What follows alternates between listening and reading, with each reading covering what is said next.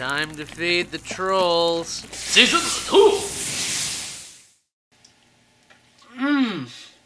That's good pizza. Hello, this is Cute Fuzzy Weasel, and it's time once again to feed the trolls. And welcome to Season 2. Yes, a show where I sit in front of a green screen and complain about people I've never met gets a second season, but this show doesn't. There is no God. So anyway, I figured I'd start the year off with a troll that I've gotten countless requests to do. Think of it as a really belated Christmas present. So, without any further introduction, I give you Your Comment is Invalid. Your comment is invalid. Your comment is infertile. Your comment is infatuated with infertility and What's good in the hood, folks? This is the third video I'm making today.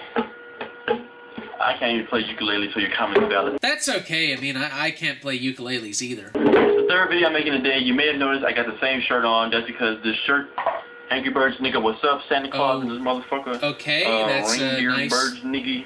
Shirt, I guess. Big ballin', big pimpin' hoes, big spending, yeah. Oh, big ballin' shirt. It's an Angry Bird shirt. What do you want? Anyways, fuck, I got lost in my own stunner right there. Oh, that's what happened. Shit, I was worried the whole video was gonna be like that. You know, I'm so fly and bullshit. Get that joke. Did Angry Birds in my shirt. I'm so fly. You got that, motherfucker. No, you didn't, because your comments are valid, motherfucker. What? Dude, it's an Angry Bird shirt. We get it. You like the game. The shirt is pimping. Shit. Anyways, I'm here to tell you why PC is trash. Now, I know you may be thinking, what is this nigga talking about? PC is the best thing. PC is the master race. What? PC's the master race? I think that's a little bit of a stretch. I'm here to tell you. Tell me. Wait. Hold on, I'm thinking. I forgot my lines. Oh shit. Hold on. Okay.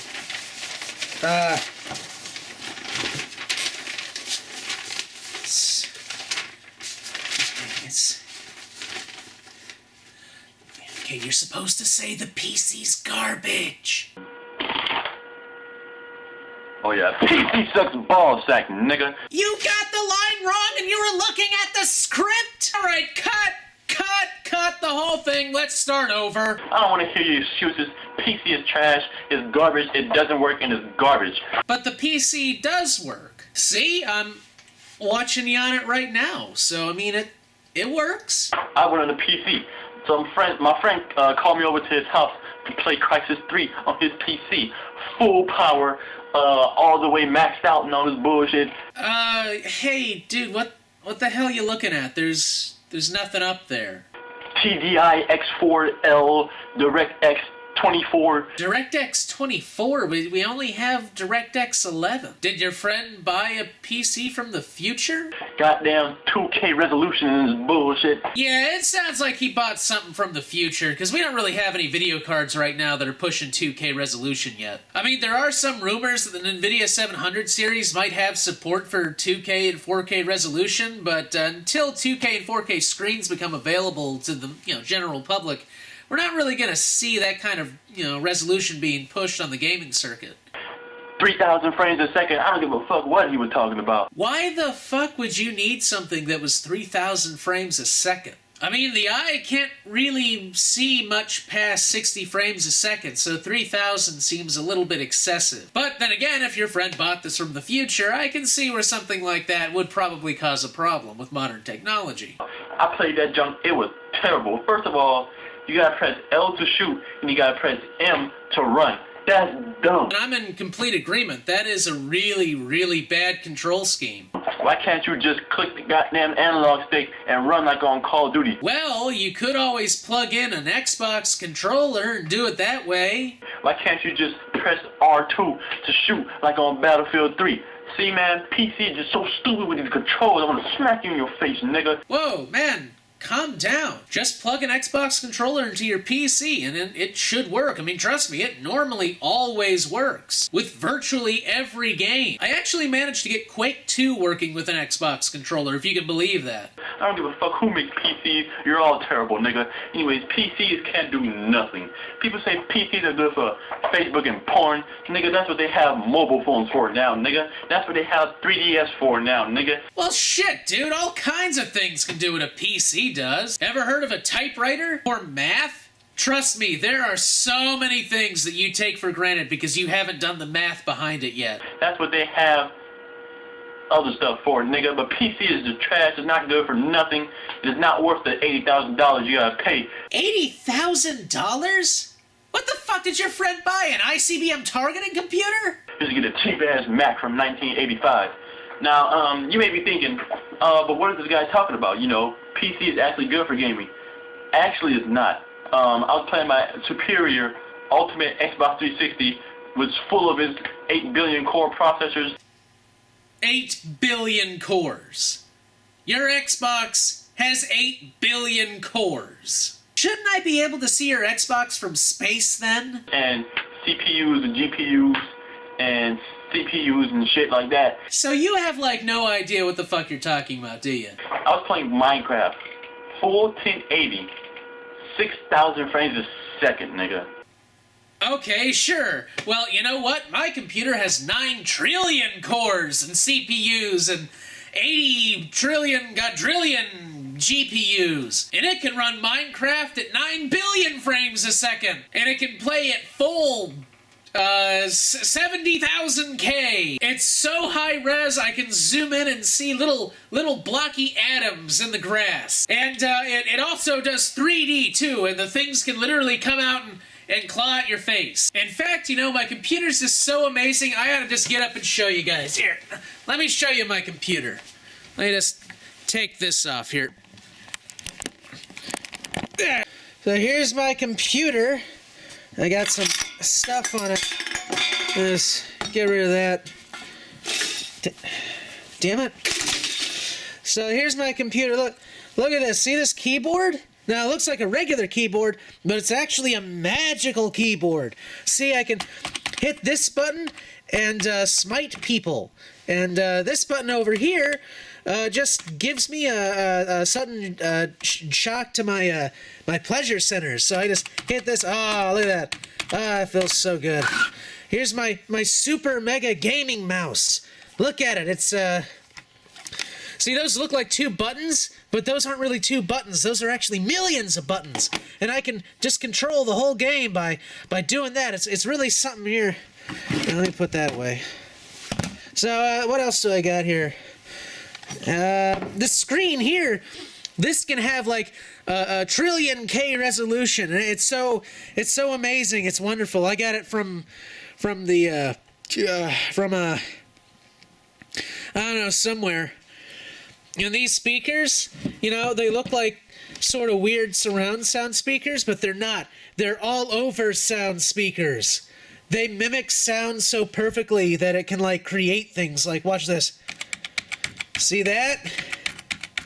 You don't see what it's making because it's so awesome that I can't show you.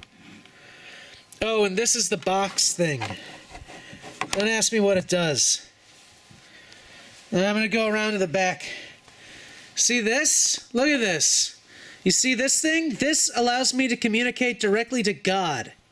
Yeah, my computer can talk to God. That's how awesome it is. Let's see your Xbox do that. Oh. I need this. I didn't know that was there. So anyway, that's my super awesome computer. Damn it. Can PC do that? No, it can't. I put Minecraft, no, I didn't even put Minecraft. I put Roblox on the lowest settings you could do, at the lowest frame rates, lowest resolution, 3-button controls, and a PC couldn't run it. Well, I'm sorry if your computer's a piece of shit. Maybe you ought to get a new one. The motherfucker gonna tell me you need Adobe Flash Player. Why do I need to download something to play a game I already downloaded? Yeah, why is that, Origin? You fuck. Does Xbox make you do that? No. Does Wii U make you do that? No, does PS3 make you do that? Yes, because PS3 is also a cock-sucking console. Well, it's nice to know he's at least fair. Anyway, PC is just trash. PC stands for Personal computer. ponycock. Basically, it's a wad of horse shit. It's like Bronco Dookie. Specifically Bronco Dookie, not Heifer Dookie or whatever the fuck they call a male geese Dookie. Bronco Dookie. Yeah, that sounds like good American shit. Durango shit. You just sort of segued off into cars, didn't you? And all those other horse names and scientific words and all the bullshit. It's terrible. It sucks balls. You can't even play Angry Birds with the PC. I went to the PC's app store, trying to download some Angry Birds from the official Angry Birds Africa website. And you think it's gonna tell me, oh, Angry Birds is not available because PC's so damn shitty it can't run nothing. I was like, wow, that's gay. What are you talking about? Angry Birds has been available on the PC for a while. And just looking at the minimum system requirements, you should be able to run this on just about any machine you can buy right now. Unless you're working with a machine from like 1995 or something, but then it's your own damn fault. I went straight to my Wii U, download that shit, bam, I had Angry Birds in my hand. I went to my 3DS, download that shit, bam, had it in my hand. I even got fucking Angry Birds on Xbox Connect. Bam, I didn't have to download no Adobe Flash Player. I didn't have to click no ads out the way. I didn't have to goddamn reboot my computer. I didn't have to upgrade. I didn't have to do none of that bullshit. PC is just ridiculously trash. I don't know why nobody uses PC anymore, matter of fact. If no one uses the PC anymore, then why are there still games for it? Last time I checked, I went to the goddamn library and nobody was on the PCs. Yeah, everyone's got a smartphone now. I mean, generally speaking, the computers you get at a library are kinda shitty. I mean, you really can't do much on them except surf the internet, and to be honest, who the hell wants to surf the internet at a library? Feels like you're in fucking China.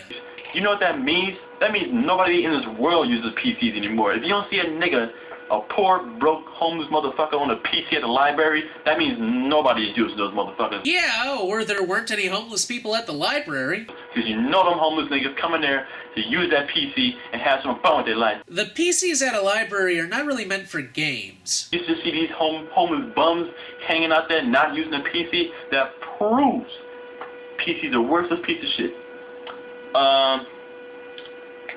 PC is not good for YouTube either. Oh, really? This ought to be good. Let me tell you a story real quick. PC says ball sack, the end, nigga. I went on YouTube to search me some videos. Matter of fact, I went to search Gangnam Style, and these motherfuckers will tell me, oh, you need Adobe Flash Player to run this video. I was like, damn, nigga, what the hell is this? First of all, I need Flash Player to play Minecraft. Then I need Adobe to play fucking Roblox. Now I need fucking Windows 8 to goddamn watch YouTube, nigga. That's... Ah! And this might be a stretch, but have you ever considered, I don't know, updating Adobe? That's incredulous. That's goddamn flabbergasting. That is stupendous, nigga. I don't have time for this, nigga. I'm trying to play some Angry Birds with my Angry Birds shirt on, with my Christmas Angry Birds shirt on, day before Christmas, and then won't let me do it. Wow, you really ought to see someone about that Angry Birds addiction. Ah! Unacceptable. PC, I hate your mama. I hate your guts. And you're gay. Bitch. That's right, I said it, nigga. Talking to you. Who's? Me? Shit. What's that noise? That noise that sounds like someone typing at a keyboard? I think I made my statement. Your comment is invalid, and your mama, nigga. My comment is invalid and my mama. Okay. So that was Your Comment is Invalid. Now you can all stop telling me to do them. Anyway, hope you enjoyed, and by the way, tell me if this background's too distracting. It's kind of an experimental thing. I mean, I've got a still image that I can use, but I'm just, I kind of wanted to, do a moving background just to see how it plays out. Anyway, this is Cute Fuzzy Weasel, and I'll see you Tuesday. Time to feed the trolls. Season 2!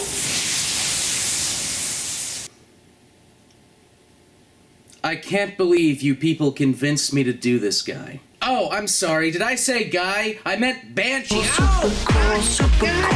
Stop! Stop! But fine, you know, I mean, enough people say I have to do it, so I've got to do it, right? So here he is, Jared Milton.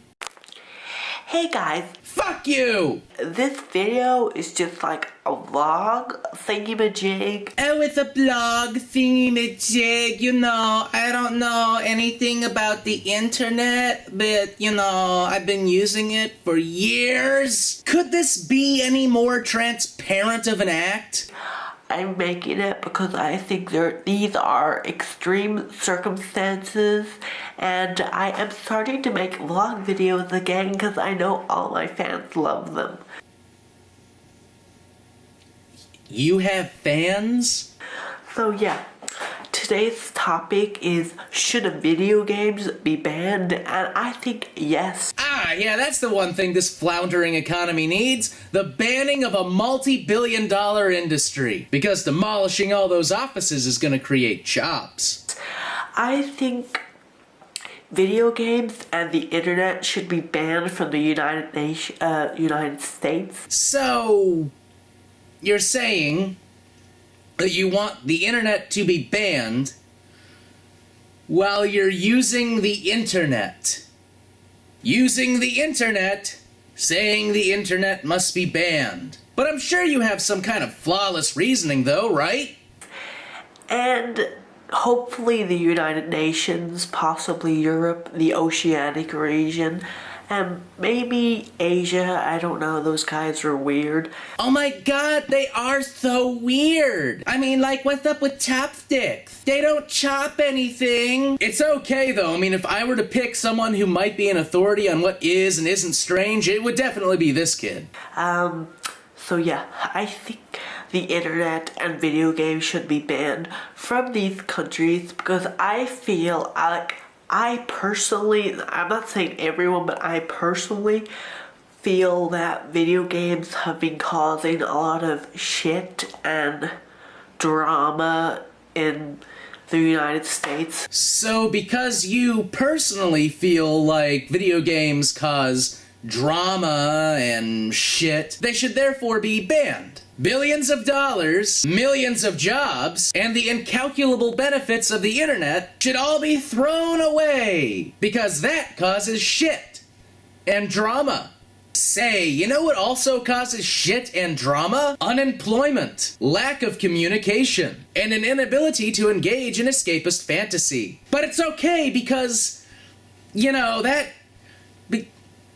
what's your reasoning? Come on, you gotta give me something other than shit and drama.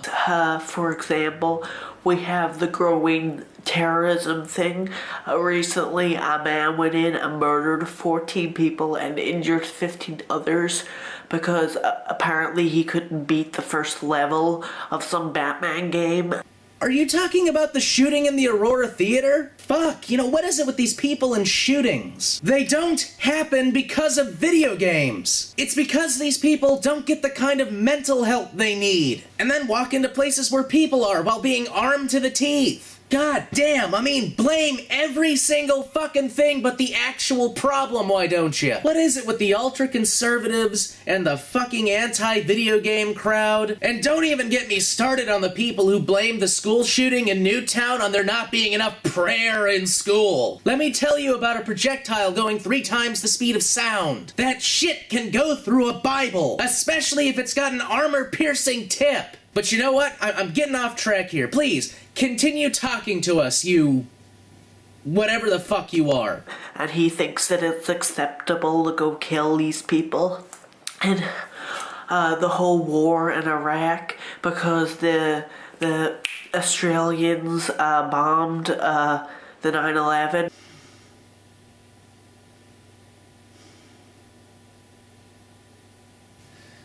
To my Australian audience, I personally apologize on behalf of America that this guy lives within our borders. And all that shit that all stems from video games.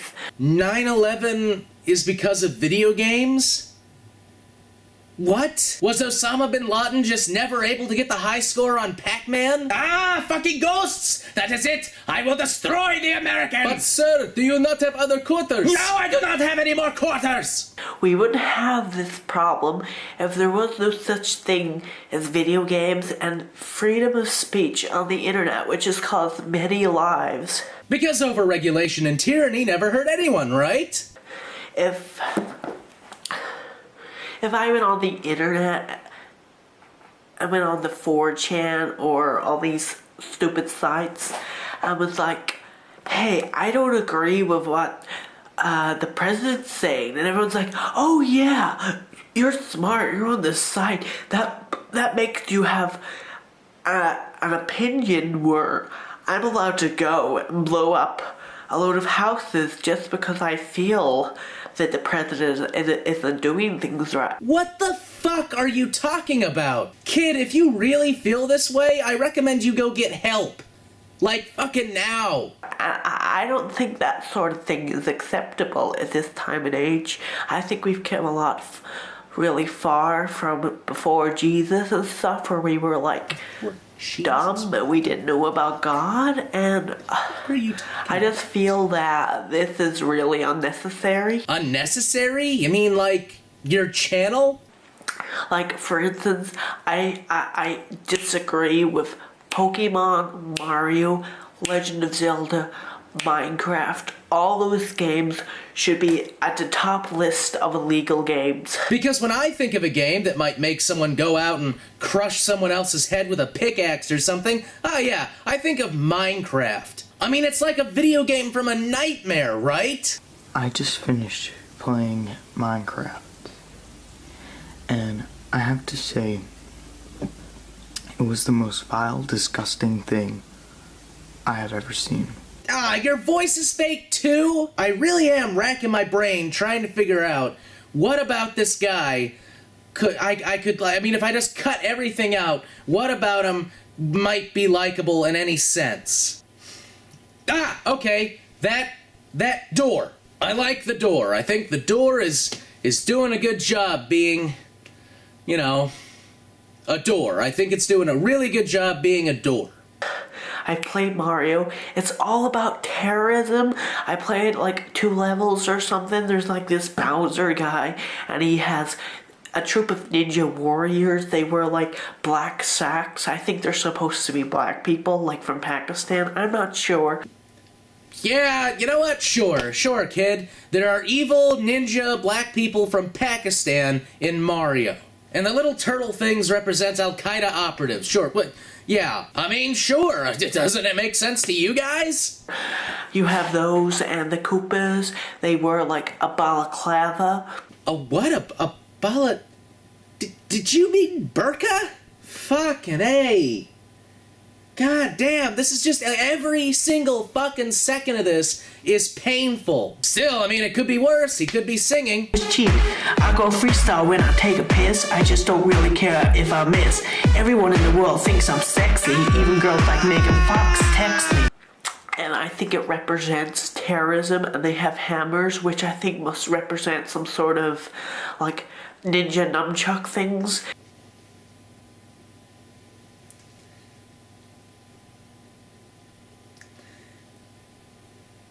No, they don't! They represent hammers! And, Pokemon, you have, like, a thing called Team Rocket. I think it's Team Rocket, but it changes, I don't know. And Team Rocket steal Pokemon almost as if they're stealing government files. Did you fulfill your mission to steal the CIA strike plans? I sure did! Excellent. Now we will use this information against the great Satan America. Down with the infidel! Down with the infidel! And I think video games is causing all the shit in the world. Yes, it's not a failed foreign policy or a religion that's been twisted way out of context. No, all that shit's going on in the Middle East because of Call of Duty. Like, I don't mind Call of Duty. I think Call of Duty is kind of okay because it's not like it causes war or anything, and it's not as violent as games as Mario and Pokemon, where you have them bashing and killing each other, and you're like, what the fuck? Because scenes like this... Yeah, it's one of the ones that takes you up and down all around. What kind of roads have loops built into them? This ain't Minority Report. Are way more violent than scenes like this.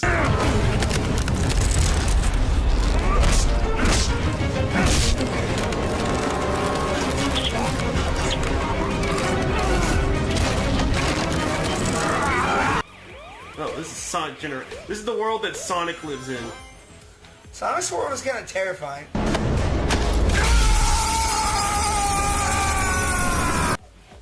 Of course it is. Are there regular hedgehogs? Once again, what makes Sonic so special?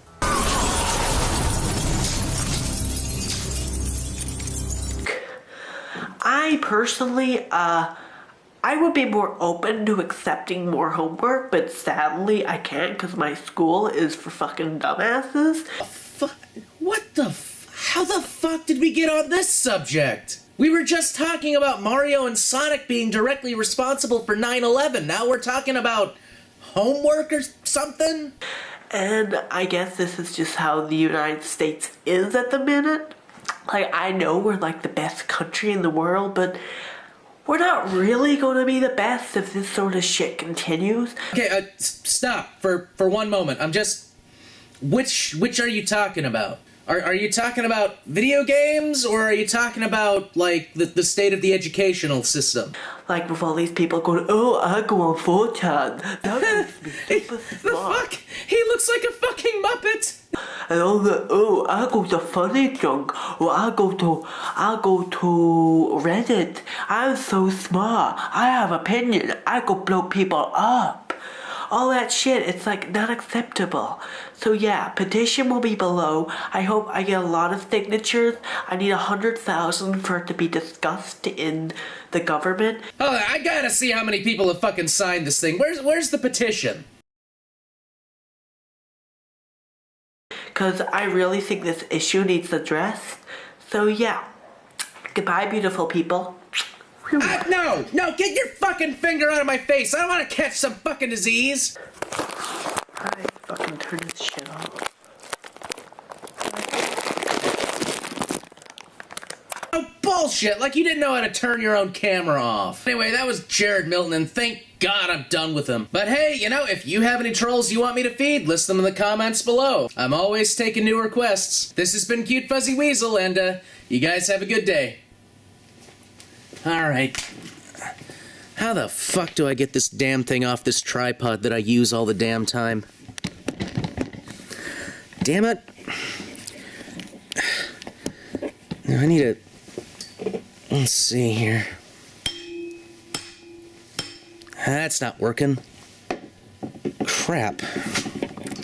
How do I... Ah, there we go. Never would have been able to figure that shit out. Time to feed the trolls. Season 2! I'm sure that I'm going to upset and anger some people. That's not my intention. Hello, this is Cute Fuzzy Weasel, and welcome once again to Feeding the Trolls. So, remember about a month ago when I asked you guys whether or not I should wait on doing James the Preacher's little video about the Connecticut school shooting? Well, the vast majority of you said that it might be a good idea if I waited, so I did. So it's been about a month now, and I think it's time that I actually did this guy. I mean, a lot's changed. A hell of a lot more people have actually said what he said. And now an entire Sandy Hook truther movement has sprung up around this shit. Isn't living in America awesome? I'm here today to talk about one particular wingnut. So without any further backstory, James the Preacher. Folks, this is your friend James the Preacher. James, you're not my friend. You're not my audience's friend. You're no one's friend. I'm sure that I'm going to upset and anger some people. That's not my intention. James, that is always your intention. There has not been a single video that you have put up where the unstated goal wasn't to piss someone off. But regarding the school shootings in Connecticut and other places, very, very sad. Let me just say, last report is 27 dead at the school shooting in Connecticut elementary school, 5 to 10 years old. How wicked for someone to do that. I grieve for those families. You know, if you haven't seen this video, you don't really know how fucking disgusting that last statement was. But I'll just give you a hint of what his actual mood is. It ain't grief.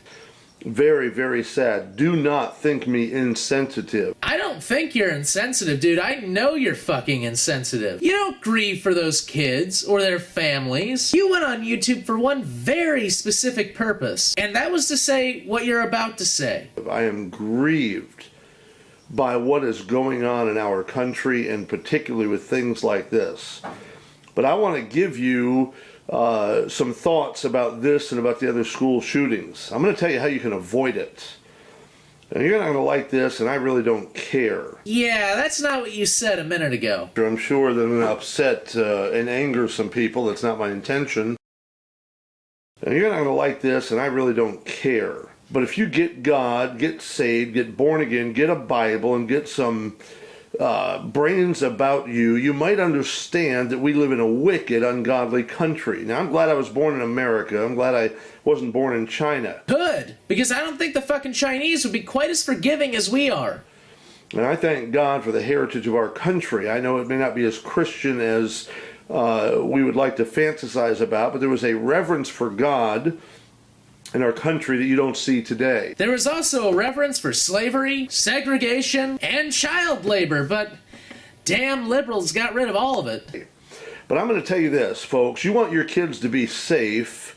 How about recognizing that it's best to get them out of the public school system? And if you really want your kids to be safe, keep them in a padded bomb shelter. Again, I knew this would anger some of you. I don't care. Ah, yes, again with the kind preacher. I'm not saying this to offend anyone. I don't want to offend people. But then again, if you get offended, I don't care. If you're not saved, it's going to anger you because you have no Holy Spirit and possibly no conscience. I don't know. Yeah, that's rich coming from the same guy who said this. If you really want to honor him, maybe we ought to change the name of the day to Happy Adulter's Day. That'd be more accurate to remember that man Martin Luther King. He ain't no good representative of us, you hear me, brothers? But if you're saved, it ought not to anger you, and it may possibly because you're convicted because you send your kids to a public school. Now I want you to think about it. You're putting your children in a school system filled with people, various backgrounds. Oh my God! My son might come into contact with someone from the city? I can't have that happen! There's divorces rampant, adultery's rampant, kids from, you got a mom and a dad, and some of them aren't even married. You've got queer couples. Queer couples? Oh my God! We can't have them coming into contact people who got stepsons, or being divorced, or read, or don't breathe through their mouths. This has to be stopped. I'm gonna homeschool my boy. I'm gonna get him a curriculum from like the Watchmen or something from Liberty University where they teach him good godly studies so he can grow up and be just like me, a guy who goes out on street corners, pisses people off with a blowhorn, has a fucking failing YouTube account that he has to remake every 5 months because it keeps getting taken down, and lives in a trailer park full of other people who are just as crazy as me. I'm such a good father. That's why I burned all his toys. The only thing he's got to play with is a Bible. Now all I gotta do is teach him how to use my megaphone and he'll be all set for life. You got all this stuff going on, folks. So much confusion because God's principles and God's plan has just been blown apart by the wicked world in which we live. Yes, God, the ultimate creator of life, the universe, and everything, can't come up with a plan that accounts for divorce. People that are fornicating and fornicating and fornicating, and they've got how many kids from different parents and different mom and a different dad and stepbrothers and all this, is just so much confusion. Hey, jackass, what if their mom died?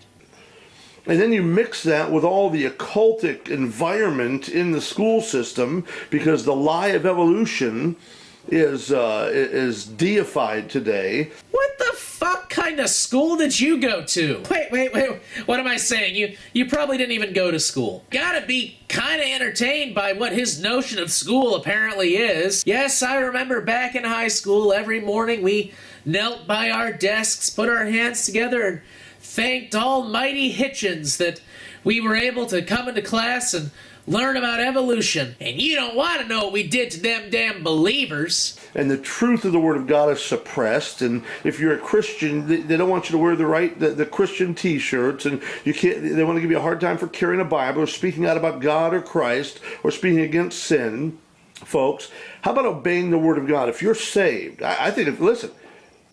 If I was a lost man with no God and no Bible, I don't think I'd be stupid enough to put my kids in a public school. Yeah, but you wouldn't have a conscience, so you wouldn't care. But if you're saved, get them out, folks. The Bible says, Proverbs 22:6, train up a child in the way he should go, and when he is old, he will not depart from it. God damn, James, I really hope your kids depart from you, because if they don't, they're going to end up so fucked. The responsibility to raise your children is not grandma's, it's not the teacher, it's not just somebody who gets a job, folks. It's mom.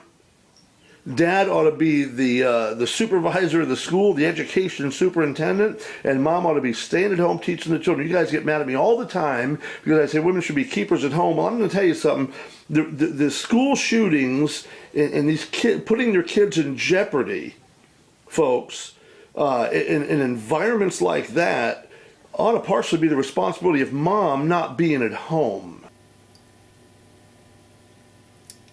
So God let the school shooting happen because the mothers of the victims didn't stay at home. It was at this point in the original video that I actually stopped. Seriously, when I filmed this the first time, I stopped right here. And I walked off. I did not finish this video in the original feeding. I couldn't deal with that. I couldn't deal with that level of just fuck you-edness, But looking back on it, it's not exactly dissimilar from anything he's ever said, really. He's just same old dumb dick preacher. In fact, this whole video may actually be overkill.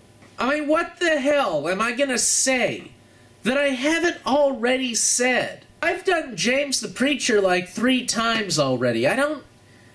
There's nothing else I can really say. But I'm gonna keep going. I'm gonna get through this whole fucking video because there's something I want to do. There's something I want to do at the end. There's a point I want to make, and I think it'll be best served if I just get through this whole thing. So let's keep going. How's that? And Dad not having enough guts to say I'm gonna keep my wife at home, have her stay at home.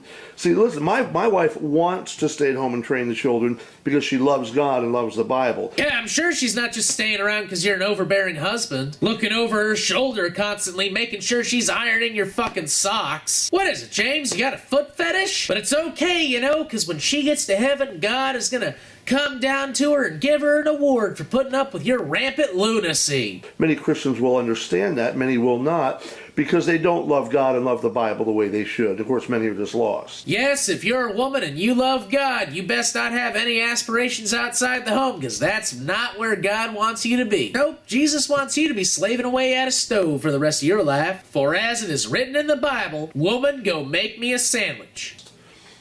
So, it is, listen, do you realize what you're putting your kids into a cesspool of sin? I wonder how many of your kids have sodomite teachers. James forgot his favorite word for gay people. Sodomite. You get it? Sodomite? Because James is retarded? I wonder how many of your teachers of your children are atheists and hate God and despise the Bible and think sex before marriage is okay. Think getting drunk on Friday or getting high. I've met some school teachers at some of the events we've been to. They're pathetic. I see. they're pathetic. Yes, teaching up America's youth and making a difference in the life of a young person is fucking pathetic. However, standing on a street corner waiting for some guy to hit you in the face with his head... No, that's fine. That's the life of a true warrior for Jesus. Sickening. Oh, I know there's some Christian teachers, and I praise God for them. I know some personally. That's not the majority. You are violating the principles of the Word of God, Christian, if you put your child in a public school. Where is it written in the Bible that you shouldn't put your kid in a government-funded public school? Where? I mean, where is it? Is it in Ephesians? Is it in Numbers? Is it in Genesis somewhere that I didn't see? And for the lost person, listen, the Bible talks about, by the way, for the Christian, about abstaining from all appearance of evil, about not entering into the path of temptation. Amen? So there's no argument. If you obey this Word of God, and you have any sense of the Spirit of God, you will not put your kids in a public school. But for the lost, for the heathen, I tell you, get them out. Get them out. Get them out of the public school. Get saved first and foremost. Hey, safety of your kids doesn't trump paying the tithe, you know what I'm saying? For the safety of your children. Listen, for those, how many people have you ever heard go into a homeschooling environment and shoot the kids up? That's funny. You know the shooter was homeschooled? Doesn't happen. Amen. So you get mad at me all you want to. I grieve for what happened in Connecticut. I grieve for any child that's been killed. Oh yeah, James, keep lying to our face. Really, we like it. I grieve for those poor babies that have been aborted, murdered by their own mamas. Yeah, the issue is mental health here, not abortion, asshole. And I grieve in this situation. But what else can you expect when you mix together all the sin of our society? I grieve for all the people who died in that tragedy. But they were sinful, so they deserved it. James the preacher, man. Fuck that asshole. So, when I filmed this originally, I had a plan that I was actually going to burn James in effigy. No, really. See, I built this. This little thing I made out of a fucking pizza box. I was gonna put this, strap it to a stick and burn it. But, the more I think about it, the more I really think about that action, the more I realize it's not the right thing to do. See, I came up with something better to do with this, and I'd like y'all to join me for it. So I'll turn this off, and we'll meet you in the forest.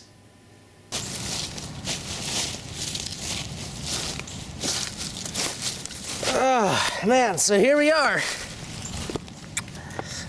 The great outdoors. So I started thinking, there's always going to be people like James here. The trick is dealing with them in the right way. You got to remember, he lives in a world where everyone's against him, where any note of criticism isn't a learning experience, it's an outright attack on him and God. Going on the offensive against James here only solidifies his view that the demons in his head are real, and they talk to him over YouTube comments. You see, people like James and the Westboro Baptist Church, they exist because they're attention whores. They're out to get a rise out of people. The best way to take their thunder away is just never give it to them in the first place. So if people like James the Preacher want to sit and think that life was better off when women didn't have any rights, Christianity was crammed down everyone's throats, I say, fine. So here you go, James. Here's some rocks, some sticks, and a dead animal. Have fun in the Stone Age, asshole.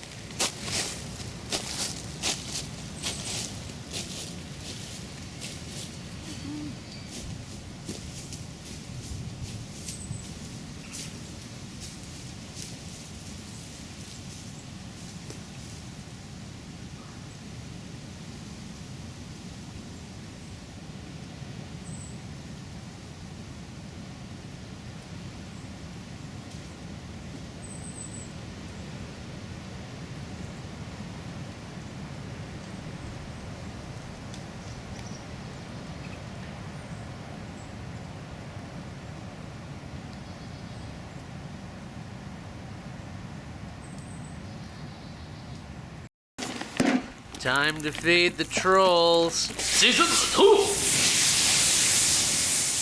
Hello, this is Cute Fuzzy Weasel, and it's time once again to feed the trolls. Now, I apologize in advance if the background is a little bit wonky. Just repainted the green screen, and I'm still not sure how it's gonna look in post, so here's the crossing my fingers. Now, we repainted it because there were some obvious issues with the chair, frizziness, that kind of thing. But like I said, we're gonna go through with it and, you know, just test it out and see how it goes. Anyway, as some of you might be aware, Mariotehplumber's channel actually got terminated earlier this week. However, like all good cancers, he's decided to spawn another tumor. His new channel is called MTP Moran Guides. Yes, he actually spelled out Moran. It's official. He knows he's saying it wrong. So without any further interruption, Mariotehplumber's The Top 5 Reasons to Know You're a Modern Moran. Actually, it's just a preview of the top 5 reasons you're a modern moran. Ooh, I just can't wait. Hey, what's up? It's Mario the Plumber here. Yeah, I know what happened. I got terminated on January 28th, 2013 on, yeah, whatever. Yeah, that's no big deal. I mean, it's not like your main channel got taken down or anything. What day it was? Monday? Yeah, that day. You know, I've had shittier days. Everybody has shit days. Yeah, I know. I mean, I made a show out of one of mine. But you know, an end of a journey is just the start of a new one. Exactly, you know, that's a really good way to think about things. You end the day better than you started. And it's surprising to hear from someone who normally deals with his problems like this. Magnets. Oh my god! It's fucking gay! Oh! Fuck this fucking shit! Fucking junk! Mario too much! You know, something God taught me. Always have faith in yourself and always strive to do better. Wow. I gotta say, if this is the new Mariotehplumber, then I'm looking forward to watching you, buddy. So, for that fucking other account that I had that got terminated, well, seems like I'm gonna do better this time. Oh wait, I was already good as fuck anyways. Yeah, I would say you were more infamous than good. But anyways, yeah, here's a preview of what's to come for the Modern Moron Guide. This will teach you if you're a modern moron or not. So here is top reason number 5 if you know you're a modern moron or not. So enjoy, and hopefully you like it. Well, I'm looking forward to seeing it. So, you know, let's go. Let's watch. And, you know, thanks for watching my videos on Mariotehplumber. If you like them, well, stay tuned on this channel. So I'll see you later. Number 5! What the hell is that thing? It looks like someone tried to draw Joker lips on, I don't know, a picture of a guy? What the hell are those things coming out of his head? Are those worms? What the fuck is wrong with his mouth? And what's that behind him? It looks like he's standing next to an escalator, or is that supposed to be one of his arms? I don't know. To me personally, it looks like someone stuck a giant boomerang in his back. What is he supposed to be doing anyway? I mean, is he waving at us? And what's up with his other arm? It looks like it's been run over by something. Man, suddenly the future of Mariotehplumber's looking a little more creepy than I expected. Your Sonic game collection only contains modern games. Wait, that's a qualification for being a modern moron? I'm sorry, modern moran. That my Sonic game collection only has modern... What if I don't have a Sonic game collection? What, does that make me a double modern moran? Do I achieve over 9,000 modern moran power level? And you know, what if we've never played Sonic? I mean, to be honest, the only Sonic game I ever played was on the Genesis, and shit, good luck getting me to remember what the title was. Hell, I mean, the only reason I know what Sonic Generations is because my friend Nasuman did a playthrough of it. I grew up on other old school titles like Doom, Quake, and Quake 2, and Hexen, and Strife. In fact, the very first video game memory I have is playing Knee Deep in the Dead back on our old Windows 95. In fact, I remember just how excited I was when I played Doom 2 and saw the Coca Demon for the first time. I grew up in a day when having mouths that actually moved up and down when a character talked was considered like revolutionary character animation. But oh wait, no, right. I forgot. I don't have a Sonic collection, so obviously I'm a modern moron. Because if you've never played the classic Sonic, you don't understand what true gaming is! Oh. Damn. Oh, that voice takes a lot out of me. Head away, watch me, fuck away, Shower head. What kind of fucking hell is this? Wait a minute. Is that you? Sonic Adventure DX. Is that Mariotehplumber in the flesh? How fucking old are you? Honestly, you look like... Shit, you could be in your mid-20s. I mean, the youngest I would pin you is, I don't know, 17? But shit, you're 17 and this is what you do? Throw games around like some kind of child? I mean, what is this? And what's that up there? Is that your molding? And what is that horrid noise? It sounds like someone singing about masturbating to morons? With his face all over it. Sonic Unleashed.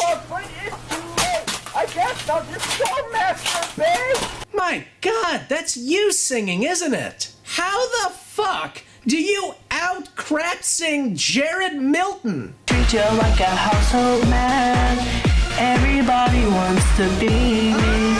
I think it's... So yeah, that's Mariotehplumber. And then the video just sort of stops. Well, that was, different. Not different in a good way. Though not necessarily different in a bad way. I don't know, it's just Mario the Plumber. Up to his old tricks again. But then again, there's nothing new under the sun, I guess. Except for your troll suggestions. So, if any of you have any trolls you'd like me to feed, list them in the comments below. This is Cute Fuzzy Weasel, and I'll see you next time. Time to feed the trolls. Season 2! Hello, this is Cute Fuzzy Weasel, and I need a haircut again. And welcome to Feeding the Trolls. Now, I've done my fair share of the COD Enlightenment Army. If for nothing else, the fact that they're batshit insane makes them kind of funny to watch. So I thought, since I've got a couple of videos that I'm trying to throw together right now, that I might as well do another one of the COD Enlightenment Army. So, put your hands together for Advanced Edition. I'm going to show you how Call of Duty gets positive feedback. Oh, I cannot wait for you to enlighten me on the subject matter of the Call of Duty Enlightenment Army. You see, Activision was the one who came up with the idea Call of Duty, the first FPS obviously. Oh, yeah, Call of Duty was the first FPS ever made, obviously. Quite an interesting story, actually. You see, a lot of the lesser gamer developers decided to use their time machines to steal the idea of COD and go back in time and build the original games. You see, in the original timeline, we'll call it Timeline Alpha. Video games and computing and electronics just kind of sprung up in the late 1990s through magic. You see, it was the final attempt by God to prove to us that the Earth does in fact not move. But the evil, devil-possessed lesser gamers somehow track down this magic and use it to form what's called a temporal sigil. Using this temporal sigil, they went back in time to the 70s and 80s and early 90s. But then the god of ice cream began to rain down chocolate sprinkles. Because you see, when you put a key inside of an old-fashioned wind-up clock and you turn that key, the hands on the clock go around. It's the same as saying COD is the first game ever made, but that key is moving regardless. Now,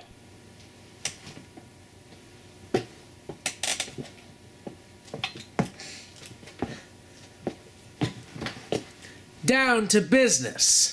Activision is our god, and intelligent COD fanboy is Messias. Does this mean intelligent COD fanboy is gonna be nailed to a cross? This cross totally rips off COD! These nails are just a rip-off of COD bullets! This wood rips off COD too! Because in Call of Duty, there's wood in the game, and now I'm nailed to wood, and that's a rip-off of Call of Duty! Call of Duty was the first cross! Activision gave ICF a copy of Call of Duty and asked him to show the world what a real game is. Really? That's kinda weird, since Intelligent COD Fanboy joined YouTube in 2011. Wait a minute. Wait.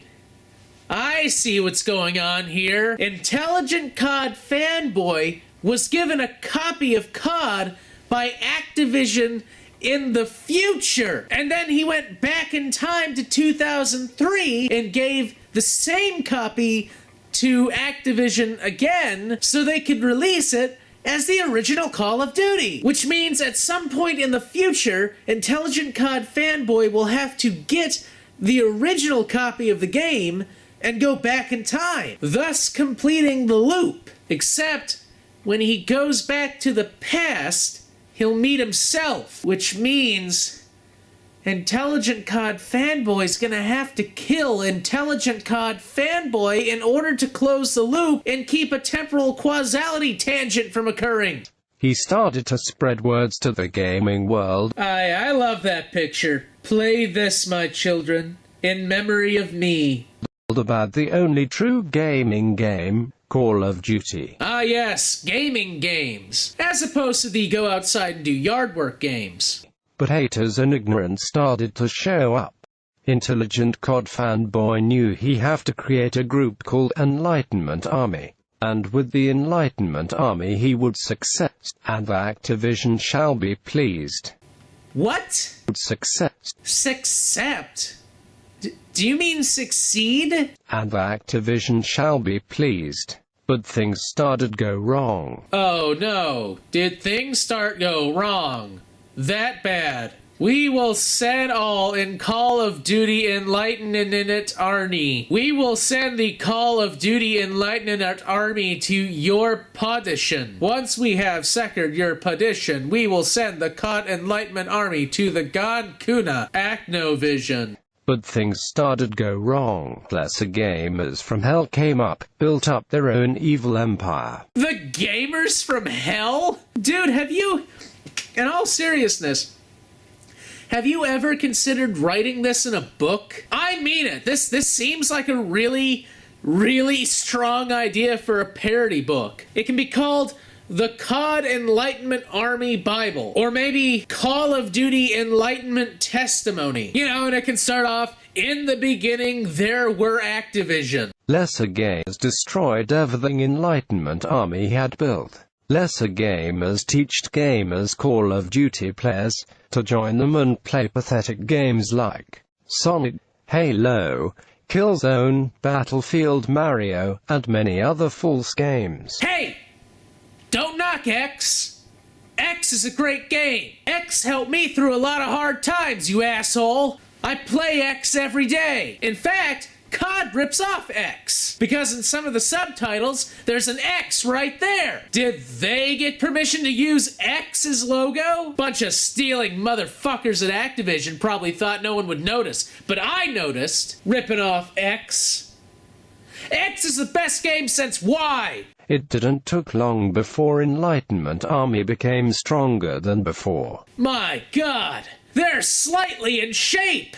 Enlightenment gave lesser gamers a chance to change their mind, and they will go to heaven. So what's the God cares about count up to now? Let's see, he cares about what movie you watch, he cares about whether or not you send your kids to a public school, he cares about whether or not you're gay, he cares about whether or not your wife has a job, and now he cares about whether or not you accept Call of Duty as your Lord and Savior. I hate to say it, but I think God's going off the deep end, you know? I don't know whether or not he's gone off his meds, or... If they purchase Call of Duty content, where at Enlightenment gets opposite love to hate.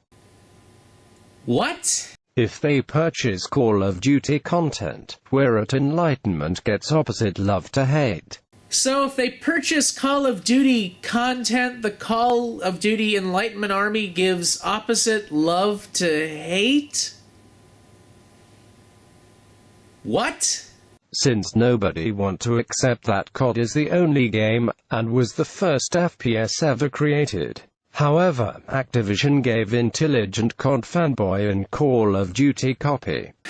Alright guys, how can we promote this new game?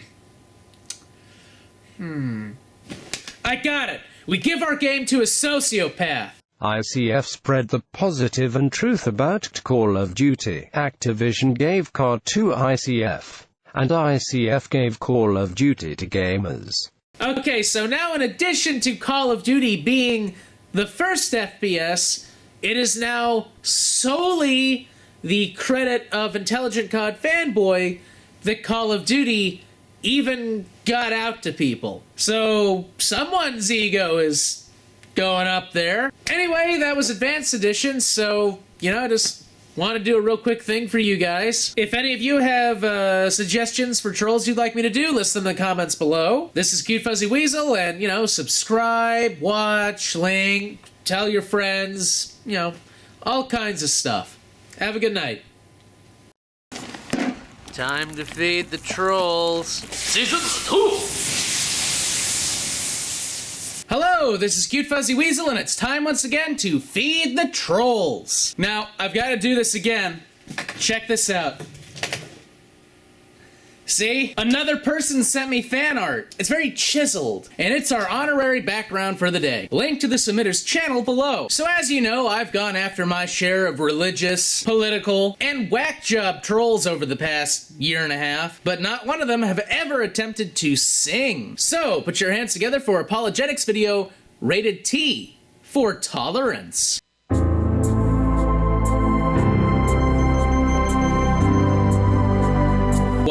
She sure looks happy, doesn't she? Standing there with her arms crossed, just looking off into the distance. What is it supposed to be? Is she like looking off into the distance at a gay couple going, "Dirty sodomites, I hate them"? Don't propagate your hate, because I have a higher standard on who you date. Oh no, not one of these. Okay, so we've got another religious wingnut here who thinks that because people advocate for equal rights, they are discriminating against people who think that, you know, certain segments of our population need to be herded off into cages, or herded into California after that state is declared a quarantine zone. I'm not here to rally against what the government legislates.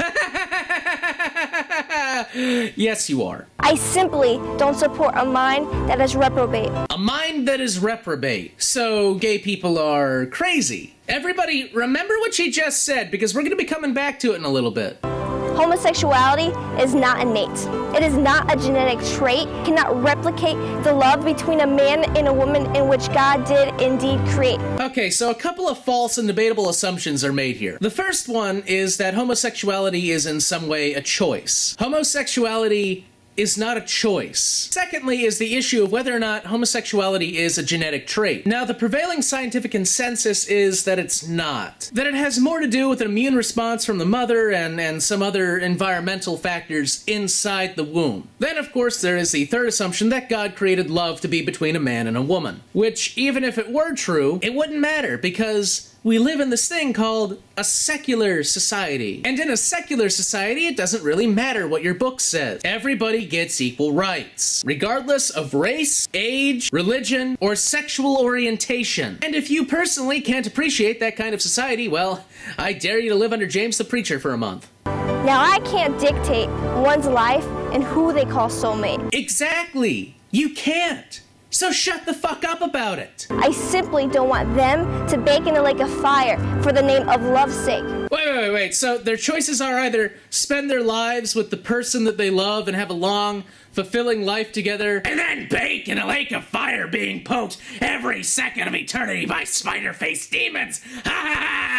Or spend their entire lives being miserable, completely ignoring their own feelings, and then spend eternity with the God that made them miserable. Man, in your religion, gay people really do get the shit end of the stick, don't they? Homosexuality can only imitate. It will always be a counterfeit, a fake. And of course, you would know this, being gay and all. This would be like if I came out and said, stupid women, your feelings aren't real, and I know this because I'm a man. It's like a poison that intoxicates the mind, saying you can't choose your own fate. Oh yeah, that's rich coming from the person who said this. I simply don't want them to bake in a lake of fire for the name of love's sake. Choices are Live happy, spend eternity in fire, or live your whole life being miserable and then kowtowing to the presence of the person who made you miserable. Yeah, it's a real hell of a choice, isn't it? Would you like to drink skunk urine or eat ground up stink bugs? The excuse to state that sexual orientation originates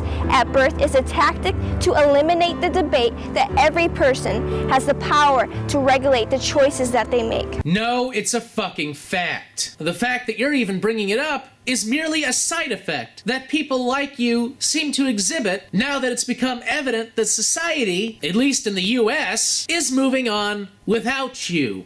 Despite your opinion, it's always a choice with whom you fornicate. Gay people do more than have sex. They can love, they can aspire, and they can do everything that any other productive citizen of this society can do. And yet people like this fucking troll like to think of them as some kind of weird underclass of Morlocks. Oh, but don't worry, we're getting to that. Oh shit, are we getting to that? The media tries to educate that this behavior is something we must tolerate, using propaganda like movies and TV shows to indoctrinate that this lifestyle should be considered normal. Good! It should be considered normal. Yet they fail to communicate the detrimental consequences to those that participate, and male-to-male contact calculate for the highest rate of new HIV and AIDS cases documented to date. You do understand that HIV doesn't just magically infect someone when two people rub their dicks together, right? It happens when one person who's infected has unprotected sex with someone who isn't infected. You know, protected sex. What's that? You've never heard of don't they teach that in school? Oh, shit, right. Abstinence only. I forgot. Shit. Condoms? What are those? No. Comprehensive sexual education hasn't been proven time and time again to cut down on the transmission of STDs in a population. The FDA won't hesitate to deny gay men who fornicate the privilege to donate to the blood bank because it violates the qualifications of a safe candidate. Yeah, and you know that practice is actually under review right now because stingy straight people like you and I refuse to donate blood. Me, because my blood is actually a red-colored saline solution designed to make me a better infiltration unit. And you, because, I don't know, God something. This is not to discriminate.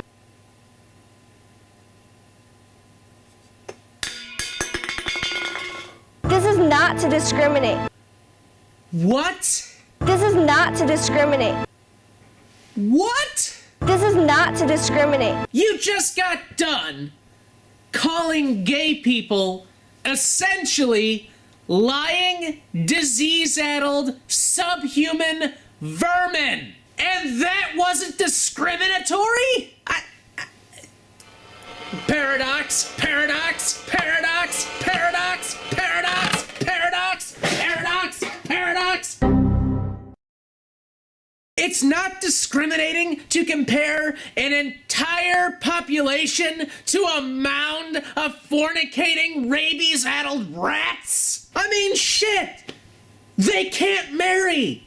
You advocate for discrimination. You cannot say that you advocate for discrimination and it not be discriminatory. This is like dividing by zero. You just can't do it.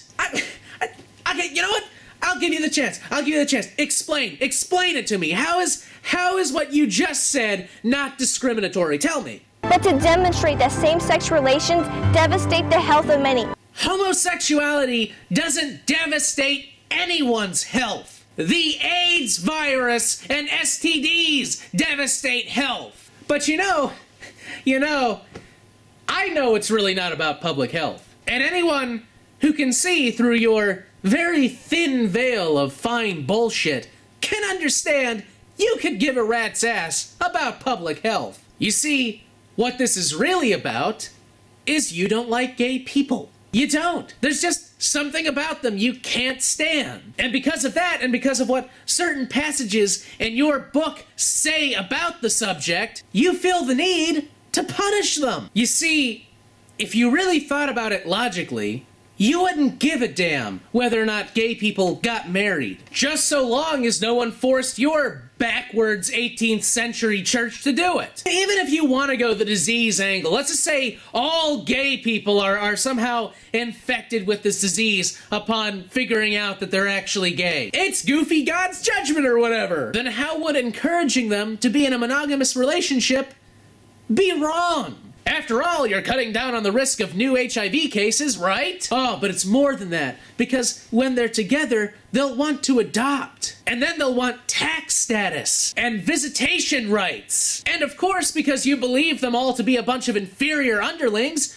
you don't want that. You don't want them sharing in your rights. That's what this is really about. Simple, easy bigotry. And to advocate for this lifestyle is considered love, and to go against it is labeled hate.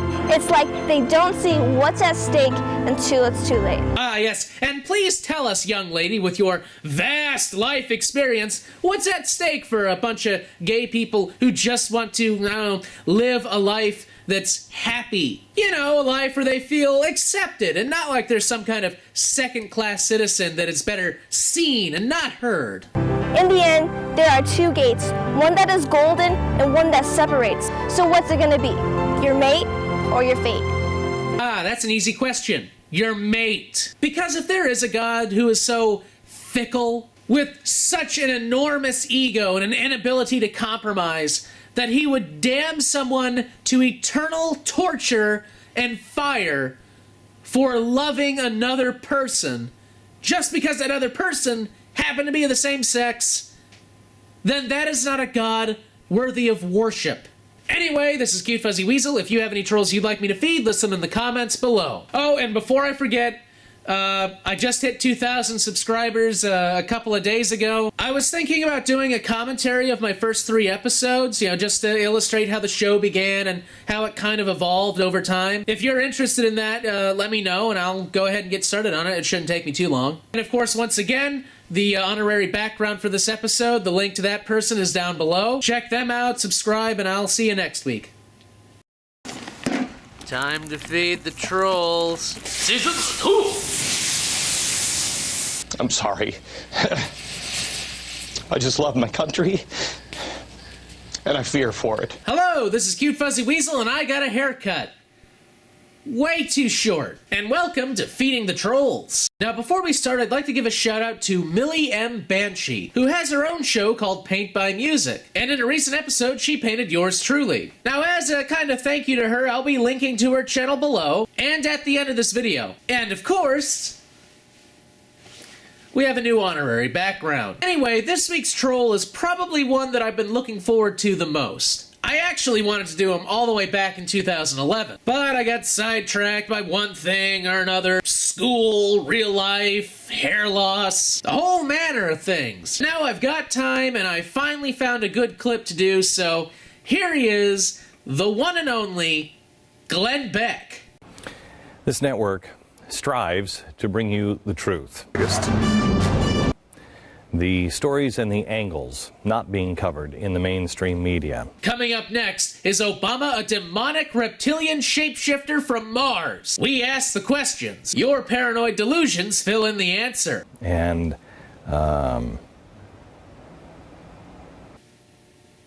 yes? That's not always easy. Sometimes it's simple, as it was with Sandy Hook. Ah, God damn it. Why do I keep picking videos about mass shootings? The media went into its usual formulaic anti-gun messaging. Whoa, whoa, whoa, what the fuck was up with that cutting? Seriously, you could have just kept it at that angle. I mean, there's no reason to switch up a shot when you've got a perfectly good angle. I mean, he's facing the camera. We can tell what he's talking about. I mean, come on, why not just stay on his face? But instead, this network decided to look for the real problems. We dug a little deeper. Yeah, and you hit the septic tank. Do you remember this episode?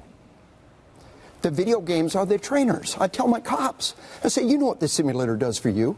You're in the simulator, and the bad guy does this, and boom, you Okay, shoot. stop for a second. I mean, just totally unrelated. Doesn't that guy look like this guy? I wonder if they're related. Hey, don't get offended. I'm just asking the questions. Stimulus response, stimulus response. And when the bad guy does it in real life, boom, you shoot without conscious thought. You have done what we call precognitive loading. You don't even have to think. A bad guy does this, boom, I'm going to shoot. Well, they have been in their simulators. The gangbangers played Grand Theft Auto since they were 5 years old, every spare minute of every day, practicing blowing cops' heads off. Actually, for the most part, all I did was jump off of things and run cars into stuff. Across America, we have an explosion of gang violence, and they train from their youngest days with the video games. Because operating one of these is exactly the same as operating one of these. So we just left one indoctrination, and now let's move to the other. Hold on. Wait a second. Video games indoctrinate people? What the fuck does Skyrim indoctrinate you to do? Commit genocide against dragons? What about Sim City? I mean, what does that do? Indoctrinate you to think you can control tornadoes? Or Angry Birds? What is that supposed to brainwash us into picking up, like, birds and tossing them at pigs? But let's continue on with this delusion. I want to see where it's going. The promotion of violence through Hollywood, TV, and video games gets a total pass from the media. Actually, that statement is absolutely right. Because as we all know, no one in the entire history of the human race has ever once brought up the issue of violence in media until Glenn Beck came along. It's like he's some kind of prophet. I want to make it very clear. I do not believe in banning television, movies, or anything like that. Just awareness. Now, don't get me wrong. I'm not saying playing GTA is going to turn your kid into some kind of horrible rapist, gangbanger, drug user. All I'm saying is that playing GTA will turn your child into some kind of horrible rapist, gangbanging drug user. We are, I think, the only network that is sticking to the truth here on this one. And by truth, he means, well, play it again. The core of why so many kids and others like them are resorting to such heinous acts. How are kids killing kids now? Which, as we know, has never happened in history before. Lieutenant Colonel Dave Grossman couldn't confirm it at the time, but he's an expert in the field and he knows when he sees it. Now, that was the past. Let me show you the story that while all of this gun control talk is going on, no one is standing on. CBS News has reported, but then it just disappeared, that Adam Lanza, the guy who was the shooter and the killer in the Sandy Hook massacre, had, quote, a trove of violent video games and would actually black out his game room so the only reality in the room was his TV screen. Oh my God! You mean to tell me that Adam Lanza closed his windows to reduce the glare on his television? What does our society come to when people have to close their windows so the sun doesn't make it hard to see stuff on the TV? Why have you forsaken us, O Lord? The report stated that Lanza also wanted to kill more people than the crazed Norwegian guy who murdered 77 people in July 2011. Well, I imagine he would. He was fucking insane. For the record, that CBS report that Glenn Beck uses... Oh, and side note, Glenn Beck hates CBS, and the only reason he's using this report is because it corroborates what he already thinks. The CBS report that he's using cited an unnamed law enforcement officer that said that they speculated that video games may have been involved. The key word there is speculation. And yeah, CBS dropped it. Because again, speculation. I mean, when people try and pin this kind of thing on video games, it hits me deep inside because I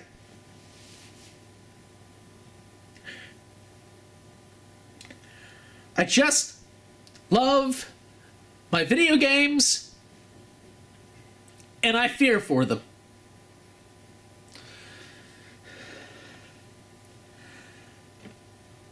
And you know, sometimes when I think about the direction this country is going, I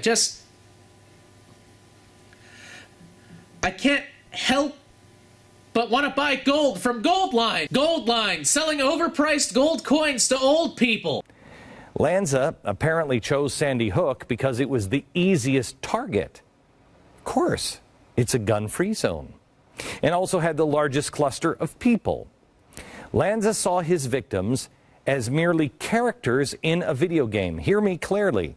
This is exactly what we reported on the week this happened, that they were mere characters in a video game. And he believed every kill would increase his score. And Glenn Beck knows this because through the powers of speculation, he's able to read the mind of a dead person. That is exactly what Dave Grossman told us. David Grossman, who, by the way, is a notorious anti-video game journalist. We are living in dangerous and perilous times. And the only way we're going to survive this world together is by linking up through FreedomWorks. FreedomWorks. We're totally not one of the many faces of Coke Industries. We must do everything we can to keep our family members, our children, and those we know awake for as long as we can. Because if they go to sleep, then Obama's going to use his Martian mind ray to convince them that he's Jesus. We have to do everything we can to make sure that the heart does not grow cold.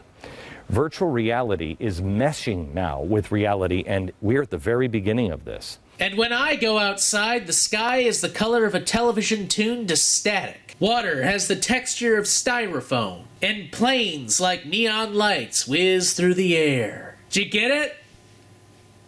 It's a Neuromancer reference. Our sons and daughters are becoming desensitized to right and wrong. As you see them. A few years ago, we stood on the mall in Washington, D.C. Oh, God, not this. Not one of your fucking stories. Grabbing onto our kids. We put the country on notice that the time for waving signs had passed, that we were going to pick up the torch. And burn down the White House to get rid of Obama's demonic spider egg sack. Didn't you know Obama's a demonic shape-shifting reptilian spider alien from Mars? But conspiracy nut, you might say. Didn't you say Obama was from Kenya? That's right, he is from Kenya. The Martian Kenya. It is time for action, but action that I never saw coming. What? You never saw something coming? But you're like a super person who can read the minds of dead people. You're right all the time. Except for the election. And the country collapsing in 2011. And the country collapsing in 2010. And the country collapsing in 2009. If your kid is playing these video games, you have to step up now. I beg you, pray on it if you want confirmation. God, should I play Modern Warfare 3? This is God. You should play Call of Duty because every other game is a ripoff of Call of Duty. Like Halo and Quake and Doom. I'm not preaching to you. I'm going through this now with my own 2 kids. And they just want to play video games. My son is really into Minecraft. Minecraft? Holy fuck! Don't you know Minecraft's responsible for 9/11? Remember when the Australians and their balaclavas bombed us? I look at it and I'm like, it's not that bad. But I'm telling you, let your kids play with it for a while. And before you know it, it's all they talk about. And God forbid your kids ever have any kind of interest in anything. I'm trying to convince now the friends, or his friends' parents, our friends, to not allow video games to be played when he is over. Wow, that's really... I feel really bad for your kids, to be perfectly honest. It's tough. But the only way we'll survive is if we pull together as a team. A team that is dedicated to destroying video games and buying MREs. Yes, MREs, buy them because Obama something. He's coming for your guns. He's coming for your MREs. It's going to be a disaster. Run, my Tea Party lackeys, run! Video games for our children, not for adults. But video games are a gateway drug for our kids. Video games are not a gateway drug, all right? Damn it, hold on, I'm getting the itch.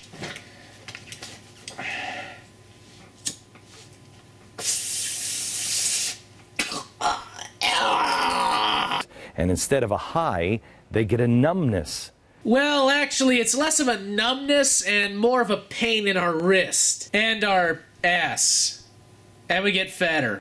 They get an indifferent heart and a mind that cannot tell the difference between fiction and reality. You know what, Glenn? You just...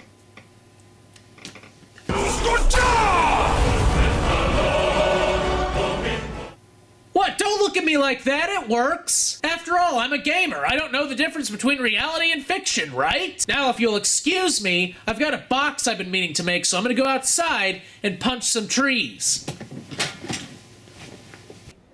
This is medical fact. This is not crazy theory. It is crazy theory, Beck. There has never been any clinical study definitively showing a link between exposure to violent video games and violent behavior. The only study that ever came close was fundamentally flawed because its sample group consisted of only 10 people. So, yeah, Glenn, you're talking out your ass. Growing up, I lived in the Pacific Northwest, and I loved spring because there was just a few days where we could actually play outside. And in those days, we couldn't afford anything but our imaginations. Hey, I'll be right back. But it was more I'm just than gonna enough. go grab something. I am fortunate enough to have a place now in the mountains where we have just a little farm, and these are our friends' horses. And we just go spend Had to our grab summers some of this.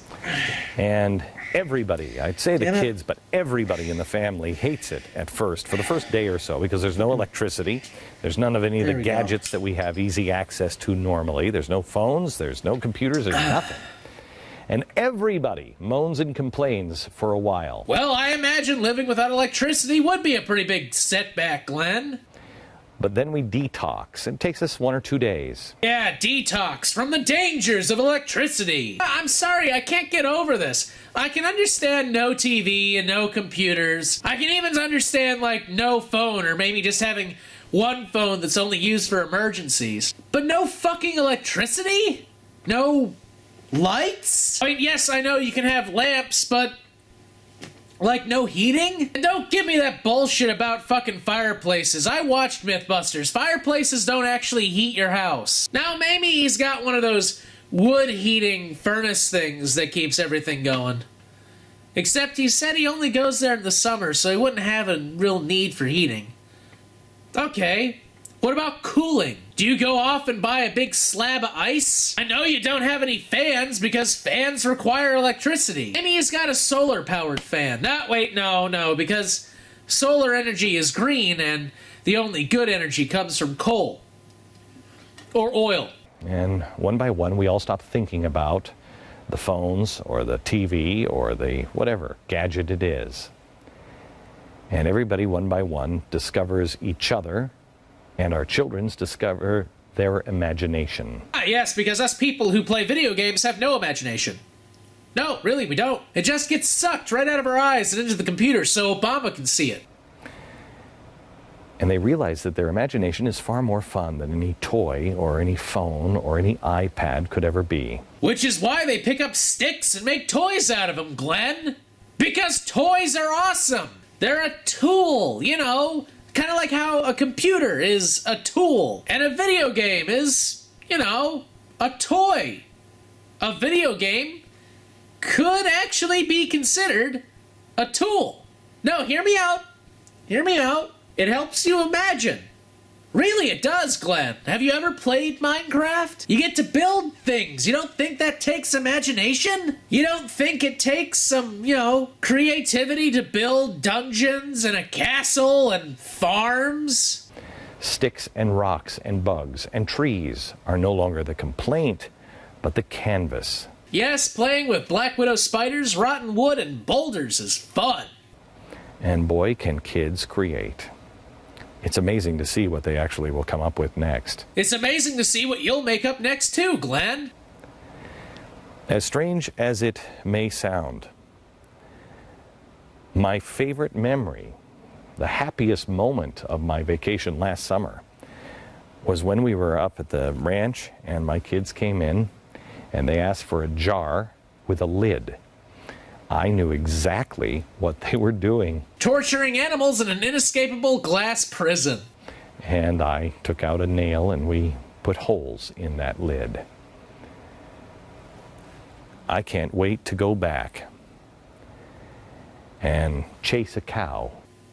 Isn't that a mite bit dangerous, Glenn? I mean, you know that animal can turn, right back around and start chasing you. Throw a rock. At a cow. Be simple. Because life is good when life is simple.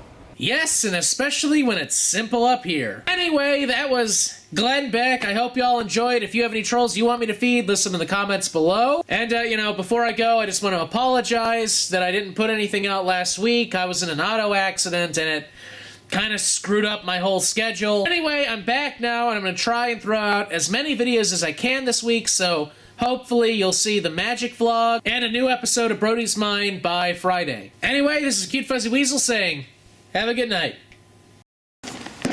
Time to feed the trolls. Season 2! Hello, this is Cute Fuzzy Weasel, and it's time once again to feed the trolls. Now, as you have probably noticed by now, I'm standing. Well, that's all thanks to the brand new lighting setup. Yes, it finally arrived. Now, the only other thing I'm waiting on is a brand new green screen, because this is... it's too pitted. Anyway, this episode is actually going to be a two-parter. Because if I went through this guy's entire video, this episode would be around, 40 minutes long. And 40 minutes stretches out to be about 2 to 3 hours worth of shooting. So I'm just going to do half his video here and half his video in the other one. Which actually works out because this video is the 50 examples on how gay marriage affects society. Brought to you by the same channel that brought us this. Don't propagate your hate, because I have a higher standard on who you date. Actually, that's not entirely true. This video was actually done by her father. Yes, the apple doesn't fall far from the tree, or the tree just picks up the apples and squishes them. So with all that said and done, let's get started. This is representing truth. Really? Neo? Is that how you guys see yourselves? A select group of chosen ones rising up to protect us little people from the evil machine of gay equality? Because I talk to evil machines on literally a daily basis. And so far, the only message they're trying to convey is kill all humans. There really isn't anything in there about homosexuals or anything. Just kill all humans. It's a very conservative, yet open-minded platform. And in this video, I will give 50 examples of how same-sex marriage affects society. What he really means to say is get ready for 50 really bullshit homophobic statements told to us in a snotty, condescending tone. And I, for one, can't wait. Or should I say, poisons it. When this question is asked to people, they seem to stop in their tracks. What question? You didn't really give us the opening question. All you said was, here's 50 reasons I don't like gay people. That's not really a question. Well, I plan to put a stop on that and give the proper evidence that it does affect society. It's cute because he thinks he has evidence. So without further ado, let's go. Example 1. Man divorces his wife. Yeah, that happens in any divorce. There's a lot of pain. But how much more is it when you find out that your husband is queer? Talk about rejection. That's example number 1. Yeah, divorce happens, but what does that example have anything to do with gay marriage? He could have gotten divorced for any number of reasons. Maybe he got divorced because of financial issues. Or he's a jerk. Or she's a jerk. They can happen for any number of reasons. And while I'm sure there have been some divorces because the guy finds out he's gay later in life, I fail to see how that has anything to do with gay marriage. Example number 2 is putting salt on the wounds. A man divorces his wife, and the queers celebrate, say, "Oh, dude, you're being true to yourself," while that wife is devastated. And this is what you want others to embrace. How sickening. All right, let's go ahead and start keeping score. We're looking at 0 over here and 2 over here. First off, if the guy divorces his wife and starts celebrating while she's like suffering in a gutter somewhere, then yeah, it doesn't matter what orientation he is, he's an asshole. But again, divorces happen even without gay marriage. And even in your example, you don't link the two together. So yeah, 0 to 2 here, man. Let's see number 3. Example number 3, a husband and a father. He decides, oh, he really is a woman. Well, guess who's the first one affected? It's the spouse. All right, 0 to 3, because once again, nothing to do with gay marriage. It's the guy realizing some kind of deep personal issue later in life, which happens regardless of gay marriage. Come on, I'm waiting for your examples. You got like 47 to make up for this. Number 4, confusing role model. Oh, this is pretty obvious. Yeah, daddy. Now, my daddy is a she. Yeah, right. Really good modeling there going on, don't you think? What does that have to do with gay marriage? 0 to 4. That's a sexual identification issue, not a legal status of gay marriage issue. Number 5, that kid, because of what his dad did, becoming a woman, becomes a punching bag at school. And you might say, well, hey, that happens all the time. Yes, but there's something different. The parent is allowing this to happen, and it's making it available for the other kids to do something very bad to that kid. So really, your argument is, see, if you have a parent that becomes another gender, well, people like me and my kids, we're gonna go beat up on your kids. Seriously, in this example, you're the fucking problem. And again, what does this have to do with gay marriage? Not a goddamn thing. 0 to 5. Number 6, it will affect a brother or sister if they have one. Can you imagine this particular conversation? Hey, how's Sam, your brother, doing? What should be the response? She's doing fine? Talk about stupidity at its finest. Oh, really? You want to talk about stupidity? Because that's 0 to 6. First off, nothing to do with gay marriage. Second off, if your brother or sister or any family member's having some kind of sexual identity issue, here's a thought. Why don't you keep it private until they're ready to tell others? What a predicament a parent is put in. This is number 7. When their son or daughter says, hey, I'm not your daughter, I am your son. Talk about an embarrassment to the family. It's called sexual confusion, and that is not logical. 0 to 7 and fuck you, dickhead. Way to try and be there for your kids. What, you're having some kind of sexual identity issue? You an embarrassment to this hair family. Hey, I'm just saying that because I's a loving father. Number 8, our neighbor next door, the girl that used to play with our daughter. She got in high school and lo and behold, she believes now she is a man. So there is another example of how this stuff gets affected very personally. 0 to 8. My God, what does that have to do with gay marriage? Your video is entitled 50 examples on how gay marriage affects society. So far, even if the next bunch of them are spot on topic, that's only 42. And you know what else? Fuck you for getting into someone else's business. If she's having sexual identity issues, it's none of your goddamn business. Why don't you be there for your own kids? Oh wait, I forgot. With your attitude, they're probably afraid to talk to you about it. Afraid you're gonna kick them out of their house. Number 9, I call name changing. This same neighbor, her, that thinks she's a he, came over during my son's graduation party and wanted to be with the guys. My wife called her by her name that we have known her for the last 5 years, and she was offended. And you say this stuff doesn't affect anybody? Fat chance. So because you disrespected them, probably after they told you the name they'd like to be referred to from now on, you turn right around and say, this here be confusing. We don't respect you around here, boy, girl, boy. Now if you excuse me, I'm gonna get back to rolling around in the mud. Oh, and once again, 0 to 9. Number 10. Coworkers are affected. Come on, if you work in a certain environment under close conditions, your coworkers just may be a little more leery how they bend down. It's true. Some people think that way, maybe not all, but these are ways in which it will affect society. Jesus Christ, you're already in a nosedive. 0 to 10. So let me get this perfectly clear. You say that because of gay marriage, gays in workplace. Well, guess what, dipshit? There's already gay people in the workplace. Deal with it. And I'm sorry, your little homophobic brain can't stand to do whatever it is that you do at your job in front of them. Number 11, queers starting families. In a natural, impossible. Maybe through a relative, maybe through adoption, maybe through artificial means, or through a heterosexual relationship. But by themselves, it is impossible. The only way a queer family can be is to take from the family. That's why it's against the family. It can only take, but it cannot give. So then, according to you, adoption is taking from a family. Huh. You know, I never would have thought stupid like that. First off, how is it taking away from a family to give a child a loving home? That seems like it adds to a family. But I suppose all those orphans really could be better served in a factory. You know, learning a trade and not having a childhood. It worked out in the 1910s! But aside from that, who the fuck are you to judge what a real family is anyway? According to the sources I gathered, you spend a lot of your time trolling other people on the internet and convincing your daughter to do the same. What a loving parent! But I will give you this.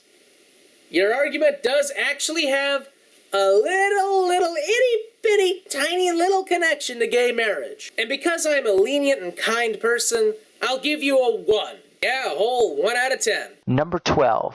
2 Christian doctors are sued because a lesbian is not helped by them to have children artificially. And I'm sure the radical queer agenda thinks this is wonderful.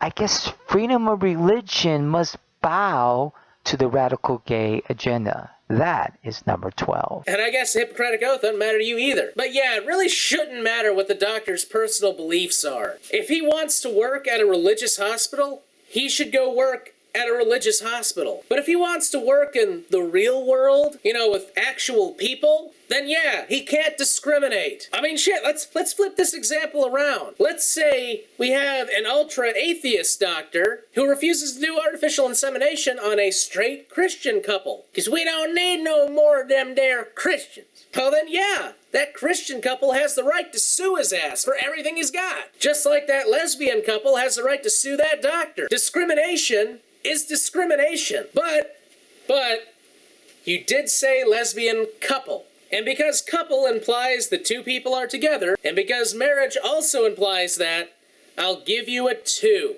Example 13, redefining marriage.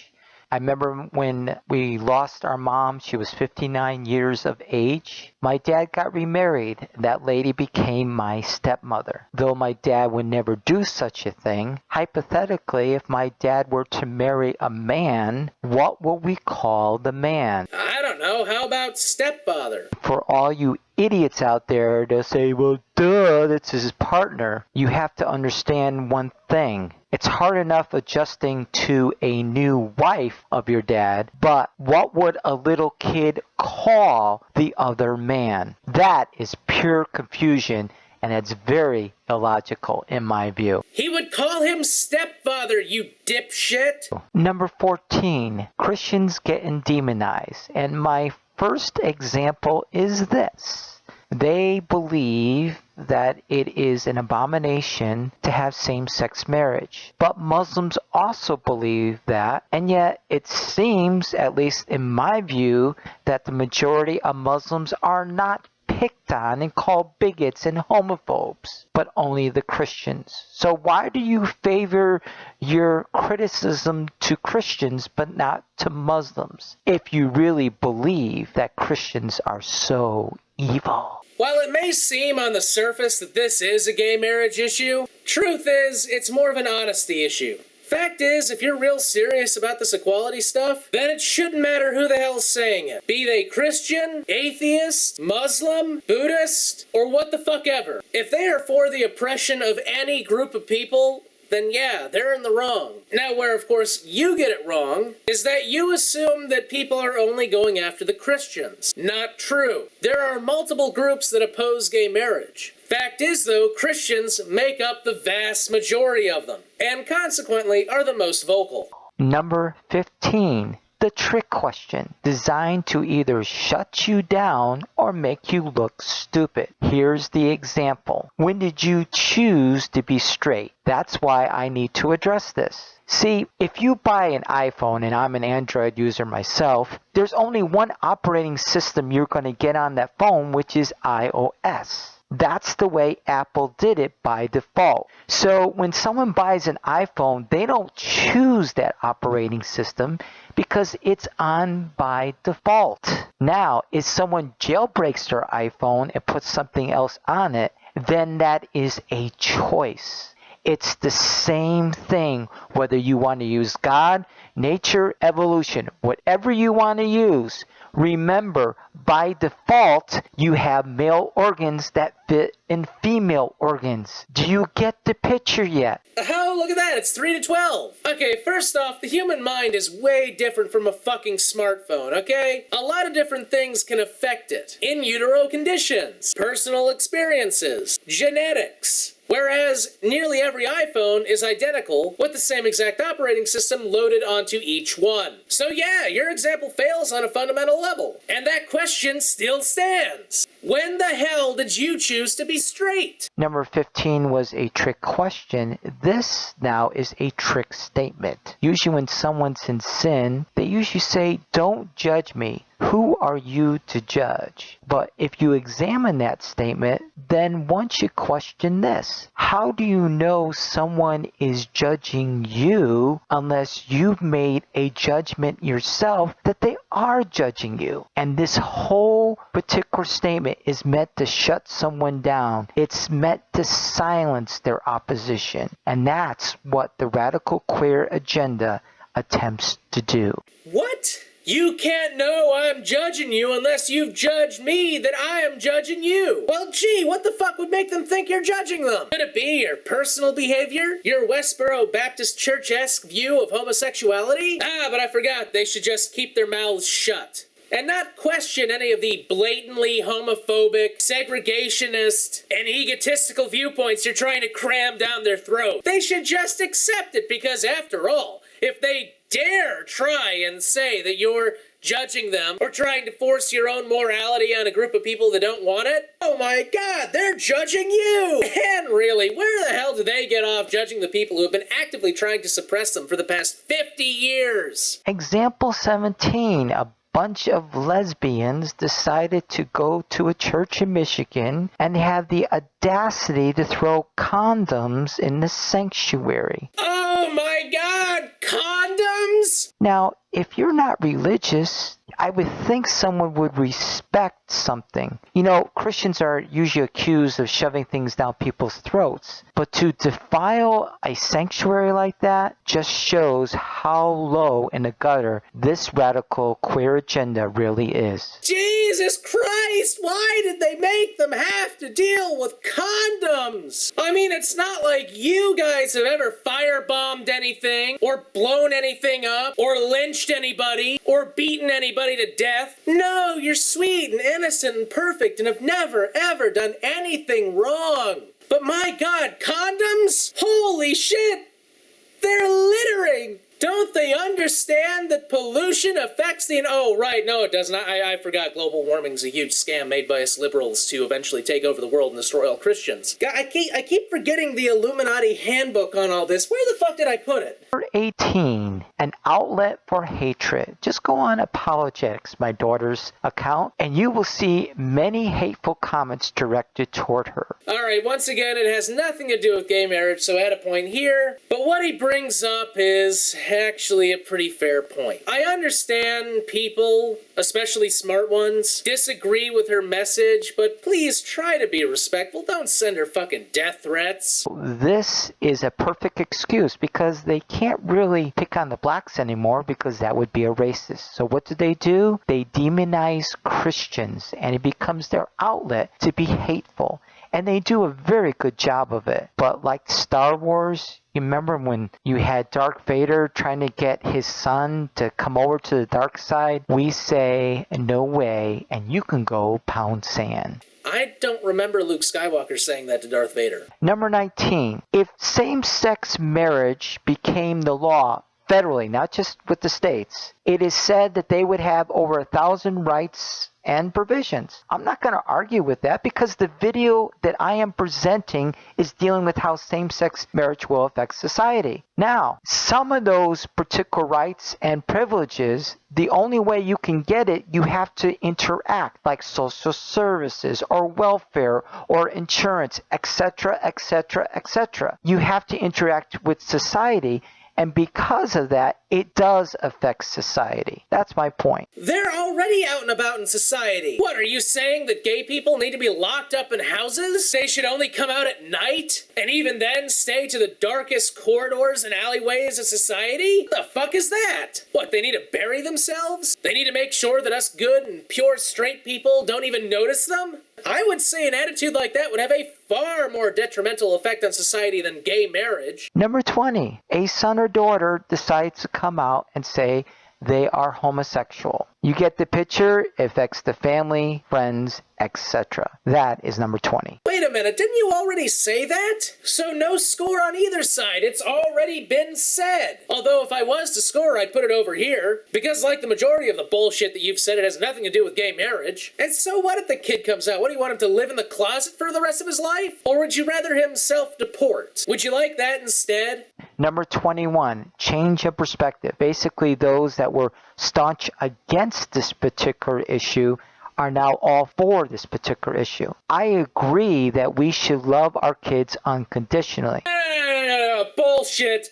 Bullshit. You really believe that we live in a society where you needed to love your kids unconditionally, then you would not support a society in which if they turned out to be gay, they would be treated like a subhuman. You would not support a society in which your son or daughter would be forced to live in the shadows because of something they could not control. But we are not to accept their actions unconditionally. If your son is stealing, if he's lying, if he's cheating, if he's a drunk, we should not accept those actions. What we do is we love them through those actions. And there is power to change, but the radical queer agenda has made that a lie that people have bought into. You cannot equate homosexuality to theft, drunkenness, or murder. Those are all things that, for the most part, are a direct result of that person's actions. Homosexuality is not a choice, and to judge your son or daughter based on something they cannot control is the epitome of being a bad parent. Number 22, not a blessed wedding day. And I'm speaking of the norm, not the exception. Many of the same-sex couples that get married do so with only a few people involved. They do not have the joy of having many family and friends come to their wedding. They truly don't have that acceptance, and they never will have that acceptance, no matter how hard they try to push it down our throats. And that's a sad thing, because a wedding day should be something joyful and happy, but they can never experience the true joy that comes in a real wedding. Alright, point on this side, although really I should put another restated point here because this is another example of how you're the problem. First of all, gay weddings are already equal to straight weddings. They already get large groups of family members and friends that come in to wish them well on that day. But you know, I bet more than a few of them have had to deal with people like you. You know, the people who don't go and then send a big long letter explaining how they're sinful and they're evil and they're going to hell. How dare you express your love to somebody? I hate you, you ain't nothing to me, derp a her. And to those people I say, fuck you. Society's grown up without you. We are going to look back on people like you the same way we look back on people who don't attend mixed race weddings because, my nerd, they shouldn't be mixing the races. God made different races for a reason. To have different flavors. You got vanilla, chocolate, lime, and cherry. And vanilla cherry doesn't taste good unless it's vanilla cherry Coke. Number 23, the father giving away the bride. In a same-sex wedding, this can never happen. Unless it's a lesbian wedding. Because with two males or two females in a wedding, the father can never have that joy that he would have had it been a real wedding. Why wouldn't the parent just be happy with their son or daughter being happy? You know, knowing that they're in love with that other person and that knowing that they're engaged in a mutual, loving, beneficial relationship. No, because they're demons? Oh, right, forgot. Demons. Number 24, another thing that takes away from the family, and it will affect certain fathers. Certain uncaring asshole fathers. See, I did give away my daughter, but I didn't gain my daughter's partner. I gained a son. So really, marriage isn't so much about love to you as it is more about personal gain and property. I feel really bad for your daughter. That it would really matter so much that you gained a son. That would be your #1 priority. Not that your daughter's happy or that she's in a loving relationship with someone. No, it's all about getting that son and getting that heir. And making sure that that heir to your property is of your own blood. Because that's all that matters. This message brought to you by the Middle Ages. Number 25. Oh, thank God this is almost over because my voice is like really about to go out here. Chick-fil-A. Okay, so how many regular couples do you know make out at any restaurant? Tons, man. Like, literally all of them. But the queers really gotta show their moral standards, not by a guy kissing another guy, but that same guy kissing more than one. My daughter and I watched it, and we saw how totally disrespectful to families they are, and they want us to embrace them. I don't think so. That's not being disrespectful to families, that's mocking you. And you know what? They have every right to do that, given the attitude you have towards them. It's called a protest. And I'm glad you can judge an entire group for being immoral when really all they're doing is standing up for their rights. And you know what else? Just because a group of people are doing that in front of you, doesn't mean that there aren't gay couples that practice monogamy. And to be honest, I would feel more comfortable seeing a bunch of people kissing in front of me than I would seeing these assholes. So let's take a look at the score.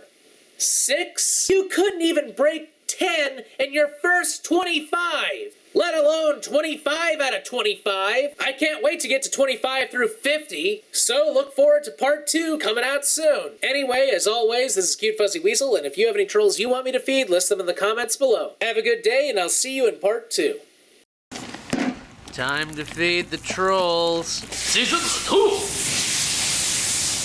Hello, this is Cute Fuzzy Weasel, and it's time once again to feed the trolls. And welcome back to part 2 of our 50 Shades of Stupid. We've gone through examples 1 through 25, and so far we have a resounding score of 6 to 18. So if I were to grade this like I'd grade, say, a math test, then let's see here. 6 divided by 25, 0.24 times 100. Looks like he's got a score of 24. And for those of you who've never been to public school, that means F. And even if the next 26 through 50 are all on topic, he's still only going to get a score of 62, which is still an F. So right now, all we're really doing is seeing if he gets a high F or a low F. So without further grading, let's go ahead and get started with number 26. About the lowering of sexual standards. Well, what exactly is the standard when it comes to homosexuals? Because if a parent says to their daughter, no messing around till you get married, and the daughter responds, well, that's not fair because my brother is a queer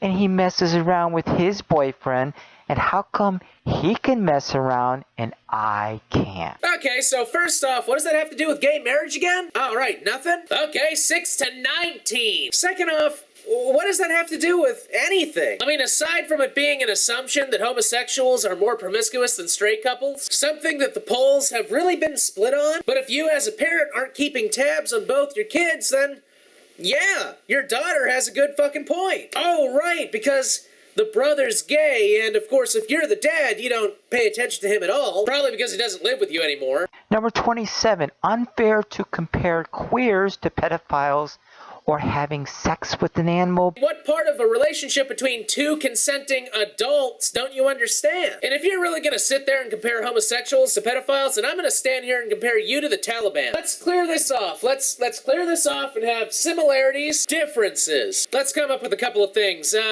You're both ultra-religious. Similarity. The Taliban's Muslim, you're a Christian, so that's a difference. You both hate homosexuals, that's a similarity. You both hate secular society, apparently, so that's a similarity. Let's see. You say offensive things all the fucking time, that's a similarity. Now, I don't think you're so stupid that you'd actually try and do anything violent, so I'm gonna put that as a difference. So let's see.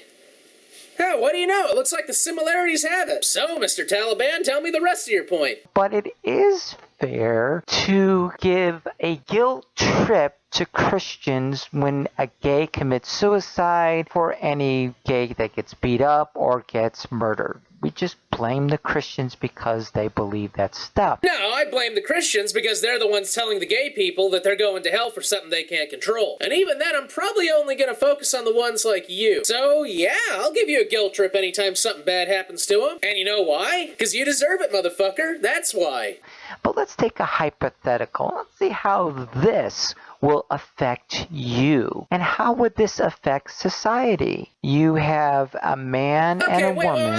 Hold on. This is two different examples in the same thing. So, okay, not only do you not have 50 examples on how gay marriage will affect society, but when it comes to homophobic bullshit, you've got more than 50 examples. Every little bit of your damn title lies. How can anyone trust you on anything? You have a man and a woman. He goes off to war. He dies. Now, he did have an 18-year-old daughter when he died. The wife and the daughter are very heartbroken over it. Should the mother and daughter be allowed to marry? If so, why do you say that? And how would that affect society? And if not, why are you discriminating against them? I thought that was only for the Christians to do. So let me know where you stand on that, please. Thank you. Okay, so even though he's already gotten a point over here, bringing it to 6 to 20, I'm going to go ahead and give him a point over here because the way I'm seeing it, this is actually two separate examples. Okay, so now it's 7 to 20. But let's think about this. Okay,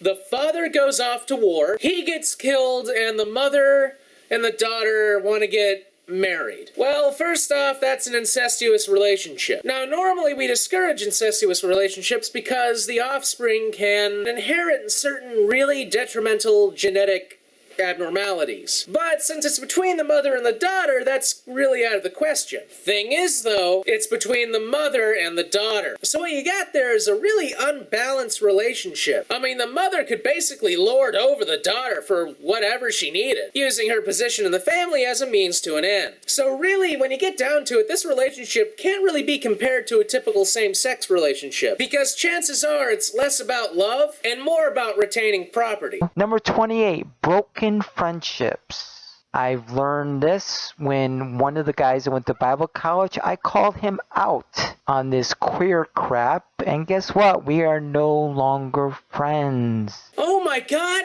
You mean you insulted someone for something they couldn't control? Or standing up for the rights of an oppressed minority, and they broke off their friendship with you? Holy shit! 7 out of 21. Not only I, but my roommate in college was willing to help him with counseling. And guess what? He is now no longer friends either. So it breaks up friends because of this perversion. Okay, so after you insulted him, your friend came in and said, "Don't worry, I know you're some kind of weird pedophile pervert, but I'm here to give you counseling and assure you that this thing that you have no control over, God hates you for it." And it somehow surprises you that the guy went, fuck you both. Really? Because if that's the case, there's this bridge in Brooklyn I've been meaning to sell. Number 29. Elizabeth, it's a big one. Yep, my YouTube account representing truth was terminated because of too much offensive material on this particular matter. I was privy to watch a couple of your videos, and you know what? They were all hateful, megalomaniacal, homophobic, racist rants. You're a despicable motherfucker, and your videos deserve to be taken down. Or at the very least, given a warning, this video may contain offensive material. YouTube's a private company. They have every right to censor what they have. I may not agree with all their censorship decisions, but they have a right to do them. Number 30, film creativity. Of course, Christians, yes, have done some of this. I agree. But Mr. Glad, that queer prophet website. Okay, hold on. I've got a little bit of trouble understanding what you're trying to say about Glad. Are you saying that they're a site run by a gay prophet? Or are you saying it's a homosexual-centered site that's for profit? They really like to go after anyone that has the audacity to put any kind of gay, lesbian, bisexual, or transgender in a bad light in their film. Well, Yeah, they're a homosexual advocacy group. It's what they do. Kinda like how you guys went after Harry Potter for having witchcraft in it, remember? Even though Harry Potter witchcraft is to what actual Wiccans practice, the same way that EA's business decisions is to being a gamer-friendly company. And you know what? Most of the time, Hollywood actually listens, but they don't listen most of the time to the Christians. That's because oftentimes when a homosexual is put in a bad light in a film, they're played up to be the stereotypical, flaming, overly promiscuous, absolutely ridiculous-looking person that people like you seem to envision every gay person as. Whereas when you guys complain about a film, most of the time it has something to do with either they're showing witchcraft, or the film takes place millions of years ago and no, the Earth is only 6,000 years old! Or it's in space and we all know we're gonna be raptured before all that space stuff happens because Obama's the Antichrist. I'm just saying there's a bit of a difference between going after a film for portraying every gay person like this and going after a film because someone offhandedly mentions that we're all descended from apes. Number 31, comedians. Oh, Richard Pryor. Oh, boy, the way he talks about God and the way he talks about Christians, it's pretty vulgar. Some would say pretty funny, too. And you know what? There's a lot of comedians today that continue that tradition. But when they slip up and they say something bad about the GLBT community, yeah, something bad begins to happen in their career. And many times they will apologize. But as far as the Christian, they're given the one-finger salute while they bow to the God of glad. It's unfortunate, but that's reality today. And that's how it affects comedians. First off, I really don't think Richard Pryor's saying much about Christians nowadays, given that he's been dead for over 5 years. And second, it's kind of funny that Gabriel Iglesias should be one of your favorites, because near as I can tell, he doesn't have a problem with gay people. I don't know, it just seems like the only comedians you'd like would be the ones wearing half suspenders, you know, sitting on their porch with a huge rebel flag behind them, making really awkward racist comments and jokes while they hold their shotgun and drink their big jug of whiskey. But hey, you know, that's just me, it's just how I envision you. Number 32, eHarmony.com, a Christian dating service, got sued by some queers, and they lost. And because of that, now same-sex partners can go through eHarmony.com. Isn't it nice the love that the queers would share with this private organization that forced a Christian dating service to compromise their values? And all the money that was given to the queers and all those that are affected, the employees of eHarmony.com. I take it you really don't know why they were sued, do you? It's because eHarmony billed itself as a website where anyone could go on and find a partner. What they didn't say is they didn't really allow men to go look for other men, or women to go look for other women. So they were sued for basically false advertising back in 05 or 06. But because they didn't leave anything open for bisexual people, they were sued again. Because if you were bisexual, you had to pay for 2 accounts. So basically, bisexuals were being billed twice for the same service. I'll throw an 8 up here because, okay, it does kind of have something to do with gay marriage. But you know, so what if eHarmony got sued? If they wanted to remain a Christian company, they should have remained a Christian company. But if they want to appeal, again, to a broader audience, if they want to be this all-inclusive site and rake in that all-inclusive money, then yeah, they're gonna have to go out for everyone. And if that means allowing gay people to find matches, then yeah, gay people are gonna find matches. Number 33, healthcare costs. About $600,000 a patient. Those that have HIV, the virus that causes AIDS. That cost has to be passed on to someone. And my guess, that someone is you. Okay, so what are you really saying here? I mean, I'm going to put a point over here because it has nothing to do with gay marriage once again. But really, what was that cost analysis thing you just brought up? That seems rather Third Reich-ish, doesn't it? These people with HIV, they cost you money. Do you want them to continue costing you money? That actually sounds kind of scary. Like, what are you really advocating there? Because it sounds to me like you advocate leaving those people to die. Maybe I'm wrong, but that's really what it sounds like. And if that's the case, man, I can just feel the Christ love coming off of you and into the gutter. So not only are you some kind of weird, homophobic, dumb fuck, but you're also potentially A Nazi! You know, I keep thinking that I'm gonna hit rock bottom with you, but I just keep on going. Number 34, I call it sexual suicide. 300,000 men who have sex with other men have died of AIDS. And those men have either a mother, father, brother, or sister.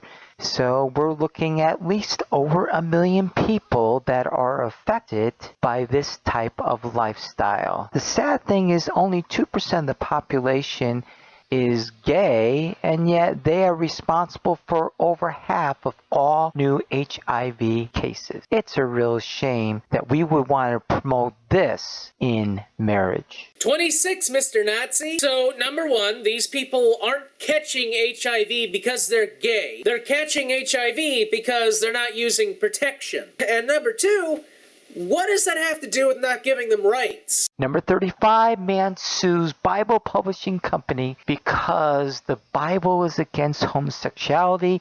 There's emotional damages of millions of dollars, but he did lose. The way that affects society is we get a good laugh. I'll put some links to it below, but I'll give you this. I personally wouldn't really sue a Bible publishing company. I mean, the reason the guy did it was because the verses caused him mental anguish, basically caused his family to walk away from him. But as far as getting upset over what an ancient book says, you know, whatever. You're really not supposed to take the entire thing literally. Even Christians have said that. And while that does bring up the issue of, okay, what is supposed to be taken literally and what isn't supposed to be taken literally, really the whole thing about suing because of a religious text, I don't know, it just seems kind of like a waste of time. However, I want to bring a point for you to consider. There are those that have ministries to homosexuals. There are those that have churches full of homosexuals. Yet I know that when I was in school, whenever you had to do a paper, you had a thesis statement that would support whatever you're trying to bring out. So what are the 2 scriptures that a homosexual pastor can use that God has ordained sodomy? Because I could get plenty on how God has ordained a man and a wife. And if you can't do that, how can you say it's of God if God never said it? I don't know, and to be honest, I'm not entirely sure that it's that relevant. I mean, the Bible advocates a lot of things that modern Christians don't necessarily hold true. It advocates slavery. It's been used to justify racism. Hell, there was a guy who I had on the show that looked like Santa who used it to try and push that the earth was fucking flat. So if there's a group of Christians that want to ignore the Bible verses about homosexuality, let them ignore them. Ignore them the same way I'm sure you ignore the verses about not eating shellfish and stoning people who work on Sunday. Number 36, the day of silence. Very simple. This affects a lot of people because a lot of people have their kids in public schools. So you can't say it doesn't affect anybody. My son comes home and says, Dad, can I have tomorrow off? And I said, why? It's because they're having the day of silence. I said, what's that? Basically, you're not supposed to say anything, and thus you are supporting all this queer stuff. And I said, that's not good. And what happens if you say something? You could get suspended. So I decided to have him stay home. And the audacity for people to say it doesn't affect us, how dare they do such a thing? That is my kid, not the school's kid. Get a life. Okay, first off, I have serious doubts about your claim. From what I've been able to gather on the day of silence, it's voluntary. That is to mean students can opt out of it. So if your kid was being threatened with suspension if he talked, then the people weren't really following the rules of the day of silence properly. Number 2, the day of silence isn't so much about supporting gay marriage as it is simply supporting a gay person's right to go to school without fear of being bullied.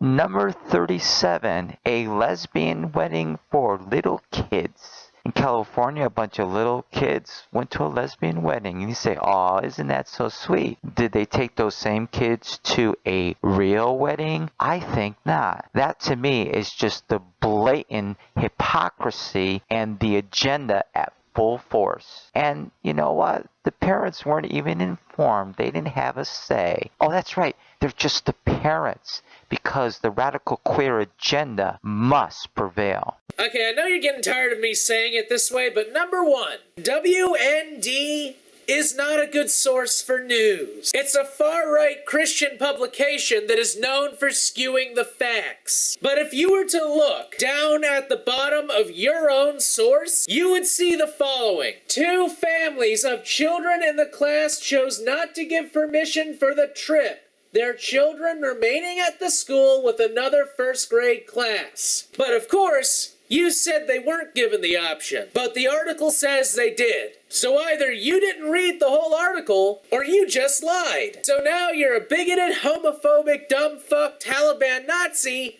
liar. Number 38, the attack of religious freedom on adoption agencies. In Massachusetts, when same-sex marriage became legal, the state told the Catholic adoption agencies they must have queers as adoptive parents as an option.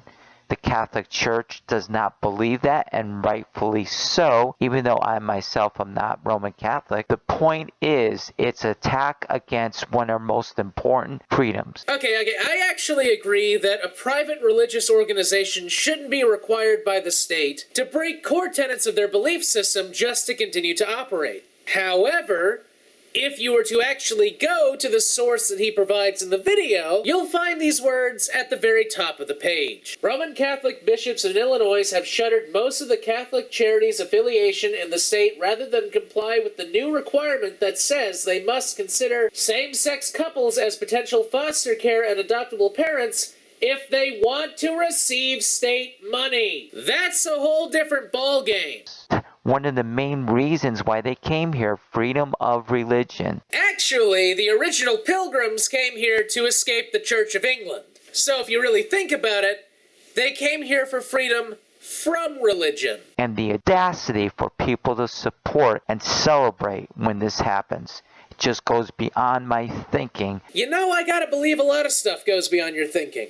Of why are you an American and you agree with this decision. Number 39, congregations losing their place of worship. Basically, you have a denomination that people have grown up all their life, and because of this queer crap, now they accept same-sex marriage and an ordination of clergy, which is so disgusting in the sight of God. Obviously, there's no fear of God with these queers. That's what it comes down to. But anyway, they lose their place of worship because the denomination decides to go the road of perversion instead of staying with the scriptures and by the traditions that they've had all these years. And thus, congregations no longer have a place to worship. Isn't that grand? Thanks to the queer agenda. Hey, if they don't like it, they're free to leave that church. And as for who that church actually belongs to, I'd say it belongs to whoever it is who purchased it. And if that was a collective purchase by the congregation, then I don't know, figure out what the majority thinks and then go for it. Number 40, being a photographer in this queer age. There was a Christian photographer who got in trouble because the queers wanted a special photographer for their special event. But the Christian says, no, that's against my belief. They took the Christian photographer to court and they won. And while you're cheering that this happened, let me put this particular scenario in front of you. Let's say a band was recording, but they needed a drummer, and the drummer happened to be queer. And the drummer agreed to go in, and then the drummer had a change of heart, just like the Christian photographer did, because they realized one of the songs was saying, kill all gays, kill all gays. Now, should we apply the same standard to that queer drummer as the queers put to the standard of the Christian photographer? Judgy. Okay, this is a bit of a complicated one. On the one hand, he's kind of right. If this is something the photographer doesn't personally believe in doing, then, you know, really, it's within her rights to refuse service of something that she doesn't want to do. On the other hand, it's discriminatory. Of course, the whole issue could have been avoided if she had simply said no because of, I don't know, equipment issues. Number 41, parents cannot have control over their little child reading a king and a king. No, the only thing they can do is opt out. Wait a minute, then they do have control. In the first part of your example, you said Parents cannot have control over their little child reading a king and a king. And then in the very next part of your example, you say No, the only thing they can do is opt out. Then you do have control! Point over here! If you can opt out of your kid reading it, then you have control over your kid reading it! Number 42, public records. A birth certificate shows you're male or female and your name. Now, with this queer agenda, you could have people going over and changing their sex and their name? Really? So where does this stop? What about a driver's license? What about all kind of tax papers? There's a whole can of worms that this has opened up. But that's right, the queer agenda must prevail against all else. It's funny you should say the last part of that example, because the main reason transgendered people or people who get a sex change do this sort of thing is because people like you have messed up the tax code to the point where they have to do that in order to get a passport, a marriage license, and file certain income taxes. Number 43, getting fired at your job for having a view. Now, there's a particular man, and I'll put it up on the screen for you, that never mentioned his views at work, but because he wrote about it outside of work, he got fired. Isn't that swell? I thought freedom of speech was important, but no, not when it crosses the radical queer agenda. Actually, it doesn't really matter when you're dealing with a private company, particularly when you're making really stupid comments about how the gays hate Western civilization, and they're acting like racists looking for equal rights. Seriously, that's what this guy Frank Turek actually wrote in his book. And you know what else? From what I've been able to gather, Cisco and Bank of America actually went and rehired his ass. So I don't know why you're complaining. Number 44, the recent change of the military and their attitude toward queers. So guys, watch it when you're in the showers. Be very, very careful. Again! I'm getting really fucking sick of saying this. Nothing to do with gay marriage. Number 45, the parade. I remember going to family parades when I was a little kid, but now the queers have made full frontal nudity as part of a parade, just for all the little children to see the family values that are so lacking at a pride parade. Oh God, point over there first off. Yeah, there's some full frontal nudity in some gay pride parades. You remember going to gay pride parades when you were 2? Seriously, someone with your issues actually went to a couple of those as a kid? And you know what? Just because it's in a few gay pride parades doesn't mean it's in every parade. I'm pretty sure you don't see a bunch of naked guys running down the street during the Macy's parade. At least... Okay, I'm pretty sure you don't see a bunch of naked guys running down the street during a Macy's parade that are supposed to be there. Number 46, you have a Christian who has a business in Connecticut. They discover that one of their employees is a homosexual. No big deal until they apply for medical insurance. And according to the state, they have to give it to them. For all of you that would cheer and say, yes, that must be. Let's put this scenario out. Let's say that same particular business, there's one particular guy that is also working there, and he has a brother that doesn't have good insurance. Should he also get insurance, or are we going to discriminate him and yet the homosexual will get it and his partner? You explain to me that logic, because I think it's an unfair bias toward the homosexual community. How is it a bias? You're giving one side the same rights as the other because they're both equal. How is that? I mean, if anything, that's anti-bias. Number 47, the giving of blood. It's very clear. The FDA says that men that have sex with men cannot give blood. There's a reason for it, folks, so another person doesn't have to die. Can you understand that simple concept? And for those smart Alex out there who says, well, duh, all the blood gets tested. Well, duh, there's a window of opportunity where HIV cannot be detected.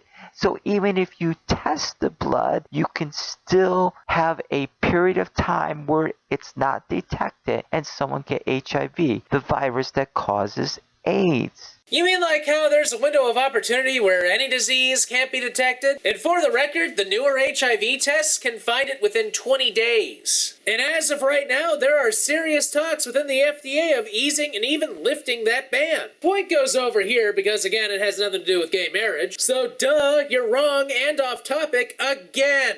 Number 48, a transgender bill in the bathrooms in Connecticut.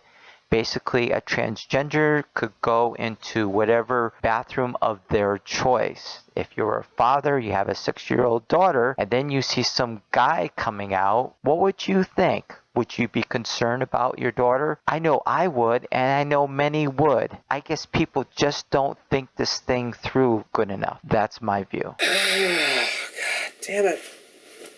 You're just going for a really low F, aren't you? And as for the whole bathroom issue, I mean, what business is it of yours? I mean, I love your little cautionary tale of, oh, your little child, she's going into the bathroom, and all of a sudden a big, greasy, fat dude comes out with a crazed look in his eyes. All right, fine, I have my own fucking example. Let's say it's a smaller, skinnier person who identifies themselves as a woman, but they're forced to go into the male bathroom where a bunch of big, fat, ugly redneck truckers beat the shit out of them, tear their head off, and impale it on one of the urinals. See, I can come up with scary examples too. Number 49, consider the sports world. Now, maybe no one has a big deal with a pro wrestler. God, just consider being on topic! I mean, look at the difference between these two fucking scores! Your video is a lie! And you lie constantly in your examples. You're a bigoted, lying, homophobic, Nazi, Taliban,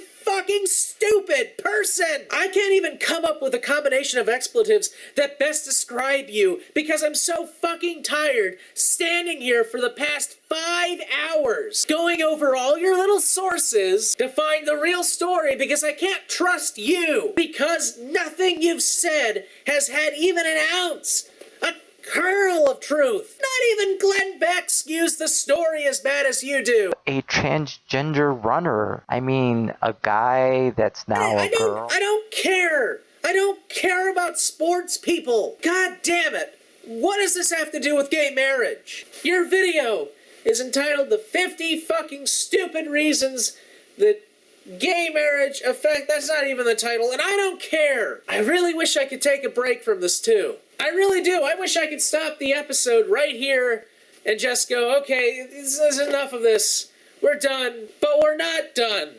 Not really. There's still 3.5 minutes left in this stupid video. And this video, I mean, I haven't edited it yet, but I bet you it's around the 30-minute mark by now. It's just, I can't...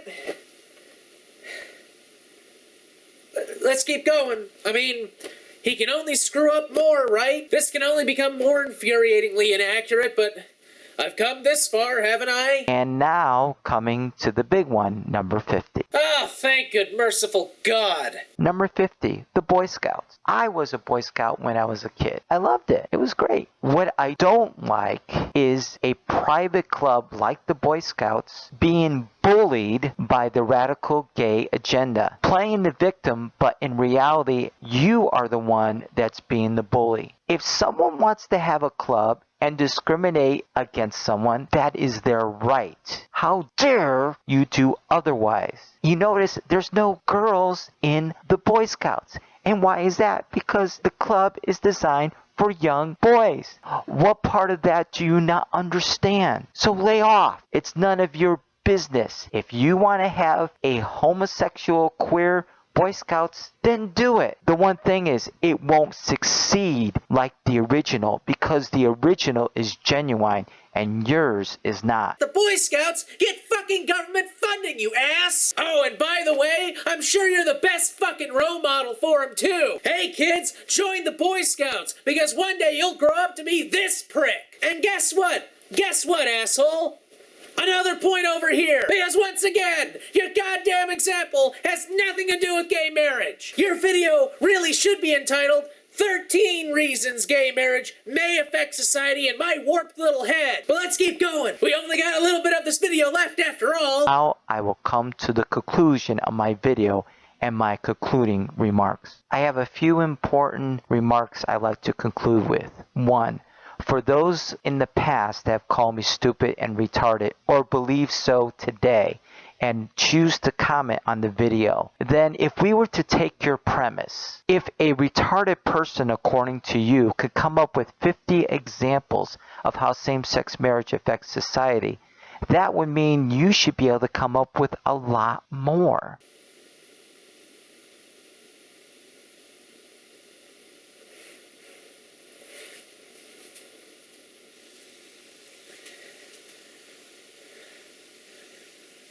You only came up with 13. And out of that 13, I debunked all of them. Every last one of them. So really, you came up with 0. What is this?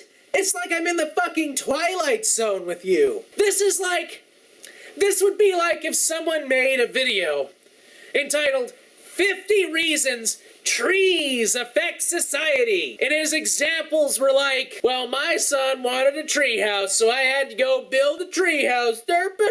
Actually, no, that's not true, because that would be on topic. They'd probably be more like, trees exist. Therefore, we have oxygen in our air. And now I have to breathe. Let me think of something different. Trees have the letter T in their name. You know what also has the letter T? The word tea. What did the British tax? Tea. Therefore, trees caused the American Revolution. That's what I might as well be. In fact, that's not a bad idea. I might make a video like that just to blow off steam after this is done. And if that is true, what that means is that you are the one that is hateful. You are the one that is wicked. And why do I say that? The reason why I say that is because you know better, and yet you purposely throw that in a person's face. Second, concerning this whole queer thing, and notice that I hardly use anything concerning the Bible. I didn't quote anything. There's a reason for it, because, oh, everything's based on your Bible. Yes, it is. No, it isn't, but do continue. But because I have the fear of the Lord, which is the beginning of wisdom.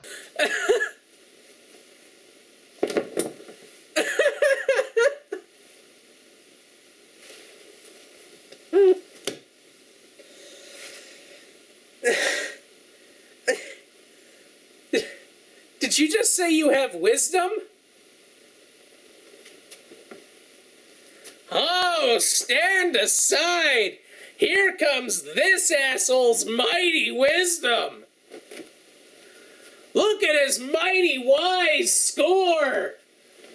Holy shit! Only a true genius could come up with this spread! God has given me wisdom in putting this together. Now, one last thing. The way people are convinced as Christians that this garbage is okay is a simple tactic. You simply get the Christians to be around queers long enough that corruption will rub off on them and they'll change their views. The very one that attacked me all along and got my YouTube account down, that's what she has done to convince Christians. You mean this lady? Yeah, that's the username of the person I think he's talking about. She's the one that blew the whistle on you? Round of applause for her!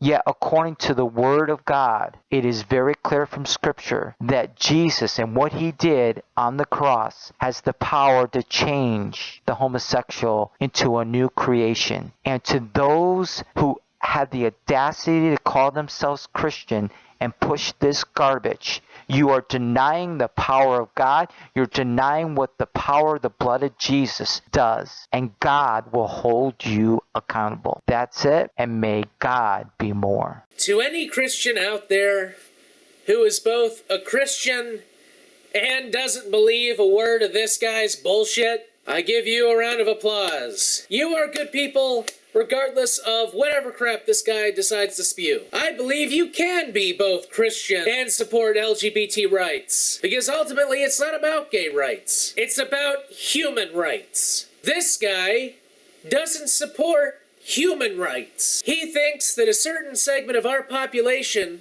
needs to be downplayed, spat upon, segregated, oppressed, and ultimately destroyed. He and Caden Cowger and whoever the hell that fat bearded guy was, FalseGospelMocker, and Conservative Elite, they are all more useless, in my view, than the most idiotic game ranting troll I've ever done. Because those guys fundamentally fail as human beings. And I feel really glad that I'm not shouting anymore. Because it's done. It's over. I did his video. 13 to 37. Let's calculate his grade. 13 out of 50. 26. Not only is that an F, it's an F minus. Your video is a fail. So I'm done. I've eviscerated him. It's over. This is Cute Fuzzy Weasel, and if you have any trolls you want me to feed, list them in the comments below, and you know the rest. Have a good day. Time to feed the trolls. Season 2!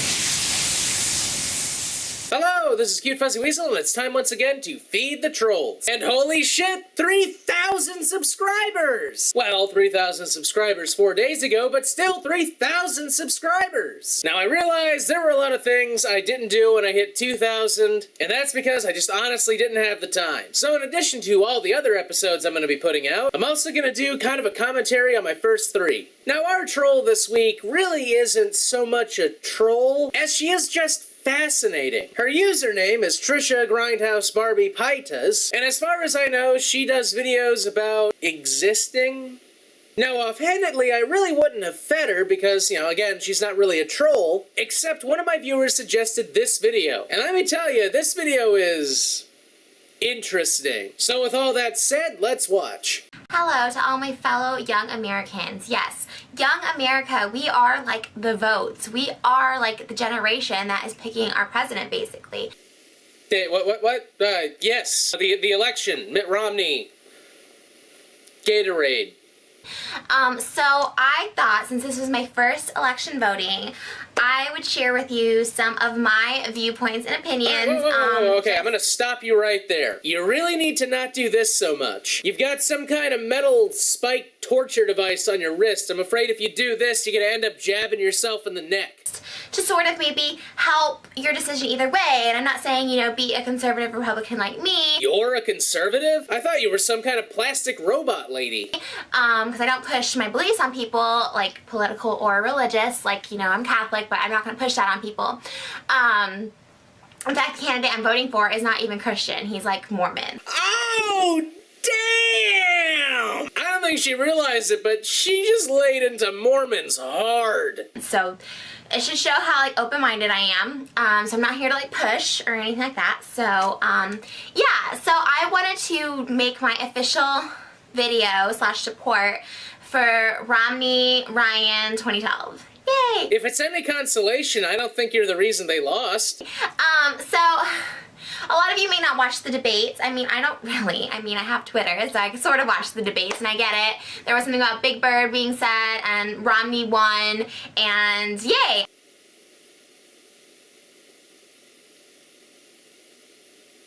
Okay, so when you say your mind is wide open... I don't know, but anyways, I am fully supportive of Mitt Romney, and there are a few reasons why... Jesus, keep those spikes away from here! You're gonna end up popping one! I'm going to be voting for Mitt Romney in this election, my first election voting. So the last election I was able to vote, but I didn't, because I didn't really have strong feelings towards either party candidatal selection. Yeah, I didn't really have any strong feelings towards any of the candidatal elections either. But when you're talking about John Boehner versus Barack Obama's, there really isn't much of a difference.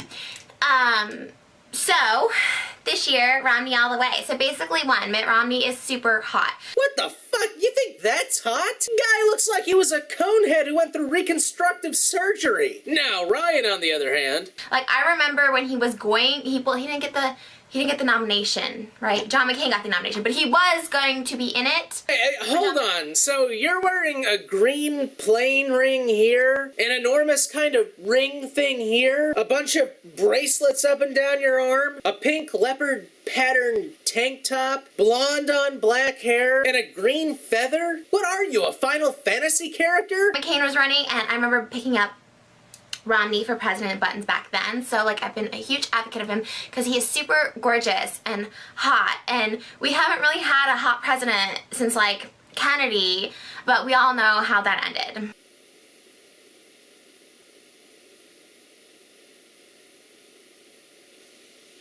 So that's what Lee Harvey Oswald was thinking about? While he was looking down his gun in the book repository, he was going, "My God, is that man sexy?" So, yeah, I think it's time for him. And Kennedy... Oh, hey, what's that? Hey, phones are not allowed in class. Okay, sorry about that. Where was I? Pay attention! Kennedy was... Brain has performed an illegal operation and will be shut down. There's a plane. Okay, I don't know where I was going with that. So anyways, shoot, I can't edit. Okay, so you're gonna have to deal with the planes, because I live near an airport. Oh, that's not my plane. This is my plane. Ew, plane, go away. Ew. Are planes where you live regularly covered in shit or something? What's that smell? Ew, plane, go away! Or are you confusing a plane with a stink bug? Okay, sorry guys. I probably can't edit this because my computer is like broken. Okay, so anyways, let me just keep going on to my next point then. Okay, so then another reason I'm gonna vote for Mitt, well, my kitten is named Mitts. So I think it's actually Mittens, but we call him Mitts for, you know, short. So yay, that's like a sign, I think, right?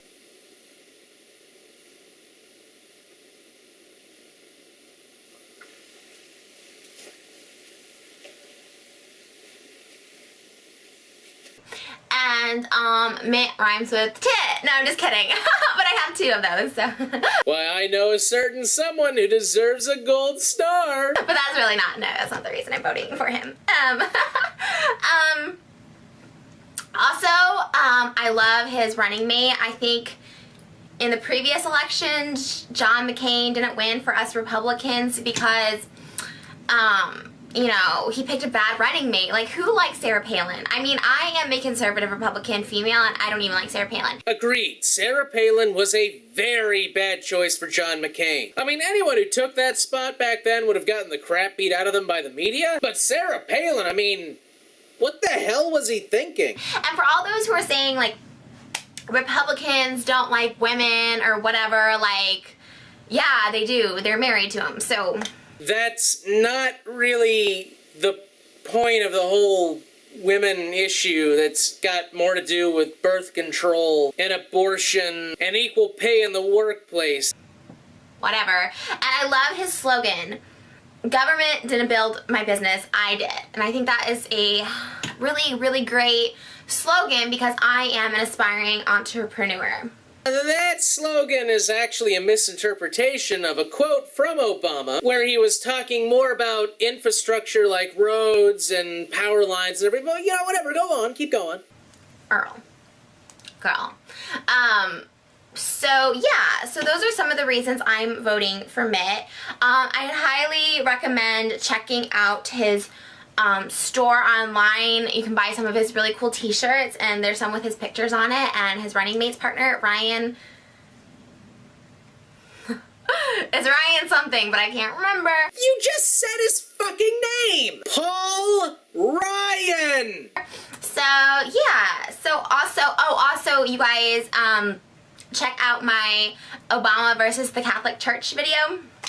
Because, honestly, I could use some free Obamacare or whatever he's pitching out there, but I can't vote for him because he's going to take away my right to be a Catholic, which he basically already has. How is he making it illegal for you to be a Catholic? You know what? Never mind. Just keep going. We're almost done. And it's turning into a tyranny like socialism like Mexico in the 1940s. Yes, sir. We're on the verge of a socialist, atheist police state because Obamacare wants to cover contraception. So, check that out, and go vote. Like, I remember back when, like, I think it was like Ronald Reagan or like, I don't know, maybe Al Gore, somebody did the vote or die slogan. Right, that was P. Diddy. And basically, like, that's a little, like, I mean, I think that was kind of liberal, but you should vote because this is our life that we're voting for. That's right. It sure is our life. So, go vote. go get educated and inform yourselves. Let's see here. The definition of irony. So, Romney Ryan, 2012. Woo! Yeah. Bye, guys. Yay! We're done! Well, there you have it. That was Trish...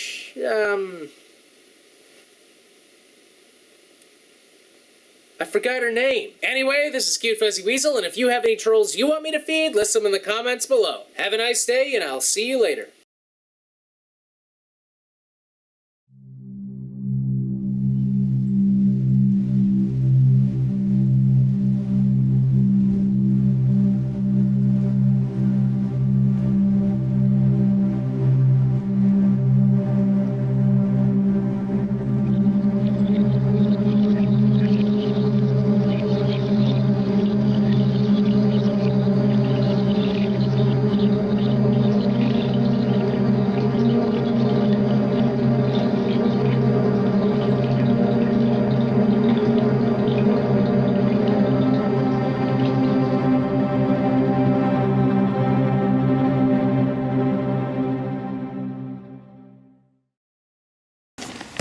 Time to feed the trolls. Season 2!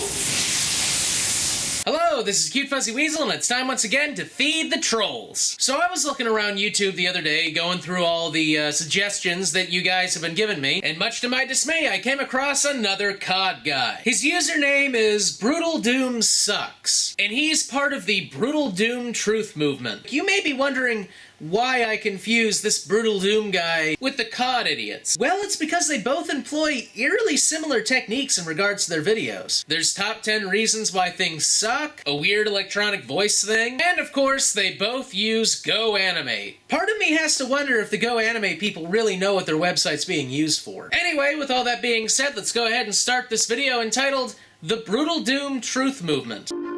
Okay, there's the White House, and let's see, there they are! The army of clones. I was wondering if I was gonna see those guys again. Looking pretty good for a bunch of people who've been standing there for months. Or maybe the White House staff just threw away the old bodies and brought in some new ones. You know, kind of like those twist-open air freshener things. I wonder what they would have done with all the bodies, though. I mean, do they, like, cram them all into a meeting room or something?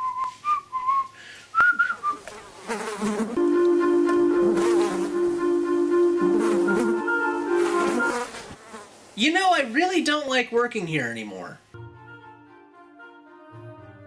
Hey, what's that rich oil executive doing in the White House? Oh, wait a minute, what am I saying? Actually, I'm really only guessing that he's an oil executive. He could be anything. He could be a talk show host, someone high up the ladder at Fox News, a tobacco lobbyist, you know, any kind of generic evil businessman.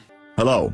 I am BrutalDoomSucks, and I am today here to announce the opening ceremony of the Brutal Doom Truth Movement. The opening ceremony? You have videos that date like 2 months ago, man. Don't you think it's a little late for that? Besides, what truth? Everyone knows Brutal Doom just rips off COD. We will oppose Brutal Doom brainwashing until our last man falls. Brainwashing you to believe what exactly? That Brutal Doom is good? I don't really think you need to be brainwashed to get that impression. I think all you really need to do is, like, play the damn thing. Oh, God, those guys are fucking creepy. Hey, wait a second, I just noticed something. What's with the wallpaper in the background? Is that shadow supposed to imply there are more people behind them, or is the wallpaper actually torn? God, I mean, I thought the sequester was bad, but I didn't know it was that bad. Maybe if the White House cut down on its clone budget, it might be able to have someone go in there and fix that. You know, this is bothering me again, and I know I've gone over this before, but what is it with that guy's eyebrows? You know, if that guy was real, those things would be like this big on his head. Sergeant Mark IV has been brainwashing you all into joining his army. He needs you people, because when you play Brutal Doom, a booty snap will grow out of her ass. What? Because when you play Brutal Doom, a booty snap will grow out of her ass. Brutish... what? A booty snap will grow out of her ass. A brutish snur apple grow out of her ass? Whose ass? Sergeant 14's ass? Hold on, I'm confused. It is a slow process, but when the booty snops have grown, he will drain the scrump from it.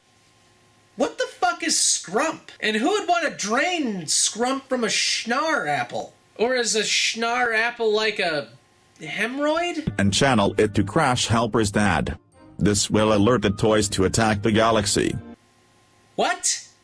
Wait a minute, so playing Brutal Doom will have Sergeant 14 grow a scrump apple from her ass, and then someone will come along and drain the fluid out of it and then channel it to a crash tester? And then that crash tester will tell toys to invade the... What the fuck are you talking about? So, BrutalDoomSucks, created this movement to prevent that from happening.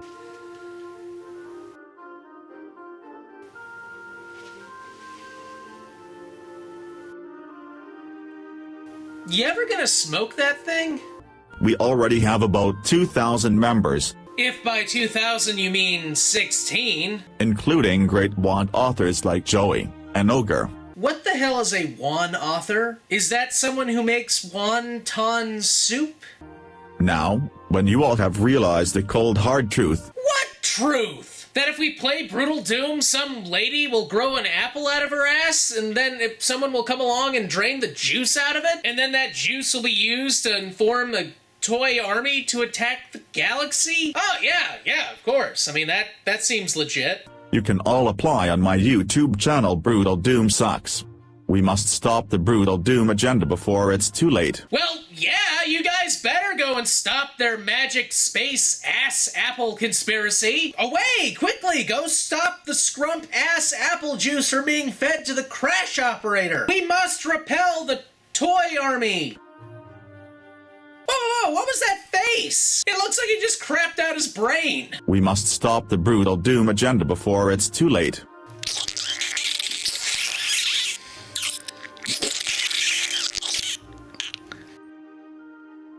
Go Animate. We provide trolls with an easy way to make shitty videos. And that was Brutal Doom Sucks. Hope you guys enjoyed, and what the fuck? Oh man, reality's fucking up again. I gotta go and fix this, but if you guys have any trolls you want me to feed, list them in the comments below. This is Cute Fuzzy Weasel, and I'll see you next time. Let's see. I think it might be the phase variance off again.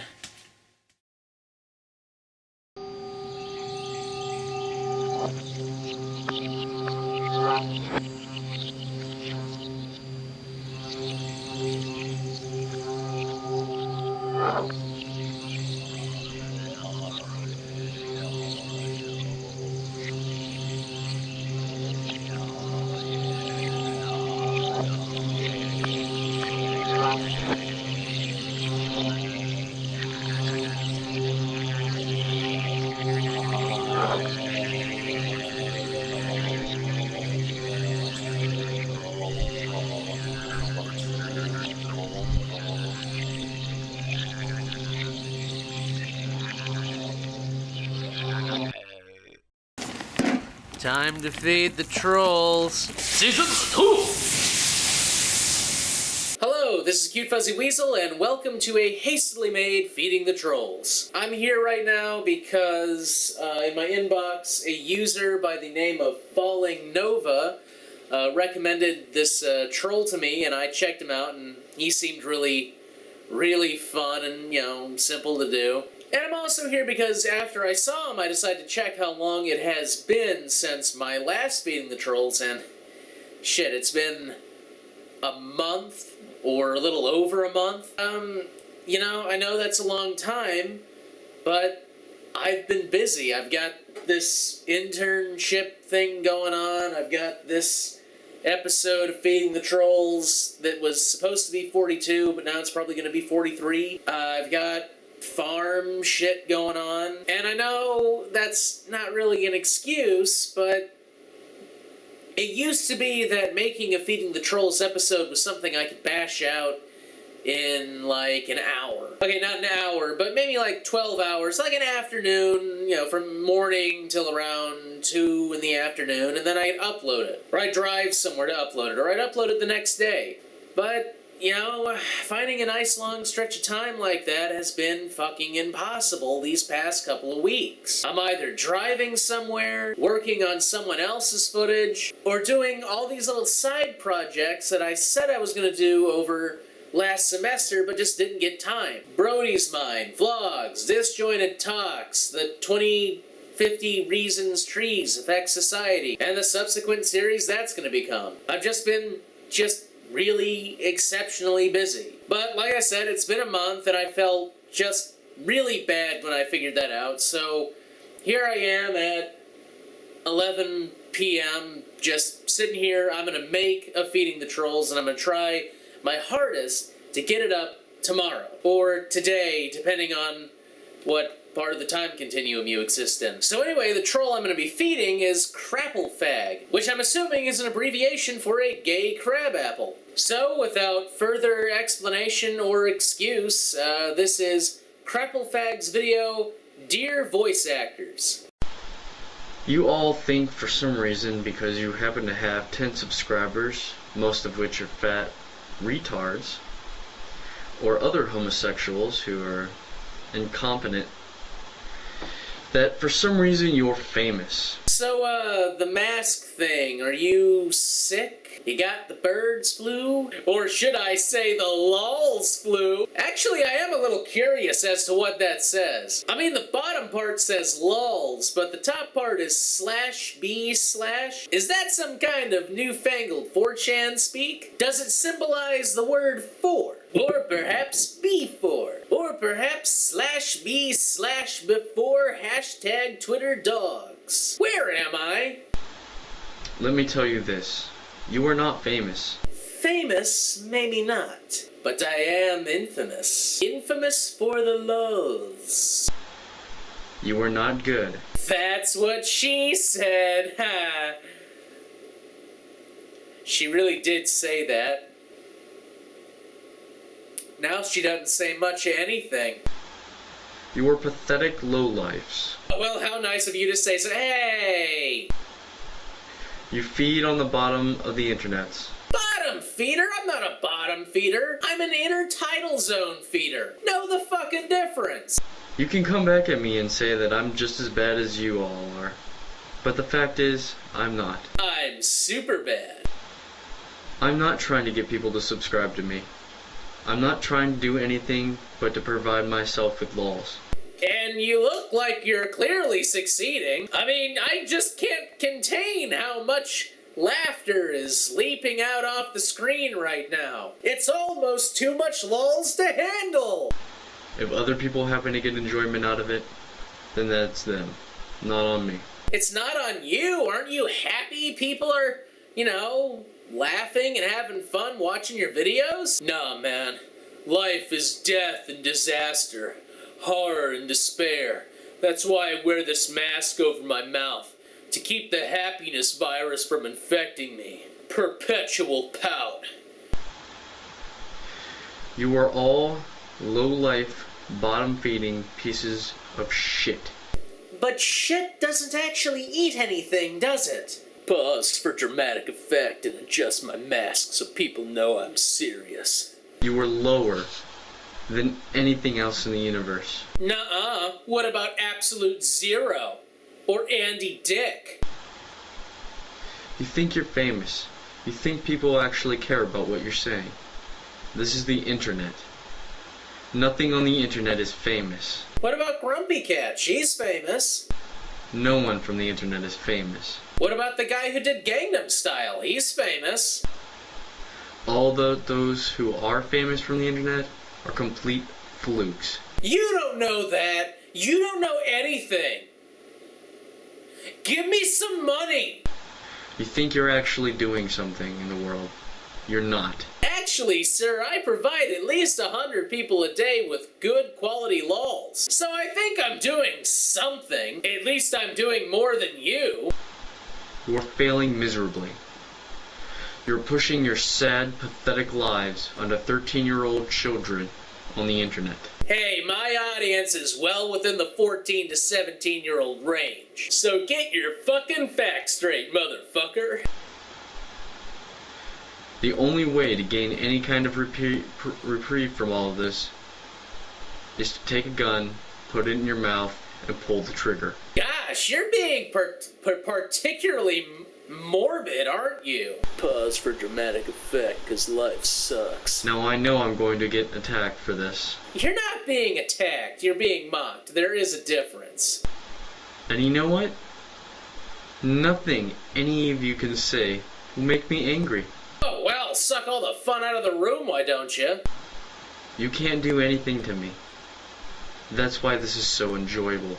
That and the smell of this dead mouse I taped to the inside of the mask. You get butthurt from all my words. No, I get butthurt from sitting in this chair for 14 hours at a time. It's seriously not healthy. Yet, if you simply ignored them, maybe I'll go away. But doesn't that contradict earlier in your video when you said that you came on here and did your videos for your lols? I get the feeling you're lying. I won't. That called it! I'll stay there, and I'll keep making fun of you. Dude, you are not making fun of others. You are making fun of yourself, and doing a fantastic job at it, I might add. Because that's how I get my enjoyment when I'm bored. That and poking a dying rat with a stick and watching the life slowly drain from its eyes. I'm crawling in my skin. This'll never get old for me. Yeah, dude, just wait till you're in your 20s and it becomes a fucking drudge. You can go on and on about how I don't have a life, but you know nothing about me. Okay, I don't know anything about you. Well, just going off the video, I'd say you're 17, 18.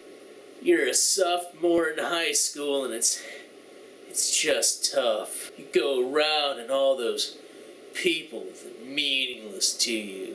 Those drones of our consumer hell economy and society. We're all just slaves to the machine, and the only way to drop out is to not exist. You get your lulls by trolling people on the internet, because deep down inside, pain goes away a little bit when you share it with others. Because you're deep like that.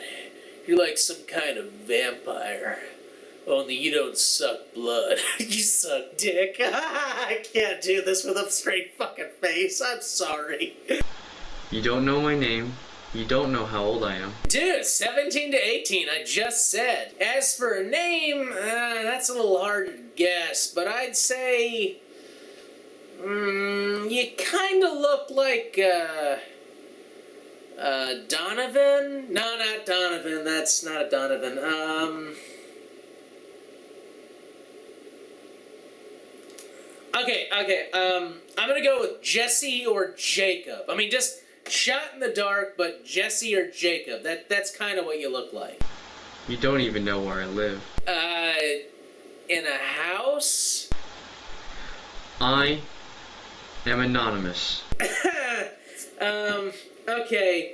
Anonymous in the sense that I don't know who you are. But you are no fucking hacktivist, I can say that right now. Cruising 4chan and making moody videos does not make you a part of Anonymous. That's all I'll ever be to you. Whoa, hey! Don't say that, buddy. Why, you could be my janitor, or maybe even a barn assistant. I have high hopes for you, young man, and I know you can make me proud. So that was Krapplefag. Thanks again to Falling Nova for pointing him out to me. And as always, if you have any trolls you want me to feed, list them in the comments below. This is Cute Fuzzy Weasel, and I'm really gonna try to get back onto a weekly episode basis. I'm really gonna try.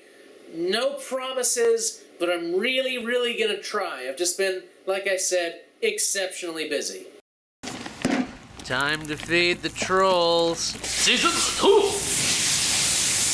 This is Cute Fuzzy Weasel, and welcome once again to Feeding the Trolls. As you can see, I'm still not using the green screen, but, you know, that's because I'm working. Don't worry, it'll come back. I paid $250 for that light setup. It better get used again. So anyway, as some of you may have heard, a landmark Supreme Court decision went down 3 weeks ago. DOMA, the Defense of Marriage Act, was struck down. Well, okay, part of DOMA was struck down. And in the ensuing 3 weeks, there's been nothing but madness, anarchy, fires, death, and mayhem, blood flowing through the streets, human sacrifice on iron altar of some ancient occultic god, men and women being blended in giant freakish blenders by Blendtech? Will it blend? My God, it does. Or at least the religious right made it seem like that was happening. I did notice a distinct lack of entrails on the road when I walked outside, though. I don't know, maybe the chaos hasn't reached me yet. But in any case, today's troll is going to be talking about that. His name is Irvin Baxter, and he is the founder, or maybe the founder, of End Time Ministries, a channel dedicated to convincing you that you're standing knee-deep in blood. So, with all that having been said, let's get started.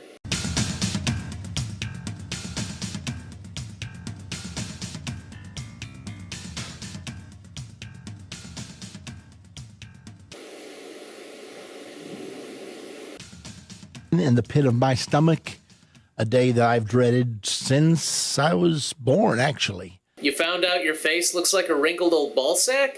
Since I was old enough to understand some things, happened today. I found out Bert and Ernie was gay. The Supreme Court of the United States of America determined that the Defense of Marriage Act is an unconstitutional law. Well, they found out that one provision of DOMA was unconstitutional. That to say that marriage only is between a man and a woman is against the Constitution of the United States. No, saying that marriage is only between a man and a woman is just plain stupid. However, what the court really said was that to deny federal benefits to a same-sex couple purely based on sexual orientation was unconstitutional. Well, I'm stunned, and yet I saw it coming. Then how exactly are you stunned? I mean, if you see something coming, it's kind of like, well, how can you be surprised when it gets here? This court has been stacked for a long time against God, against the Bible, and for humanism. My God, this court is pro-humanism? How dare they be for the advancement of people? Well, it all came boiling out today with this vote, 5-4. So one person decided that marriage was no longer between a man and a woman. One person. Well, actually, it was 5 people, but, who's counting? Carried the balance of power in this vote and put himself in a position to say the Bible is not true. You just cannot trust the Bible. I actually don't remember anybody saying that, Irvin. When it says that God made male and female and said it was good. Genesis 2:24 says it this way, therefore shall a man leave his father and his mother, and shall cleave unto his wife, and they shall be one flesh. Well, yeah, but in that passage they're talking about cutting off her arm with a meat cleaver so that you can merge your cellular structure with hers, thus becoming some horrifying gestalt entity. Or is that not what it means? Now, that's when God ordained marriage. That's what he intended for marriage to be. Yep, exactly what he intended. So, where does this leave us? Those of us who are Bible-believing Christians? I don't know, but if I had to guess, probably in the same shape you were before. Of course, the Supreme Court said the Bible is not true. No, they didn't. The Bible is a myth. No, they didn't. The Bible is not to be trusted. No. Our voice is more important than Scripture. No. The opinion of President Barack Obama is more important than the Bible. No. You just lied 5 times. I don't remember any of the justices getting up and saying, hey guys, just before we pass this thing, I just want to make it perfectly clear that the Bible's a whole heaping, steaming pile of dog shit. I mean, really, who in this room takes it seriously? Scalia, don't raise your hand now. We all know what went down in Florida, my friend. Now, ladies and gentlemen, I want to talk about this today. I don't want to talk about it with malice nor hatred. Too late. But I also don't want to talk about it with fear either. Again, too late. I want us to talk about this openly. We are talking about it openly. There are whole parades about people talking about it openly. As far as what I can see, It's you and your ilk that want to take people and make sure they don't talk about it. Where are we? And is there any hope left? Ah, yes, talk about it without fear, huh? But I also don't want to talk about it with fear either. Is there any hope left? When I saw this headline this morning, my first thought was, only God can help us now. But I also don't want to talk about it with fear either. Only God can help us now. But I'm sure he was the only one that could help us before today's Supreme Court ruling.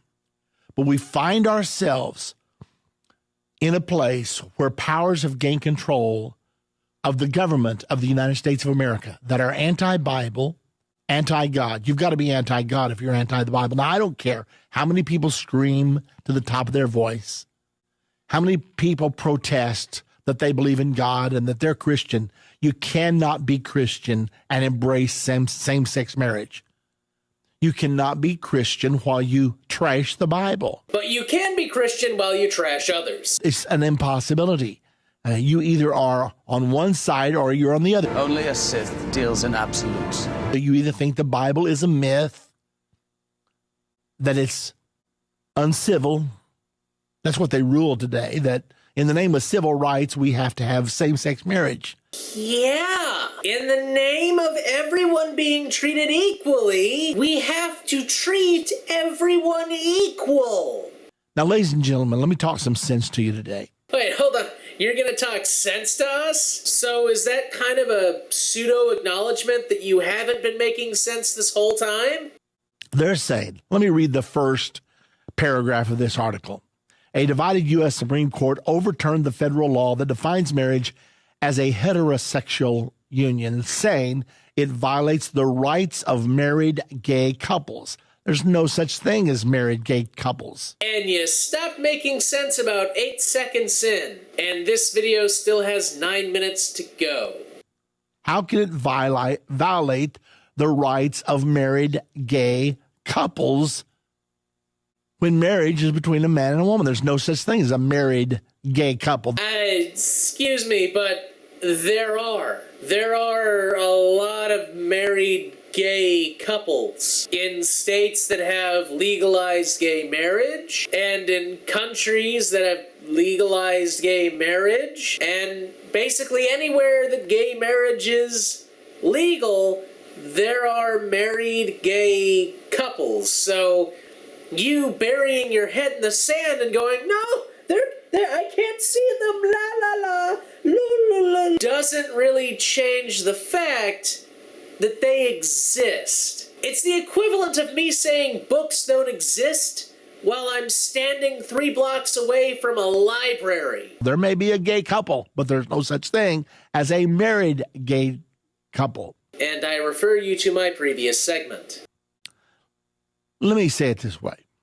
A man can no more marry a man than a man can marry a dog, or a man can marry a cat, or a man can marry a cow. What is it with you fuckers and animals? I'm serious. Every time I see an argument against gay marriage from one of you far-right religious nut jobs, you always go, well, you can't, a man can no more marry a man than a man can marry a donkey, or a man can marry a duck, or a man can marry a sea cucumber. What part of 2 consenting adults don't you fucking understand?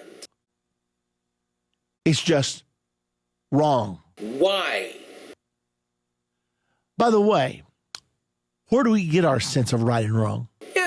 Society. What helps one person fit in with a group is if that one person doesn't steal or murder anybody. General common sense practices like not beating up people for no reason, that's where you get your sense of right and wrong. How do you tell what's right or what's wrong? As a general rule of thumb, if you're hurting someone or taking away their rights, for example, generally speaking, if you're doing one of those 2 things, you're doing something wrong. Once you decide that the Bible is no longer the standard of right and wrong, then you just make the rules up as you go. Okay, all right, hold up. anyone who gets their sense of morality from a book that has been used to justify child labor, racial segregation, genocide, and an untold number of conflicts doesn't get to tell me that I'm making it up as I go along. There's no limit to how far you can go. Oh yeah, tell me about it. Like there was this one time back hundreds of years ago where they were tying people to these wheels and dunking them in water and torturing them with spikes and snakes and like this coffin lined with spines, and they would shut people in just because they wouldn't convert to it. Right, the Inquisitions were because yeah, I forgot about that. Yeah, Then we just depend on whoever's in power at the time. You mean like the Pope? Or the kings that were ordained by God? Or the preachers of like these small radical churches that want to lynch people? You mean like those people in power? And one more thing that I almost hate to bring up because of just how long that video took me, but once again, what does that have to do with gay marriage? To tell us what is right and what is wrong. And that's what's happening right now. Wow, for once you're actually spot on. That is exactly what's happening now. There's this old wrinkly guy on this video I'm watching, and he's trying to tell me what's right and wrong. It's like you're some kind of psychic. We have kicked to the curb the Bible. We've kicked to the curb the Constitution. No. We might not be forcing the Bible down everyone's throats, but I think in this instance, we're actually following the Constitution to the letter. I awoke to the news this morning that President Obama is going to use the Environmental Protection Agency to set carbon standards. And God knows we wouldn't need the carbon standards if it wasn't for them gays. Because the president using the EPA to create an environmental standard, which actually makes a little sense considering the EPA stands for the Environmental Protection Agency, has just so much to do with gay marriage and homosexual rights. That should only be done by a law enacted by the Congress, and yet he's going right around the Congress, and we're moving into a dictatorship. But I also don't want to talk about it with fear either. We're moving into a dictatorship. I don't want to talk about it with malice nor hatred. A man can no more marry a man than a man can marry a dog. So the president using the EPA to create a carbon standard somehow means we're becoming a banana republic. We're a dictatorship, a captured operation. And that's how the gays managed to get the rights. Because God knows no free society would ever give minorities equal rights. That would just be insane. We're talking about a total surveillance society. What does the NSA have to do with gay marriage? Now, I'm only bringing these things up because the Bible prophesies a one-world government coming. We're moving into a dictatorship. Only God can help us now. Is there any hope left? But I also don't want to talk about it with fear either. What does this have to do with gay marriage? Do I have to set up the scoreboard again? Government whereby there will be a man ruling. He will be a strong ruler, and his word will become law. He will tell us when we can buy or sell. He can tell us who we should worship. But I also don't want to talk about it with fear either. I mean, you say it can't get there. Well, we didn't think that we would ever see the day when in the United States of America, 9 people, actually 5 people, could overturn the will of the U.S. Congress. Now, they'd like to say that all the American people are for same-sex marriage today, but that's not true. Yeah, sure, because it's not like the statistics are showing that public opinion has swayed in favor of gay marriage. No, it's because of a few liberal justices that said so. Only 12 states have now embraced it, and of those 12 states, only 4 or 5 was done by referendum. The rest were done by liberal courts or liberal Congresses that enacted this. So even though They like to say everybody's for it. The fact is, most states that have had the chance to vote have voted against it. And by most states, you're counting the ultra-conservative states that voted to create amendments in their state constitution to define marriage as between one man and one woman. Not the states that were actually voting on whether or not it was legal, just the states full of really paranoid people that didn't want the gays to get together.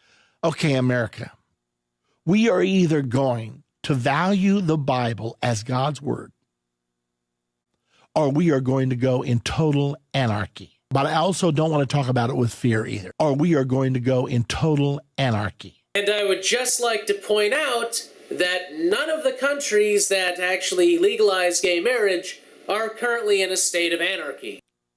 I mean, who says that murder is wrong? We've already broken that stigma down with the proliferation of abortions. Yeah, that's a creepy fucking smile. We've broken that law with the proliferation of abortion. I mean, think about this. If a baby's inside the womb, you can kill it. If it's outside the womb, it's murder. Unless it's done by the state, then it's just called justice. How do you do that? Something has broken in the American soul. Actually, I'd say the American soul's getting a little bit stronger now that we're becoming closer to living up to that whole motto of all men are created equal. Now, I'm not going to lay this at the feet of the politicians today. What? You're not going to... You just got done talking about how we're in the middle of a dictatorship. How is that not laying it at the feet of the politicians? I've got to bring this to all of our feet. Where are we? Where are we? We are here. Where are you? Let me just ask you a few probing questions. I don't do this to make you feel bad. Bullshit, but don't worry, because you're not going to make me feel bad in the slightest. I do this to awaken all of us. One, are you teaching your children the values of the Bible? I do not have any kids because I am 23. Next question. Do you even know what the values of the Bible are? Yes. In fact, probably more so than you. Perhaps your parents didn't teach you. Don't insult my parents, you ballsack-looking motherfucker. And if your parents didn't teach you, then you're going to need to open the Bible for yourself and begin to read. That is not a question. I thought these were probing questions. Because David said, "Thy word, O Lord, is a lamp to my feet and a light to my pathway." So, first of all, acquire biblical values for yourself. Associate yourself with a church where they preach the Bible. And they don't preach just part of the Bible. They preach the entire Bible. Not 2%, not skim, and Christ not fat-free. That shit tastes like water. They preach it with fervor, and they preach it with love. Translation, make sure they scream at you and they hate minorities. But they preach it. They don't compromise it. If the Bible says that neither fornicator, nor adulterer, nor effeminate, nor homosexual shall inherit the kingdom of God, don't skip that scripture. Be sure not to skip the part where it says anyone who works on the Sabbath needs to be stoned. That's a very important part, too. I am so stunned that so many people are willing to skip scripture because they disagree with it. Have you ever considered that maybe these people aren't skipping scripture because they disagree with it, and more skipping it because it doesn't make any sense if you take it literally? I mean, if God is God and you disagree with him, who do you change? Do you change God? Yeah.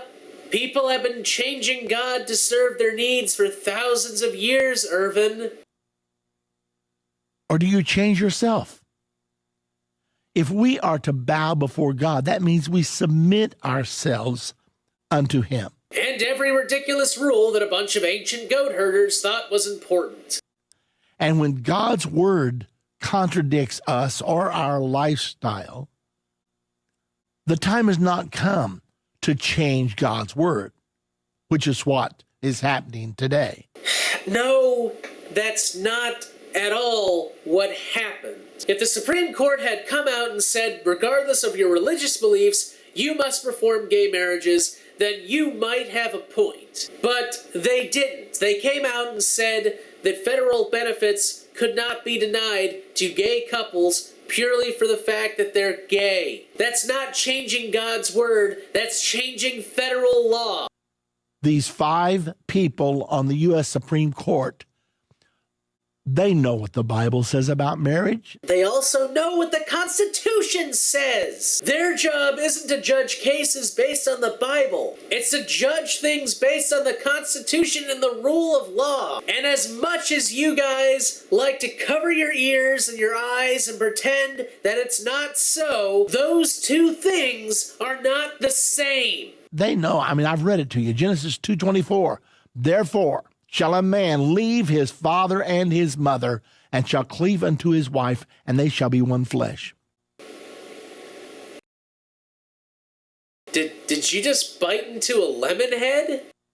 So how do we get to such a perverted stance where the most prestigious court in our nation could rule that the Bible is not true? You stupid motherfucker, that's not what they said.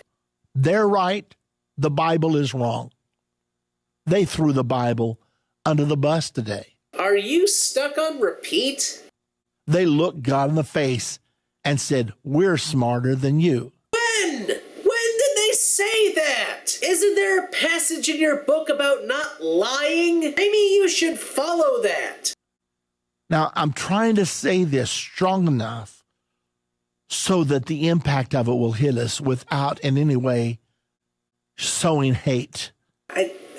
So you're trying to say that the Supreme Court should be a bunch of theocratic loons that would choose to take the rights away from a particular minority for no other reason other than their book happens to say that this particular minority is an abomination, and you're trying to say that in such a way that doesn't sound hateful to that particular minority.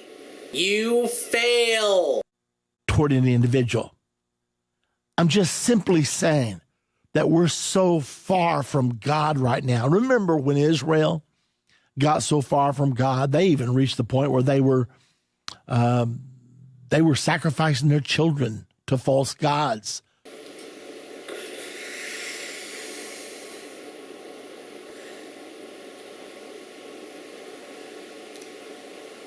I don't even feel like doing the gag anymore. The whole point is they were sending their children through the fire. You say, oh, we would never do that. No, we'll just abort them. My God, what fucking alien parasite ate your brain? Now then, the next step, of course, is euthanasia.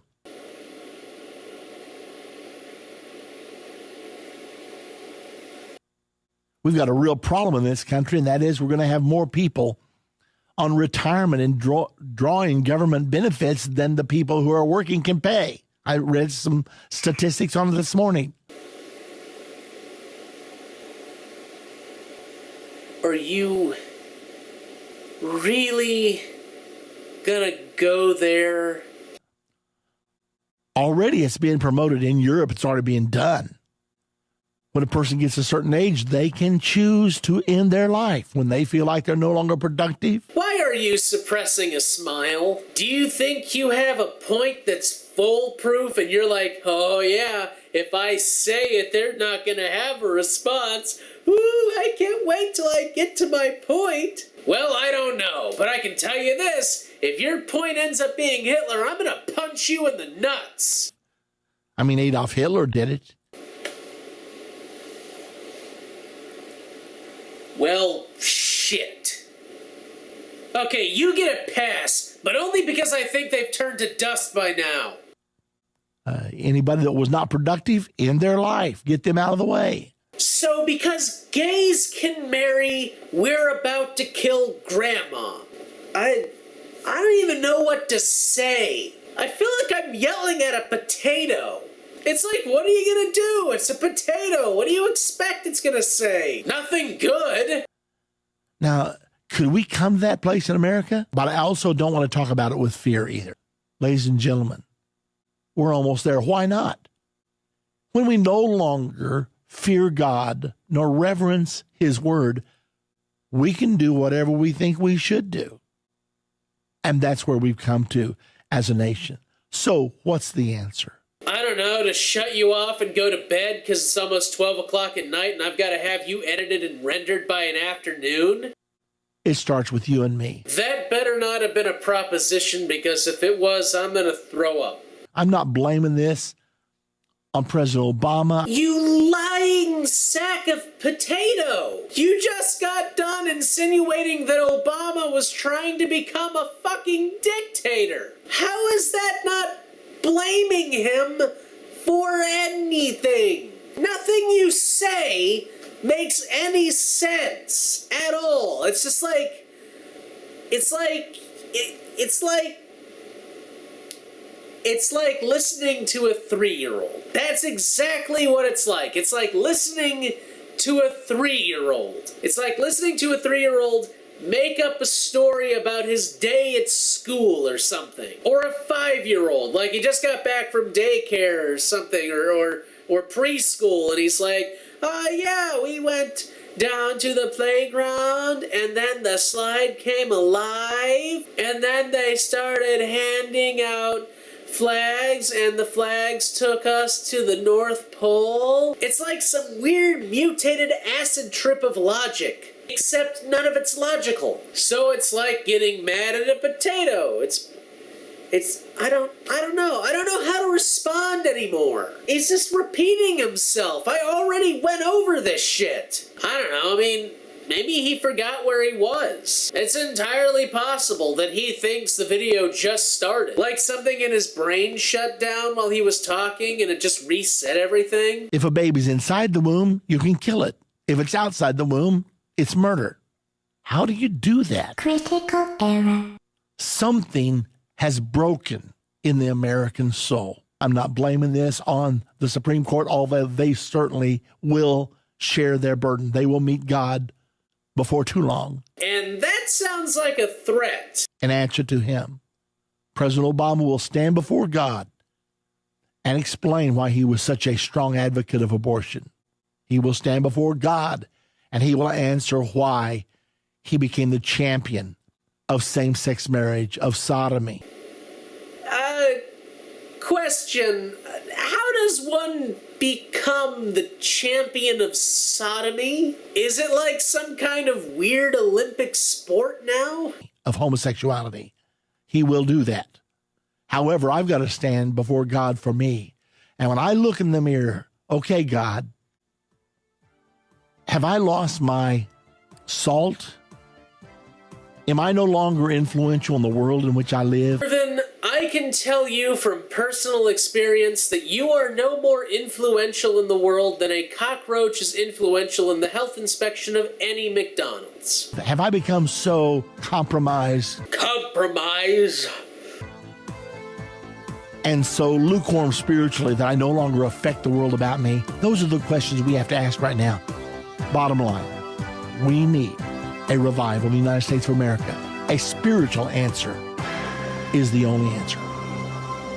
You know, I think they say the same thing in a lot of Middle Eastern countries, too. Anyway, that was Irvin Baxter. It's over.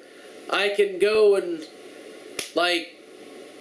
just try and regain my senses. I swear, though, I'm forgetting something. It's been bothering me this whole time. There's something I need to remember. I can't even place it. I don't know, maybe I'm just on the verge of losing my mind from arguing with a giant talking anus, so I'm gonna go ahead. What? Oh, right! This thing. Time to feed the trolls. Season 2!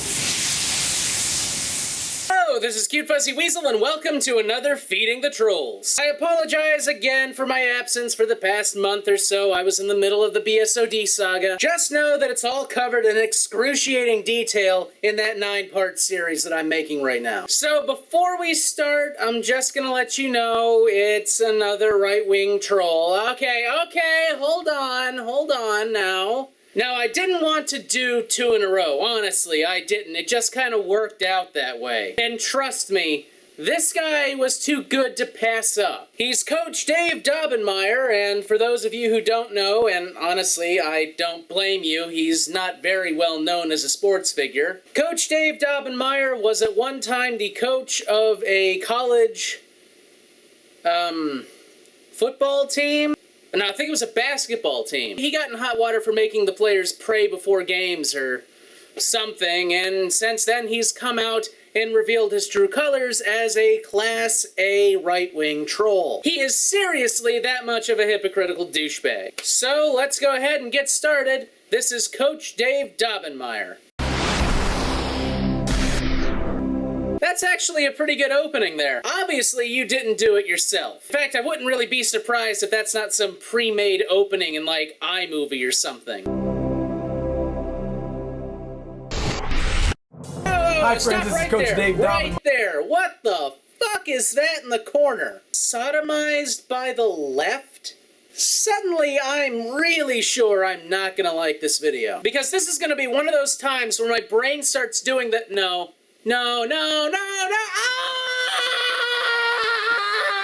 Hi friends, this is Coach Dave Daubenmire. What is it with these people and assuming they're talking to friends? Just once I'd like one of them to open with, hello everyone who hates my guts and disagrees with everything I say. This is KillAllTheLefties.com news. Newswithviews.tv at newswithviews.com, and I'm here to tell you, I'm sick and tired of being sodomized by the left. You sure this isn't something you'd rather talk to the police about? That's the truth. Nobody will say it. I just did. We are being sodomized by the left. Okay, stop, because that's filling my head with a really uncomfortable, oh, no! What does it mean to be sodomized? Basically, sodomized means to have something forced upon you that is unnatural against your will. Really? That's interesting, because according to Merriam-Webster's online dictionary, sodomy is the, anal or oral copulation with a member of the same or opposite sex. Yeah, nowhere in here does it say that it's unnatural or that it's forced on you. Yeah, the word you're thinking of is, what is it? Oh yeah, rape. Now, who's the left? Well, I think Tom Hanks is pretty left. No! We could call that a lot of different things. I call them the God haters, those who the Bible talks about haters of God. That is, in fact, in the scripture. Really? So somewhere in the Bible it actually says, the left hates God. That must be a verse in You Made It Up-ians. No, wait, I think it's in Paul's letters to the bullshit. You do know that, don't you? That there are people out there who hate God and everything that God stands for. And let me guess, those people are the gays, the environmentalists, and the pagans. Am I right on that? And unfortunately, many of them belong to the left. Whether they be pagans, whether they be tree huggers, whatever you would want to call them. 2 out of 3, score! They are the radical left, and we are being sodomized by them. Okay, Coach, let me see if I get the gist of the video so far. Environmentalist pagans are coming into your home at night and sodomizing you. God, that must be one hell of a time. Oh, yeah. Oh, help protect the trees. We are being sodomized by the left. Oh, social and welfare reform. The values of the left have, in fact, been shoved down our throat. Oh, the spirit of the woodlands cries out in agony at man's environmental destruction. Oh, wow. That's right. All of our virtue is being stolen from us. Yes, it is being stolen. By the Pink Panther. Sodomy is an unnatural sex act. Oh yes, sodomy is unnatural, which is why it's observed in over 1,500 different species of animal. Performed on usually on a man upon a man. Now, it could be done. Obviously, we know that sodomy is also possible between the sexes. Well, given that sodomy covers both oral and anal sex, I'd say, yeah, it's extremely possible between the sexes. But for the most part, it's an act, a vile act, performed of a man upon a man. All right, well, let's look at the math on that, shall we? According to current data, there are approximately 9 million gay people. That is 9 million gay people in the U.S. So let's go ahead and subtract 9 million from 314 million. That leaves us with a grand total of 305 million straight people. Now let's assume that of those 305 million straight people, the vast majority of them view sodomy as an unholy,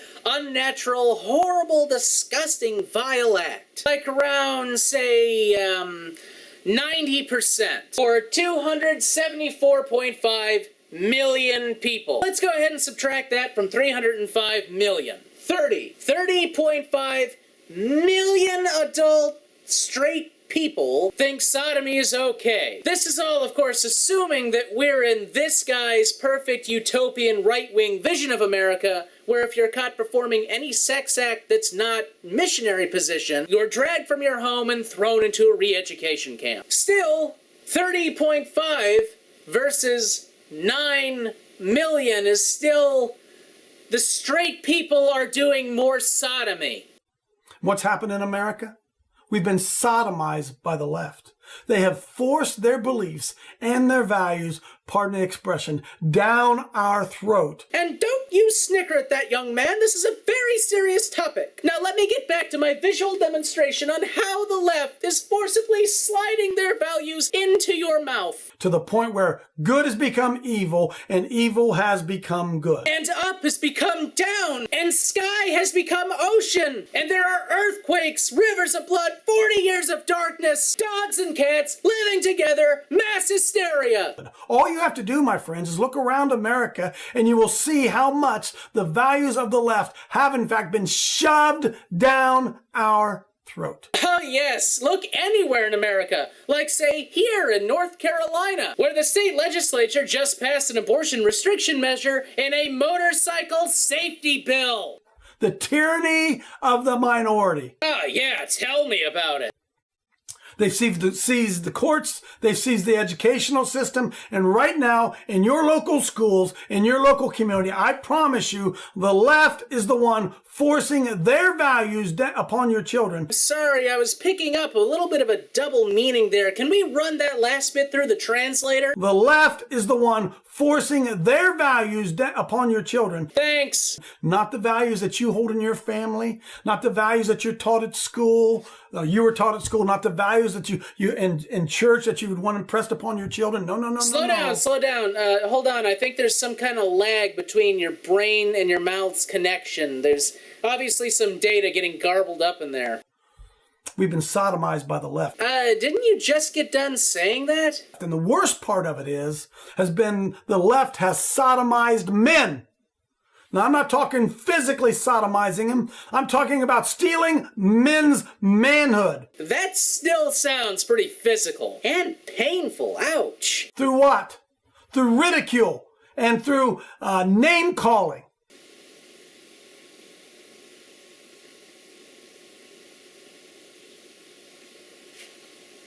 Fuck is with this guy? Oh, I'm so sorry. Are we being too mean, little coach? Are you fucking serious? So let me just get this straight. The left wing is sodomizing you forcibly, aka they're raping you. The left wing is raping you by calling you names. Grow some fucking balls! We're raping you by disagreeing with your bullshit, batshit insane, cockamamie crap.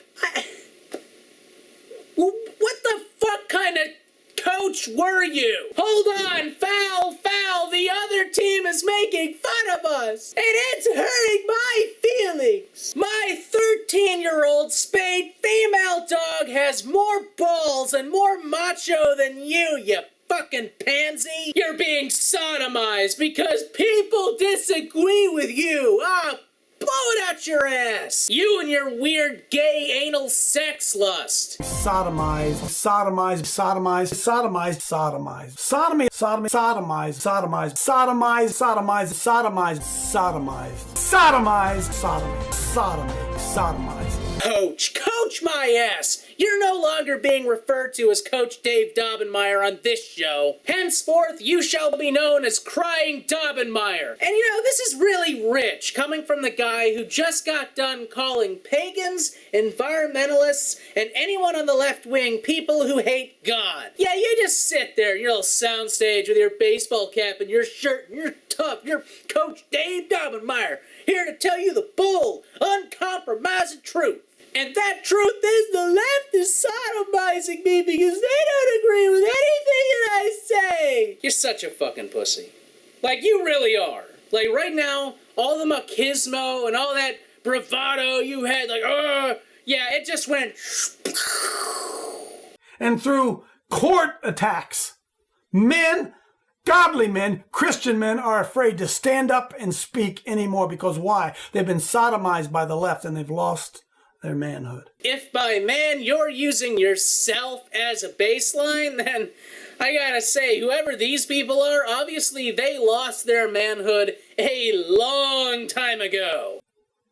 Well, I believe one of the reasons that we've lost this battle, or in the middle of losing this battle, is because, as a wise man once said, the only thing necessary for evil to triumph is for good men to do nothing. Yes, I believe that is a quote from Edmund Burke, who is regarded as one of the fathers of modern conservatism. Interesting side note, did you know that Edmund Burke, despite being dead for nearly 300 years now, still has more balls than you? And we've been trained to do nothing in today's American culture. In the church, we've been trained to do nothing, to not fight evil, to not speak against evil, to tolerate, to keep your mouth shut, to get along, to go along, to go along, to get along, however you would want to word it. I know, right? It sucks that the modern man has been taught to tolerate the differences between people. If only we were all marching in lockstep together through Washington with our hands held high. That would be a perfect world. Men have lost their ability to stand and speak. Why? Because we have been effeminized. We, the men in America, are being used. Oh, wow, wow, wow. What was that? Oh, wow, wow, wow. Did the song you were working on somehow worm its way into your head there for a second? The men in America are being used like women. And there goes your female audience. We've been sodomized by the left. Oh, it's a harsh word. Some of you won't like it. Some of you'll send me emails. Actually, I'll be sending you a note over YouTube with this video, but I can also send you an email if you want. Talk about how a Christian shouldn't speak this way. Well, which is worse, a Christian speaking this way or a Christian permitting it to happen? It's happening right now all across America. Yeah, that's right. Right now under that table, I bet there's a left-wing radical sodomizing you. Can't you just feel the evil all over you? The values and the innocence of young children are being stolen to us as they are being forcibly sodomized by the left. Hold on, I'm getting another double meaning there. Can we run that through the translator? The values and the innocence of young children are being stolen to us as they are being forcibly sodomized by the left. Great job, Johnson. Intellectual sodomy, moral sodomy. That's what's happening to our children. And until we begin to rise up, men of God, and begin to fight and push back against this evil, manhood as we know it is going to disappear from America. And if this video is any indication, manhood as you know it is being able to dish it out to different groups of people, but then crying that you're being sodomized when someone starts calling you names. This is Coach Dave Daubenmire, newswithviews.tv at newswithviews.com, telling you I'm tired of being sodomized by the left. We'll see you next time. Hey look, it's Coach Dave's happy sodomy smile.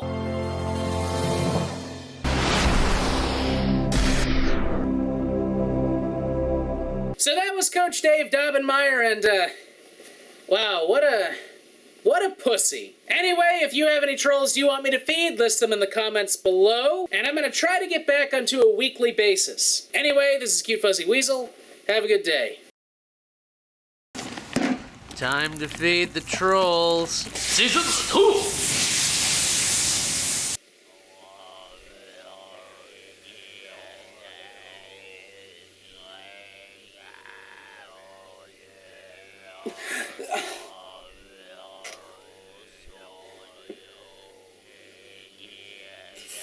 Fuck. Thou shalt not take the name of the Lord, thy God, in vain. Who said that? Someone who wants vengeance for innocent blood cries out to a just and holy God. I know that voice. And the devil soon will know yours as well, for you are a heathen, and a heathen will not inherit the kingdom of God, nor the adulterer, nor the sodomite, nor the... Cut the Bible crap, what do you want? To give you a taste of what's to come. But first, we couldn't have helped notice you've been doing a lot of right-wing trolls. And we think... Who's we? Why, we are the ones who are coming. The ones who will send you to hell. The ones who want blood. So, what, like vampires? No. Werewolves? No. Mosquitoes? Your humor will not save you from the righteous judgment that is to come. Okay. So, what's the deal here? Your suffering will be but a small taste of it. Yeah, I got that, but what's happening right now? You're going to feed Jared Milton. I already fed Jared Milton. You're going to feed him again. And if I refuse?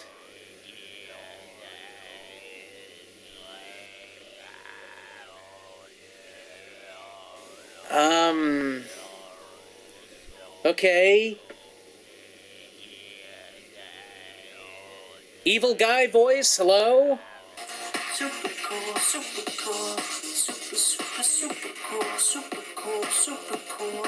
I'm just so Okay, you can play that music all you want. I fed Jared Milton already. He's a fake, alright? So, no, not gonna happen.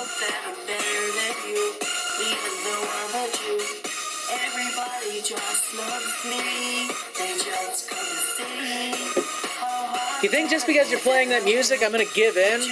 This isn't some cartoon comedy, alright? I can listen to this shit all day if I want to. It's not gonna change anything.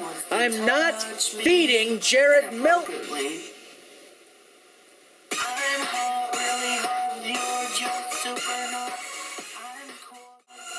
Okay, I'll feed him. I'll feed Jared Milton. Just turn it off. Alright, just turn it off. Okay. Jared Milton. Hey guys, for 2013, I definitely think all my fans should check out this new exercise regime called 30 Extreme by Be Fit. The annotation link will be right here. I want my fans to click on it and subscribe and become a regular member, because this will help you a lot. I wonder if the Be Fit company is aware that you're actually doing a vicious smear campaign on them by having their advertisement on your show. Here's the picture here of the two coaches, Scott and Susan, and they will have you up and burning weight in no time. So please check it out, get fit, get sexy like me. Oh god, I think you permanently turned me off to sexiness. Yeah, and we can all go into town and sex people up. Oh god, I want out of this chair! Okay, back to the main point of my video. Today I want to talk about a thing called swag. Swag? Seriously, we're all gay? Silly wild-ass guess? Southwestern aging grannies? Symphatic wobbling anatropic Greensburg? What? You may have noticed I have it. I've had it for a few years. You have it?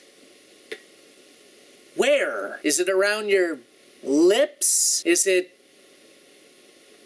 somewhere else? Wait a minute, you said swag! Oh. I thought you meant herpes. But I just want to talk to the online community and mostly the haters of swag. Well, we are literally a captive audience, so what do you want? And ask one question. Why do you feel it's necessary to pick on us just because we're more attractive?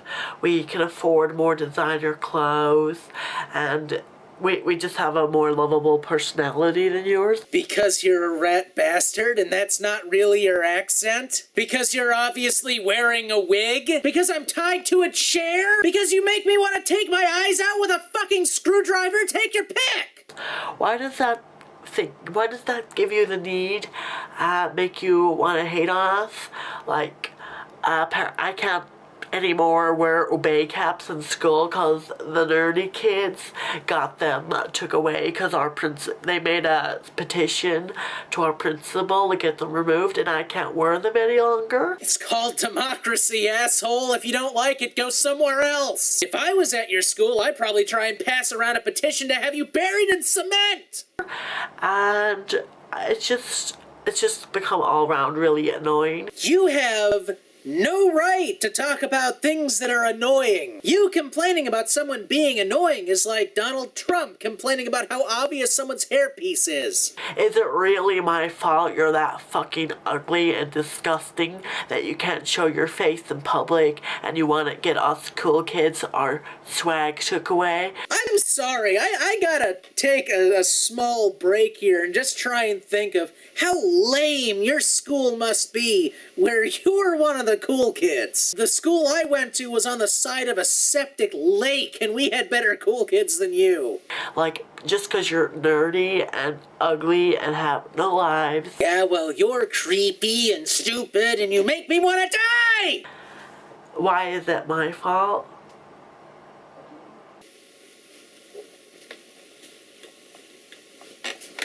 Now I want to go the other way.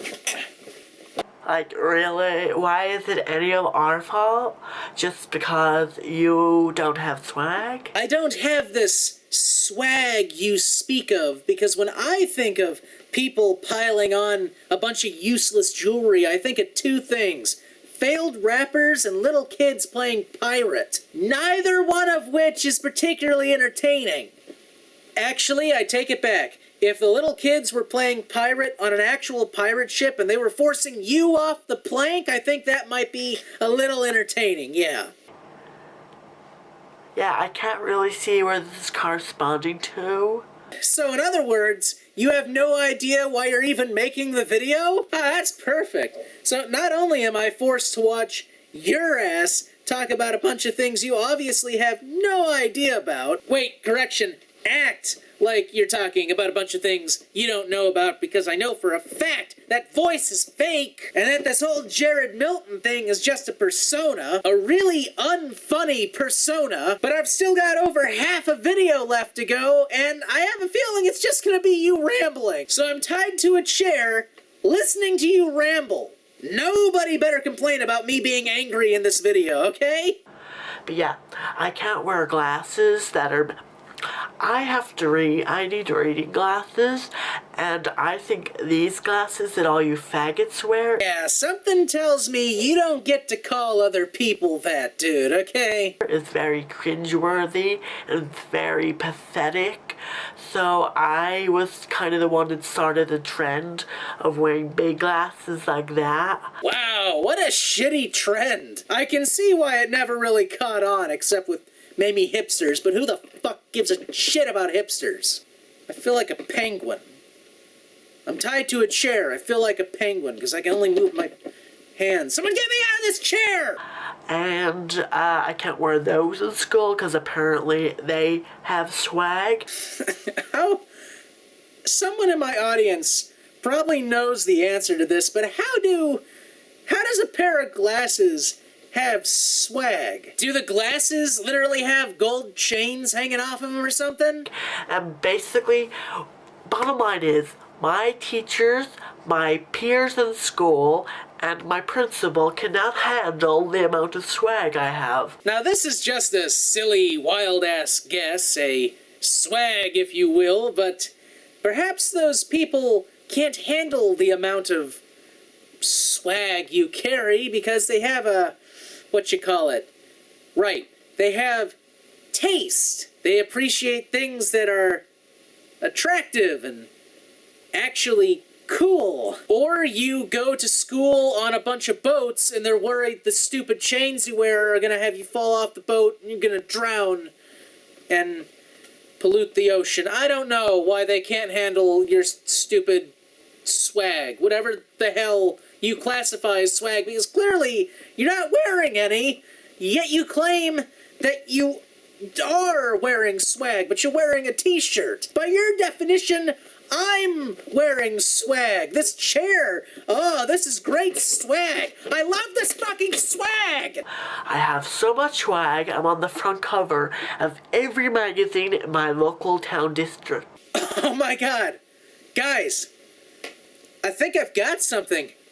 If we find out where this guy lives, I think we may have actually discovered Nowhereville. And a lot of you think, oh, you think it's easy just to like hate on us and be like, hey, that's swag. How do you think I feel? My life is very difficult. Having swag is very difficult. So living with swag, is that like living with diabetes? Actually, that's kind of funny. I just thought of a gangster Wilford Brimley. Maybe we can come up with some kind of marathon to help those living with swag. It could be called the March of Bling. I have people looking at me. I have people wanting to take a picture with me. Hey, honey, take a picture of me standing next to Bat Boy. I have people never accepting my money, and they're like, you're too attractive to pay for your spray tan and stuff. Wait, you're doing spray tan? Man, I would get my money back from wherever you're buying that shit from, because right now, you are about the whitest thing that has been on this show since Glenn Beck. And at the end of the day, it's just really, really annoying that it's almost as if I have a disability. It's almost like you have a disability. I love it. Where everyone feels that they have to give me special treatment. This is too perfect. This is too perfect. Swag in no way is a disability. Well, in a way it is. I would call it the sexy disability, where we suffer from a disease called sexy. I happen to have a very sexy learning disorder. Tell them what it is, Kiff. Sexlexia. But yeah, bottom line is, I think everyone should have a little bit of swag. Oh, how kind and generous, noble egg person, to allow us commoners to have useless, heavy, fake gold chains. Oh, all my life I've always wanted a giant pewter dollar sign with a bunch of plastic diamonds in it. It's just so swag, you know? No matter how ugly you are. But yeah, so I'm kind of hoping by making this video I can highlight the problem and get a lot of thumbs up and stuff and a lot of comments. Oh, you made a video to get a bunch of thumbs up. Well, let's just go ahead and take a look at that number, shall we? People, because I know a lot of people appreciate my swag. I got a message a few days ago from this kid called Jonathan, and he was just like, Jared, I love your swag, I love everything about you, I love your hair, I love how you have real opinions. Johnson sounds like a schwanz. Shout out to all my German viewers. Schwanz is German for penis, I think. Or maybe it's not. I don't know. The point is, it's Johnson, you know? Johnson, penis. The guy was probably a talking penis. I love how I love how you stand up against all the problems on the planet, like atheism and freedom of speech, to people to hate on people like One Direction and stuff. You're not funny. Saying that you like One Direction is not funny. It's sad. It's sad that you like One Direction. I don't understand why you keep using it like it's a joke. It's like saying, I don't know, poor Timmy, he lost his finger in a meat grinder. Ha ha! It's funny because, you know, he lost his finger in a meat grinder. See how it's not funny? It's sad. Timmy lost his finger in a fucking meat grinder. That's not funny. It's this fucking chair. I'm really tied to the fucking chair. Like, I can't get out. I am literally tied to this fucking chair. It's It's awesome. It's an awesome feeling. It's a great feeling for someone who's claustrophobic to be tied to a fucking chair. I love it. It's great. It's wonderful. Because Owie also respects my my talents and how I appreciate all artists like One Direction. And I'd just like to say I like to see more people like Jonathan getting respect for having swag and people like me. So hopefully this will highlight something, I guess. But yeah. Peace of love and applesauce and gravy and tomatoes and basically healthy food, because that's what everyone should be eating, because healthy food is delicious. I've officially been turned off from all diets and will now eat nothing but McDonald's and butter from now on. So yeah, exercise is your friend. And now I've been turned off to all forms of exercise. And dessert is your enemy. So yeah, peace out, motherfuckers.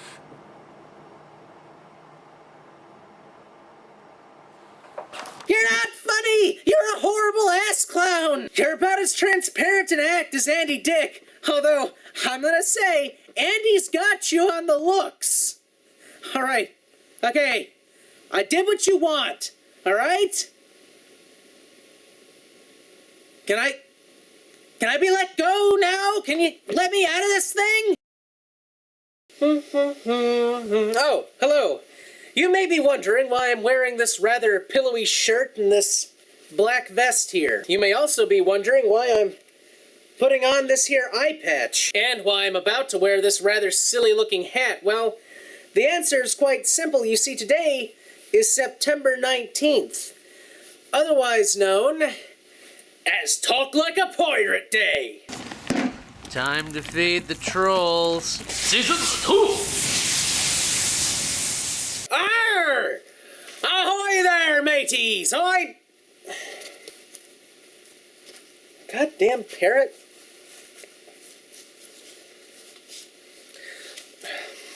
Arr! Ahoy there, mateys! I be the great Captain Weasel, and welcome to Feeding the Trolls. This here Fuck you, parrot.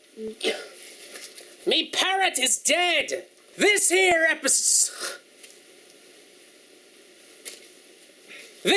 episode be in celebration of Pirate Day, me second favorite holiday. Fuck it.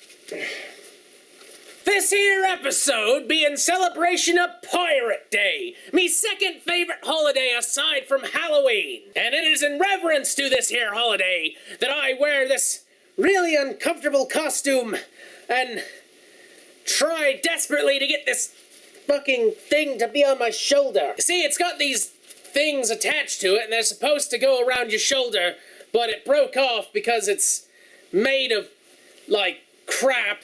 And now it's like, I mean, it can't balance on its own when I... See, it won't... oh, shit. Oh, wait. No, see, it didn't do it. This is kind of embarrassing because there was a whole bit about this parrot. And, Yarr! I'll have to return it to the pet shop that I bought it from. Its feet were nailed to its perch. Yarr! Me accent sucks anyway. Maybe I can pull off a Lone Ranger and have it on the... Holy shit, I think it's working. Alright, me parrot's gonna be right here. Today we be feeding Louie Crunch, who made a video about how much he hates rednecks and the history It's biting me eye! Maybe if I shove it underneath my hood. Here, there, now it's sleeping. Well, I can't not use the parrot. It was bloody expensive for what it is. How'd they get away with selling this thing for $12? I normally like Spirit Costume Shop because I get a lot of me makeup kits there, but this is ridiculous. And this is the adult version, too. I mean that in the way that it's supposed to be on an adult costume, not because it's... Clean out your mind! Get it out of the gutter and back into the... whatever it is the pirates had that were like gutters. I don't know what I'm gonna do with this. I'll just hold on to it. Right, so here we go with Mr. Crunch's video, the anti-redneck movement. You know what pisses me off? I don't know. when the buffet be closed? But alas, that is the only fat joke I can really make, considering my own ample gratitude. Shit, what did pirates say? I think pirates said fat, considering I myself am a bit overweight. Looking back on it, I probably should have looked up how to talk like a pirate before I did a Talk Like a Pirate episode. The way we encourage stupidity in this country. Hear, hear! There be far too many dull wits on television these days. It's bad enough being an American with the rest of the fucking world hating us, and then I gotta take a look around and I start to hate us too. But what can I say about that sad state of affairs? Haters gonna hate. And the reason is because we laud and encourage rampant fucking stupidity. And it permeates our culture in every way, shape, and form. And today's shape and form is rednecks. Actually, I'd be willing to argue that today's state and form is New Jersey. Specifically, this group of people. That and whatever the hell kind of alien life form that's supposed to be. I will be so glad when this "it's cool to be a redneck" phase blows over, you know?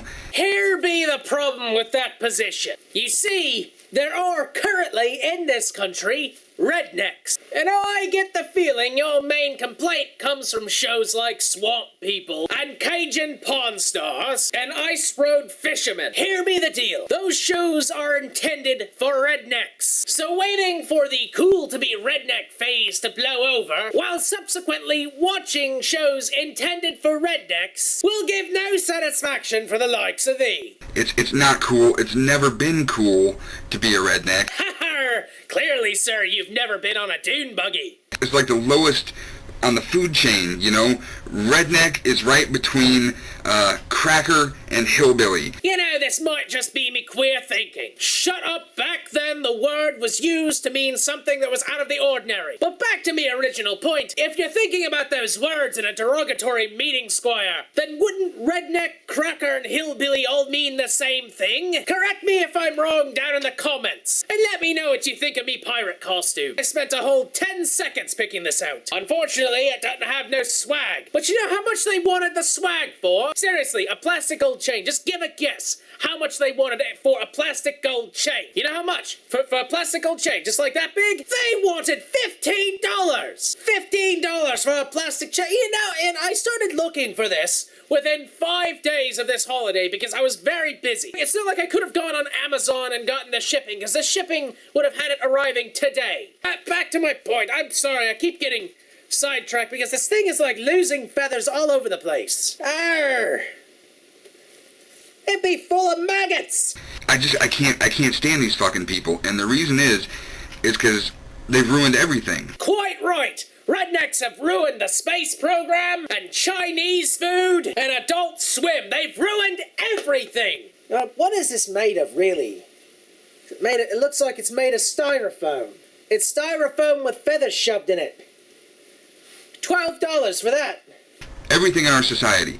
Television shows, I can't flip a channel without seeing a toothless inbred, you know, jumping around being a moron for the amusement of others. Well, I hate to say this, buddy, but hence why it's on television. It's entertainment for others. You're supposed to look at those people and laugh and point at them how stupid they be. Why do you smell like French fries? Go home, fake parrot, you're drunk. Me point is, it's considered entertaining to laugh at how stupid those people are. Don't get so bent out of shape about it. I mean, it doesn't mean everyone's a redneck. You've got, Larry the Cable Guy Does America.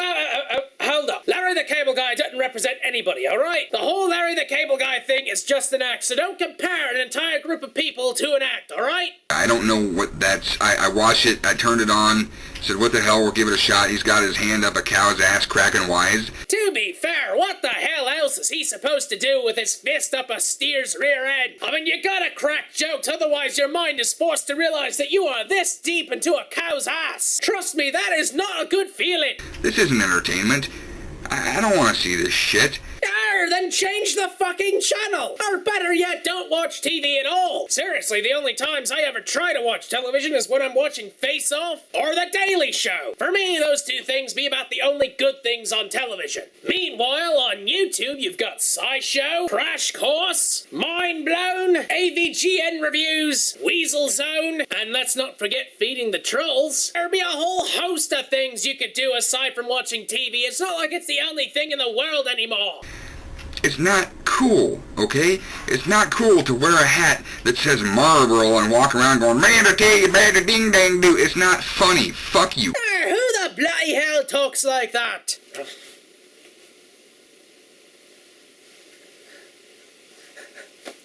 Are you fucking kidding me?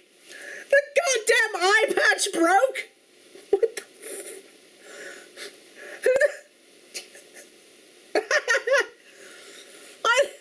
How hard is it to fuck up an eye patch? God damn it, I can't even fix this. And the whole look is ruined without the eye patch. Maybe I can kinda stick it on and wrap. Ow! God damn it! Okay, I've got an idea. If I put the strap over my head and I put the hat on the strap, assuming the hat doesn't fucking dissolve, I might be able to hold the eye patch in place. Ah, there we go!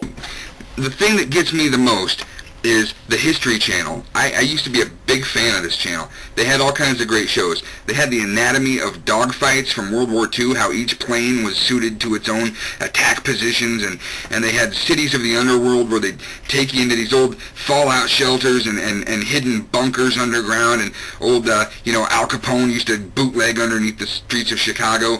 Yes, and that was all well and good. I remember those days. We used to call it the Hitler Channel back then. But here be the deal. Running an entire network costs money. And when ice road truckers started to break the tops, they had to throw other shit on there. Thus began the long spiral downward for the History Channel, and the Discovery Channel, and the Sci-Fi. Actually, the Sci-Fi Channel ended basically when they turned into this. What the fuck is that supposed to be? Ziffy? Gone be the channel that once carried Mystery Science Theater reruns from me youth. Now they be replaced with this crap. And they took all that off, and they put on Swamp People. A bunch of toothless, inbred, drunken, fucking ignorant rednecks speedboating around our precious marshlands, raping Mother Nature and killing her children. Yay, History Channel. Okay, that be a position from pure ignorance right there. For the first bit, there be no shortage of alligators. It ain't like these people are going out there fracking the shit out of the wetlands. They're earning a living. And unless an episode of Swamp People comes out where they're pouring fucking battery acid into the water, I don't exactly see how they're raping Mother Nature. Thank you so much for taking the educational content of your programming and stuffing it up your ass and putting fucking Cajun Pawn Stars? Cajun Pawn Stars?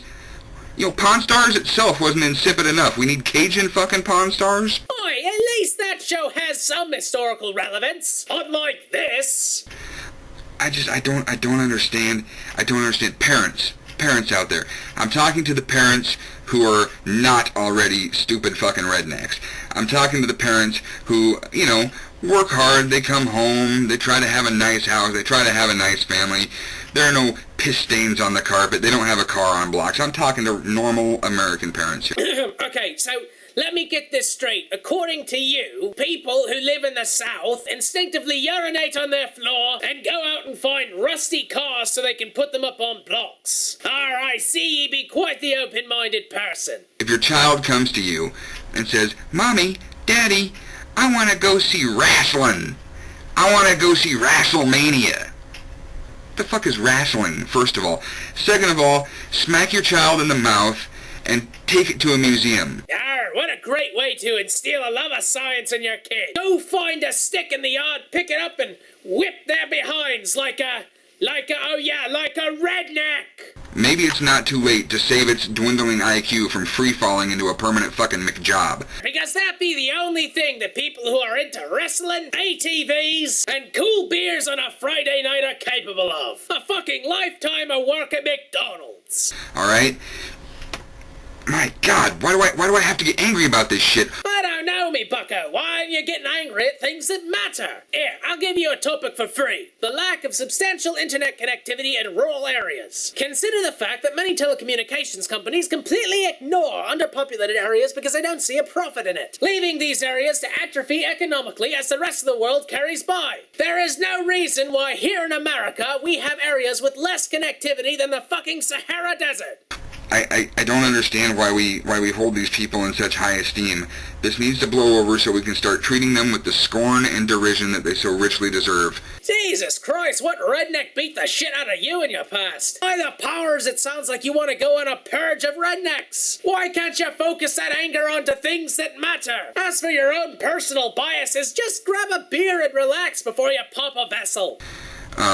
Anybody with a set of fake testicles hanging from the back of their truck, fucking die. Actually, I agree with that one. Okay? Anybody with an article of clothing that they purchase with coupons from the backs of cigarette packages, fucking die. Really? You can get clothes from coupons off the backs of cigarette cartons? That seems like such an odd thing to be on the back of a cigarette carton. I guess considering that the cigarettes might make your clothes smell, it's like, yeah, I'm sorry this product made your clothes stink up. Here, you can get a new shirt. I'd expect to see, like, if anything, a coupon in there would be like a coupon for more cigarettes. Okay? Anybody that thinks professional wrestling is really good, strong American drama, die. Okay, I can pretty much guarantee you no one in the fucking world thinks that, alright? NASCAR, you're driving in a circle. It's not a sport. Die. It takes some skill to be a NASCAR driver, alright? It takes some skill and it takes some stones. And I'd also like to add that many modern systems that we see on cars nowadays were pioneered on the racetrack, so you take that back. I could go on, but, I don't think I need to. I think you see my point. Yeah, I see your point, but I think you're taking it out on the wrong people. See, you're going after these guys, when you should really be going after these guys. 'Cause they be the ones making the decisions. I'm gonna start the anti-redneck movement. That's what I'm gonna do. It has to be done. These people need to go. Okay, I gotta stop. I like burning out my voice. Yeah, the pirate life is not for me. Anyway, I hope you enjoyed this episode, and, as always, if you have any trolls you'd like me to feed, list them in the comments. List them in the comments below. And as always, this here be Captain Weasel. Have a good day. Hello, this is Cute Fuzzy Weasel, and, I've had a bad day, so I'm gonna feed a troll. Time to feed the trolls. Season 2!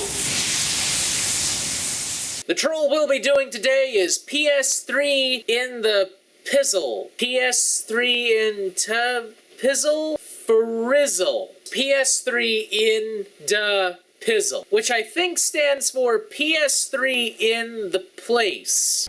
Hey, yo, what's up? It's your boy PS3 in the pizzle here. Oh god, no. A wannabe gangster. This is what I've got to do. You know what? I'm really fucking angry. That's right, you sound angry. You sound mad. Just a big old ball of bubbling mean mad. Because y'all niggas on the comment section of my videos are saying swag bag and, oh, you listen to shitty rap, oh, this and that. Well, I can tell you a great way to try and convince us that you're not one of those would definitely be to not use that picture. Please tell me that is not an actual pair of sunglasses. You know, like, I fucking love Soulja Boy music, like, you know, fuck the haters, dog, like, F the haters, nigga.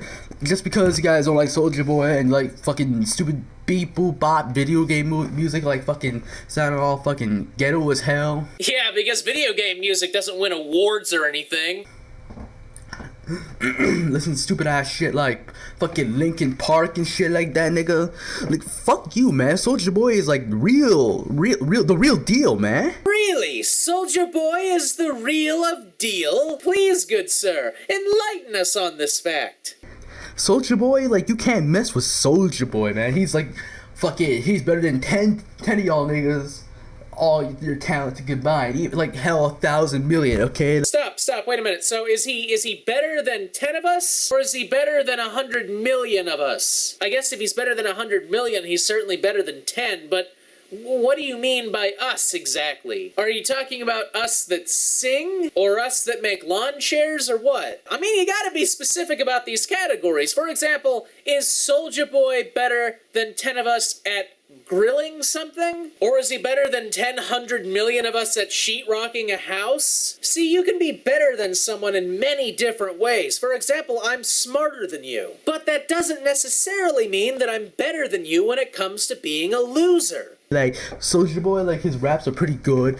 You guys call me swag bag, huh? Well, what's wrong with swag, huh? Swag, if you were swag, you probably wouldn't be complaining. Whoa, hold on. You're like streaming off topic here. Are you talking about how Soulja Boy has okay raps? Or are you talking about how you have swag? I mean, you just jumped from one topic to the other without actually closing the last one, so where's the end? Where's the period in that run-on sentence of yours? Like, I'm swag, I have nothing to complain about. Hold on, so you are swag? Well, no wonder you don't make any sense. You're an inanimate object. Or you're an abstract concept. I'm still not sure what the fuck swag actually is. Soulja Boy is swag, he has nothing to complain about. You guys have zero swag, therefore you have a lot to complain about. So wait, now swag is the amount of someone's grievance? No, you have no right to complain about Soulja Boy. You have no right to complain about his rap songs. You have nothing to complain about motherfucking songs, and his haters are fucking gay.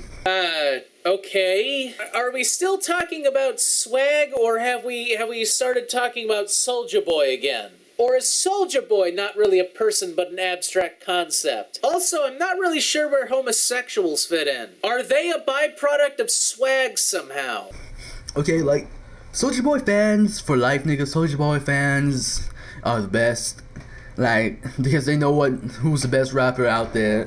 Soulja Boy. Okay, so have we stopped talking about swag yet, or are we talking about Soulja Boy, or... Yes, I believe we've gone past the swag argument into the Soulja Boy topic. Okay, that's what I wanted to know. So the two, are they or are they not linked? No, I don't think they're linked. He didn't mention anything about them being linked. Hold on. I've got a question about the homosexual correlation with lack of swag or an increased level of swag. Okay, go ahead. Alright, so if the presence of swag is somehow connected to homosexuality, then does Soulja Boy have any kind of inverse, positive, or negative effect on the presence of swag when in the vicinity of gay people? That's an interesting question, and I think it may be possible to achieve critical mass with Soulja Boy if we surrounded him with 3 or 4 gay people. Astute observation, but what if the gay people are rotating around him? Most rap songs in the game, okay?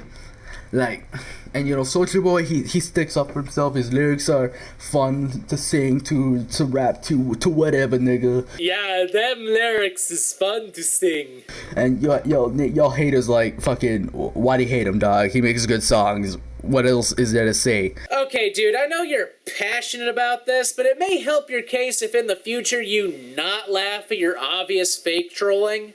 And you know, like, I fucking hate how you niggas are like talking shit about his song. Like, you know, he made a song, you know. Yeah? He made a song. Hence his occupation as a rapper. They tend to, you know, make songs. That got pulled off his record once. It's, you know, I don't remember what it's called. I'll put it in the description below. So you don't know the name of the song, yet you're making a video and wasting everyone's time defending it. And I would like to add, you're making this video a whole year or so after the song and the controversy and everything about it happened and is now done with. So, really, what the fuck are you doing? Anyways, like, one of his lyrics in there was, fuck the FBI and fuck all the army troops fighting for a way, bitch, be your own man. Like, and everyone's like being a bitch about, oh, he said fuck the FBI, fuck all the army troops. Most notably, the fucking army troops part of the song. Okay, like, no one cares about the FBI. Who cares? Because the FBI doesn't do anything anyway. We're not talking about that. We're talking about the army now.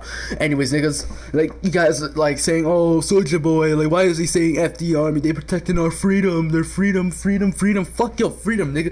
Soulja Boy has nothing to do with the army, okay? Like, he's just saying that because he's, like, saying, oh, be your own man. Don't care about the army. Don't care about those who are protecting you. Like, anything authority-wise protecting you. He's talking about protect yourself. Look out for yourself, nigga. That's what he meant in the song. Actually, that is not what he meant. He did not mean to say that you shouldn't care about the Army or the Navy or the Armed Forces or the FBI. However much it sounded like that.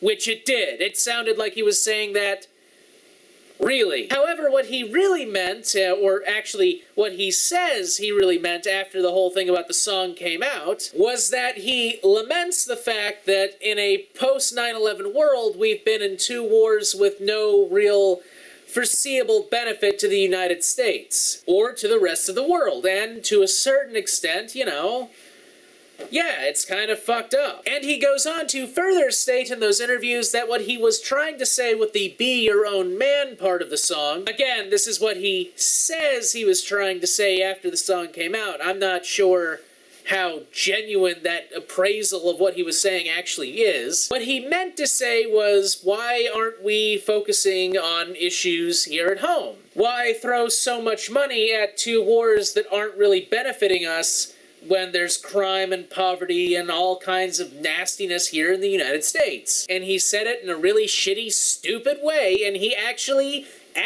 acknowledges that, yeah, he said it in kind of the wrong way. Since this part of the song came out, he has apologized profusely for those lyrics and took that song out of the record that it was supposed to be in. And I would like to repeat, all this happened way before you released this video, so once again, I'd like to ask, why are you wasting our time? But no, you guys are like only focusing on that lyric where he's not even being serious here. And you know what? Even if it was being serious, he has a fucking point. Wait, who cares about the army, dog? The army's a bunch of bitch-ass niggas. Like, fuck the army. Once again, that is not what he meant, and fuck you. Like, the army's gay as hell, dog. Like, fucking disposable-ass fucking soldiers. Like, who cares about soldiers, okay? Like, I don't care about those soldiers in Iraq or Afghanistan or in whatever in the Middle East. Who cares? You don't care. I don't care, nigga. Only people who care are the fucking families and the fiancés and whatever, nigga. Fail troll is fail. You just stated why we should care about them. Because they're fucking people. And they're fighting for the country we live in. So, the fuck again, what is your fucking point?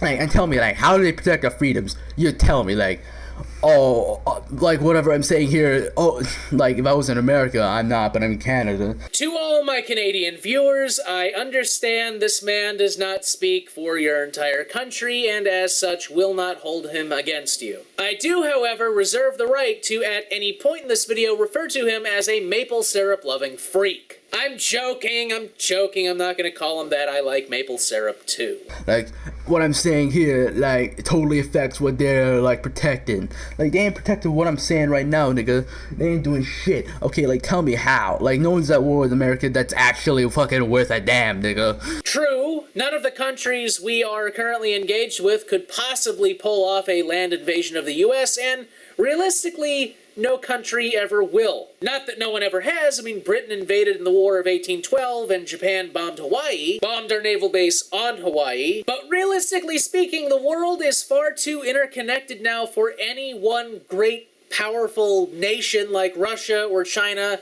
or Britain or the US to go and invade another. It'd be a death sentence for everybody. Even if that kind of attack didn't also spawn a nuclear war, you're still talking economic Armageddon. No, what American, and I'd like to add Canadian troops do is they go in and they weed out terrorist cells primarily now. They're the ones making sure that people don't hatch another 9/11 or sneak fucking nuclear weapons into the country. They're the ones who physically go after the kingpins and foil their plans. So in that sense, yeah, they are protecting you. No, like, do you think 9/11 happened because soldiers failed to protect us? No, 9/11 didn't happen because soldiers failed to protect us. 9/11 happened because the security apparatus in the United States failed to pick up on warning signs. And because of a bunch of evil douchebags who, for the most part, have been either killed or captured. No, no one gave a shit. It was like a surprise attack. You think the Middle East people give a shit, nigga? No, fuck you, nigga.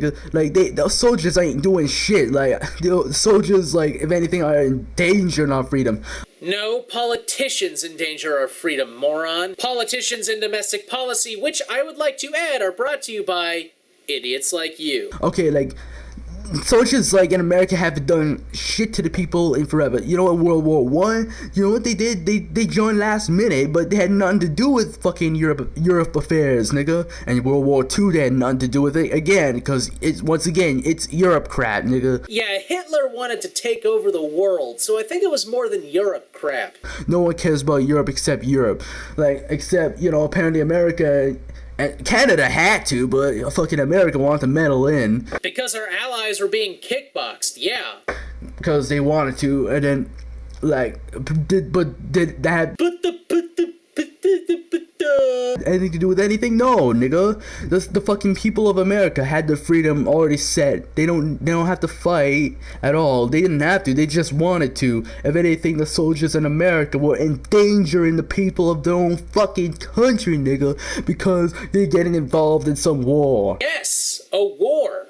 After we were attacked. A war, which I'd like to add, the soldiers had no say in whether or not they were going. You know, it's not like you join the army and they give you a little pamphlet that says, hey, if you don't want to participate in this battle, it's okay to say, can I, come back on Tuesday? That's really not how it works. You go, you follow orders, that's the deal. So you keep blaming American soldiers for wars and conflict and,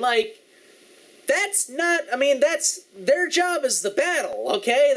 Their job is not deciding to go to war. Their job is fighting it. The people who decide that we're going to war are the president and the Joint Chiefs of Staff or the Congress or the Senate or weapon manufacturers or military contractors, and suddenly this got very depressing. The point is, it's not the soldiers, so again, what's your point? Okay, they taking Hitler lightly. They're lucky they beat Hitler. Anyways, nigga. Jesus Christ. Listen, kid, do you have a degree in history or hell, even a cursory knowledge of the World War II Wikipedia page? Oh, what's that? You don't? Then shut up about it! Christ, what does this have to do with that rapper? That's not what he says he meant at all. So, some Soulja Boy fan you are, or rather you're impersonating, because I don't believe for a second you mean what you say. Christ, this is such a fucking waste of time. I could be feeding Caden Cowger right now. Instead, no, I'm feeding you, Mr. McWorthless. And then we got the Cold War, once again, actually endangered citizens, nigga. It endangered citizens with the whole, rush to the atom bomb shit, nigga. Russia versus America. If America didn't have anything to do with that, World War II, there was no being scared of nuclear weapons, okay? Nuclear weapons would have been, nothing to worry about. They would have not even been made that time. Okay, now I don't even know where the fuck you're coming from. American soldiers and Soulja Boy and swag have something to do with Hitler, and then the Cold War happened because of Russian nuclear bombs and soldiers. You're so stupid, I can't even follow what you're saying. It's literally like you took a history book and kind of peed on it, and then threw it in a blender and blended it, and then just went, and just tossed all these words everywhere, and you don't even know what the fuck you're saying. Anyways, so you see how many American citizens were scared? I bet a lot of them was scared at the time. What if the other countries make bombs now and bomb our cities? Oh god, I can physically feel my brain cells dying listening to you. This is literally worse than the shit I would hear back in elementary school when the kids would come up and write their report and go, Hitler was a very, very bad man. This is worse than listening to that. You are less informed than a fucking 11-year-old. It's like Nagasaki or whatever it's called. Nagasaki! It was called Nagasaki, you fucking ballsack! What the fuck, Canada? I thought you guys were supposed to have a better educational system than this. The motherfucking hero shizzle. Oh, like, holy fuck, man. Like, America, if anything, the soldiers endangered the freedoms of America kids and adults and everybody there, nigga. Don't tell me that the America fucking, they're protecting our freedoms. They ain't doing shit, nigga. They just have a lot of soldiers just to be power-hungry niggas. Like, fuck, the soldiers are gay as hell, nigga. Like, soldiers are fucking homo. Like, I'm the fucking real deal here. Like, I'm protecting my freedoms by myself, dog. Jesus, no, dude. You're not defending your freedoms. You're just being retarded. The government is actually, like, providing me the freedoms, not the fucking soldiers, nigga. Fuck the police. Fuck the army. Fuck the FBI, nigga. Who the fuck do you think the government is? Like, and fuck y'all niggas, like, fucking army soldiers saying, oh, I've been in the army 9 months, I can, like, Soldier Boy won't last a second, fuck you, nigga. Soldier Boy will kick your butt any day of the week, nigga. PS3 and the Pleasel out. Thank Christ that fucking thing is over. That had to be one of the dumbest trolls I've ever done. One of the most uneducated Neanderthals I've ever had on this show. I mean, damn, PS3 and the pizzazzle. You're beat out only by fucking Cajun Santa, and that's because he thought the world was stationary. Wait, no, shit. I bet you think that, too. I mean, I wouldn't exactly put it past your fucking obvious rampant lunacy. Please, you know what? Do us a favor. Don't breed. Anyway, as always, this is Cute Fuzzy Weasel. If you have any trolls you'd like me to feed, list them in the comments below, and have a good day, or good night, or whenever it is you guys watch this. Time to feed the trolls. Season 2! Nazi-Man here, and it's time once again to feed the trolls. Wow, isn't it great to have my own show with 4,000 subscribers and a green screen? Today we're going to be doing an old favorite of ours, Mariotehplumber. So let's not waste any more time. Hey guys, sorry I'm late. Someone tied me to my bed for some reason. Well, whoever it was wasn't very good at tying knots. Oh, hello, who the fuck are you? Oh, why? I'm Nasu-Man, co-creator of Feeding the Trolls. Well, co-creator's a loose term. I'm more of the entire creator, the originator. Messianic Lord might be a good term. Spiritual core, I think, is the most appropriate one, though. You see, way back when, I was the muse, the true inspiration for Feeding the Trolls. Weasel may be more of the face of it all. He's actually more of a stain on the face of Feeding the Trolls. You may notice it first, but it's truly not where the substance really lies.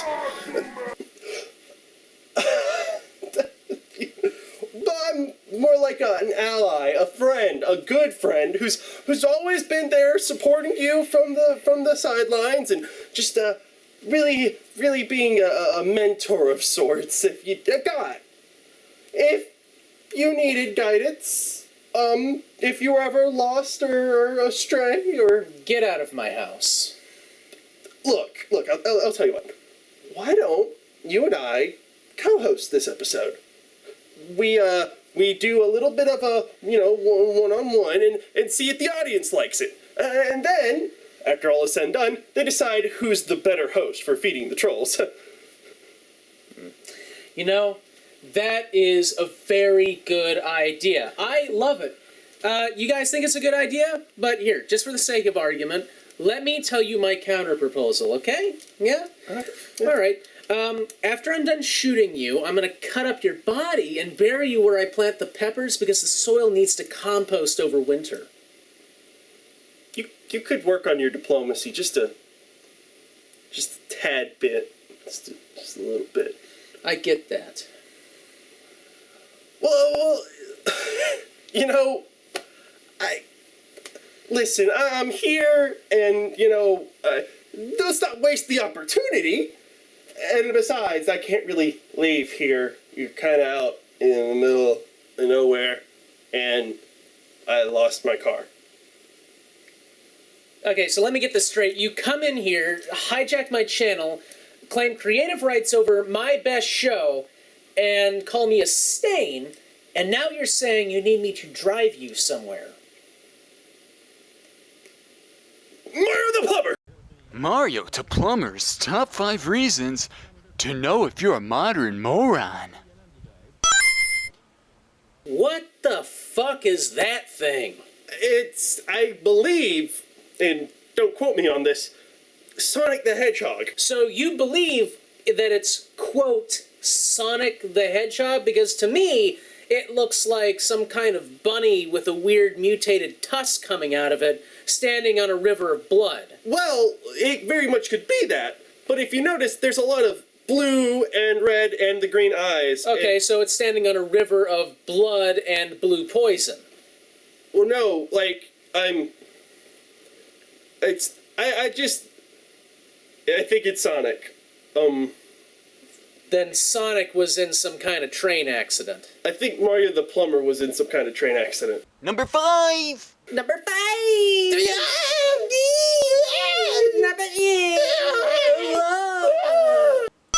Your Sonic game collection only contains modern games. One quill up my ass. Shower Hedgehog. Oh God! Is that a real song? Yeah, it's pretty horrible, but still it can't compare to Super Cool. Well, it starts with the words "one quill up my ass" and. Yes, but have you even heard Super Cool? No. Is it my fault that I'm better than you? Even though I'm a Jew, everybody just loves me. They just come and see. What really sucks about the whole thing is I've never played any of those games, so I have no idea whether or not they're good. Oh, this is my thing! This is my thing! Shower Hedgehog. This game sucks. Just pass. What the hell is that place? Oh, this? This is the Nasu Void. It's my safe place. It's where I go to review video games. Well, this or my room.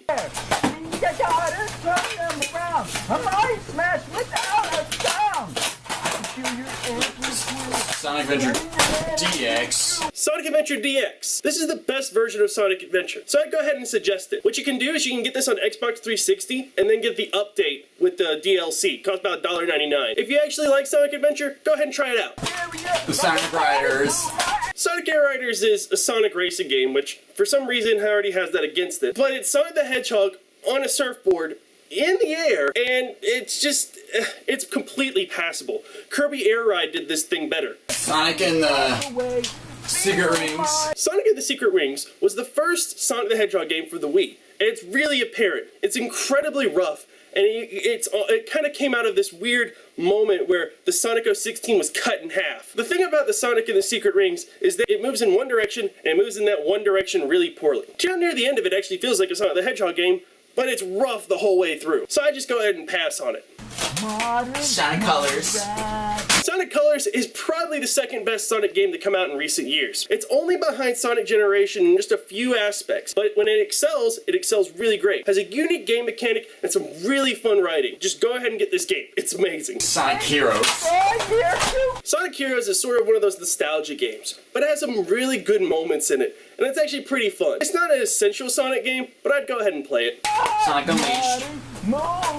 Sonic Unleashed is a really fun game for about half of it. It suffers mostly just because of the night levels, but there's a Sonic Generations mod that allows you to play through the day levels at Sonic Unleashed.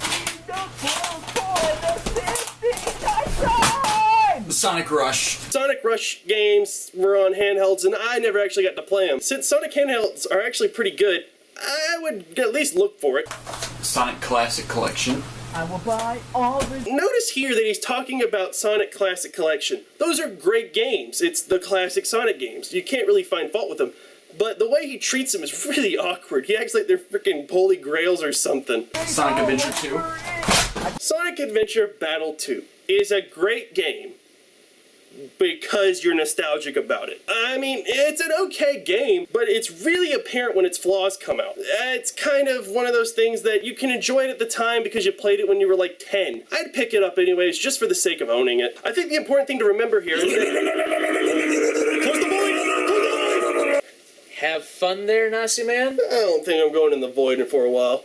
Number 4! And once again, we're privy to one of these fucking things. So, Nazi Man, what the hell do you think that is? With my expert opinion, I believe it's Sonic the Hedgehog. Oh, you think that's Sonic? Yeah. Well, to me, it looks like someone, you know how there's, like, if there's snow on the ground, someone can pee in it and make a drawing? I think the guy saw snow on the ground, and he peed in it, but he's got a bladder infection, and that's what all the red bits are. So, like, so Mario the Plumber had a bladder infection, right? Found snow, and peed out an image of a hedgehog going Super Saiyan. Yes. And then, like, halfway through, it started, like... Yep. I believe that is what happened. That's what the black bits are there, too. I can't even look at it now. Waking up one day and deciding to run like Sonic. Oh no! This section has copyrighted music! Wait! Nasu Man! I have an idea!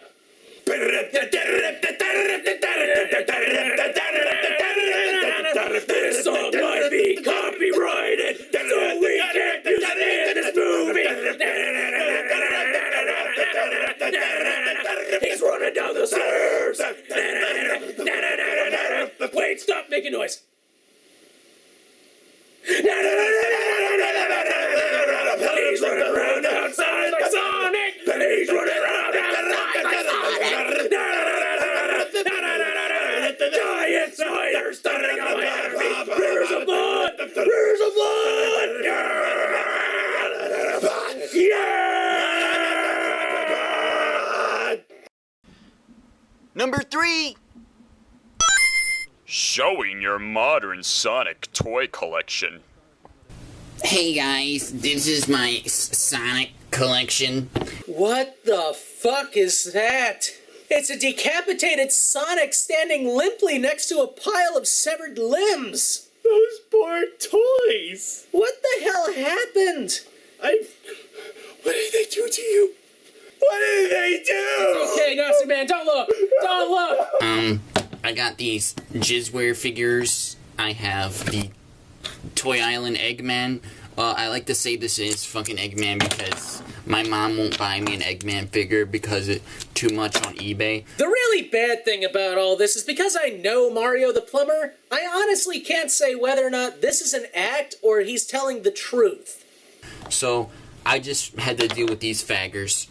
So, I have a Super Silver, and I got this Sonic in the ice chamber, and we're gonna play a game. Now, I'm no expert, but I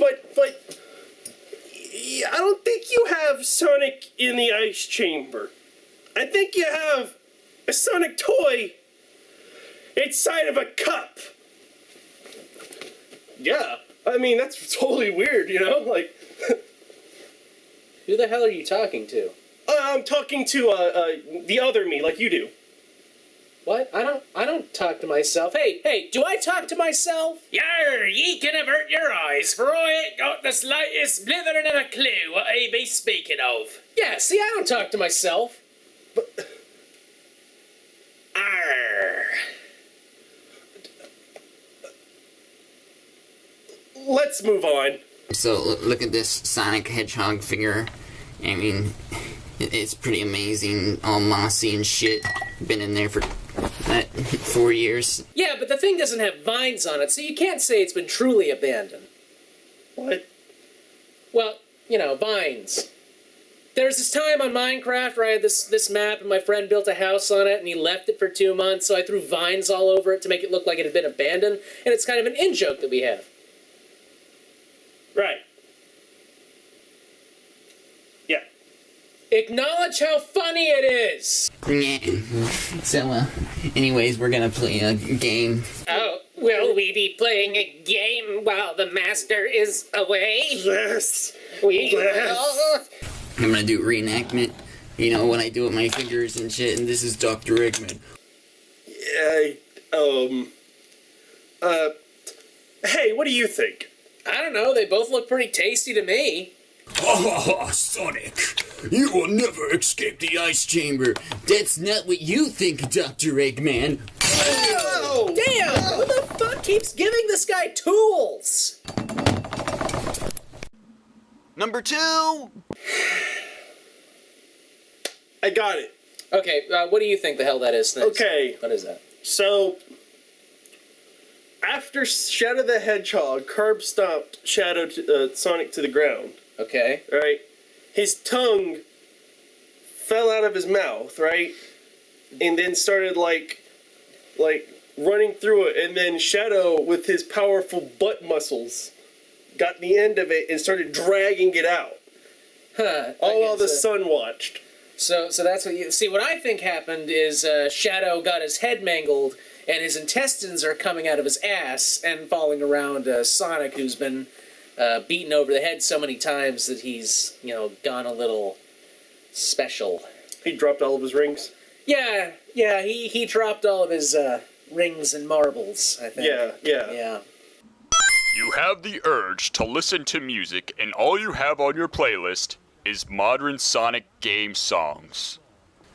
Okay, I got let's see, some Sonic songs I need to listen to, and there's Live and Learn. I don't get it. So is Mario the Plumber now a 65-year-old chain-smoking asthmatic hooker? That's 20 rings for the full service, and 50 rings to put on the Sonic costume. But I swear to God, if you get handsy, I'll flog you myself with barbed wire. There's Live and Learn, Open Your Heart, What I'm Made Of, Shadow the Hedgehog. I mean, oh my God, so many endless possibilities. Whoa, hold up. When you're talking about listening to Sonic the Hedgehog music, you're not just talking about listening to 3 or 4 games. You're talking about a huge collection of music. I mean, each game has unique songs, including some that were worked on by Michael Jackson himself, who did parts of the soundtrack for Sonic 3 and Knuckles. So, pretty much, you could fill up an older generation iPod with just Sonic the Hedgehog music. This is why he's here. Oh, I know.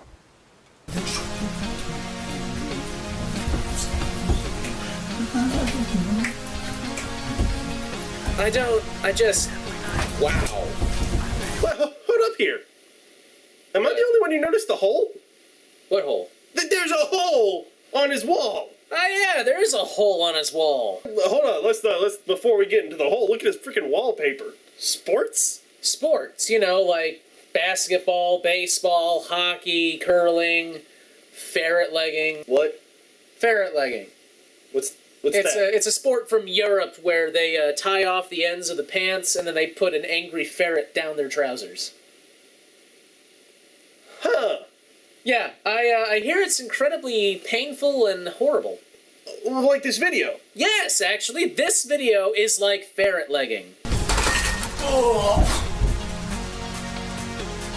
Okay, so this wonderful piece of artwork. I'm seeing a one that's been impaled into Sonic's crotch, and then another one that's been shoved into Shadow's misshapen ass. And Shadow's lost his face. What do you see? Well, I see something very different. A nerve ending has gotten loose between the two, right? And is being dragged and tied together. Stop. That's horrible. That's... Yeah, it's the most... And then, because he is in such excruciating pain, Sonic must get a knife to stab his weird twin to kill him, to save him from the pain that is existing. Wait, look down. It's like, are those supposed to be shoes, or are his feet bloody, dragged stumps? I think those are his shoes, but at this point, who knows? They're bloody, dragged stumps. This is a really morbid Is that a knife, or is that a really long... Thumb? I'm just... This is Mario the Plumber. This is Mario the Plumber, yes. I think this... Yeah. Yeah. Number 1.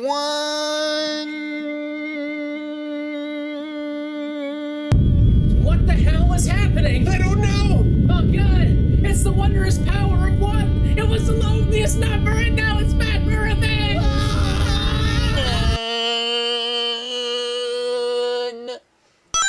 Wishing you could fuck some quills, or quill fucking.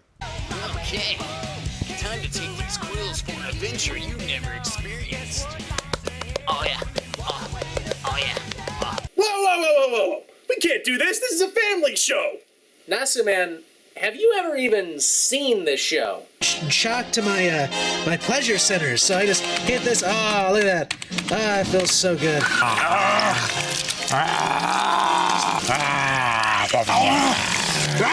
Oh yeah. Oh, help protect the trees. We are being sodomized by the Oh, social and welfare reform. sodomized.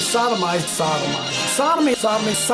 They have forced their beliefs and their values, pardon the expression, down our throat. Well, there wasn't quill fucking.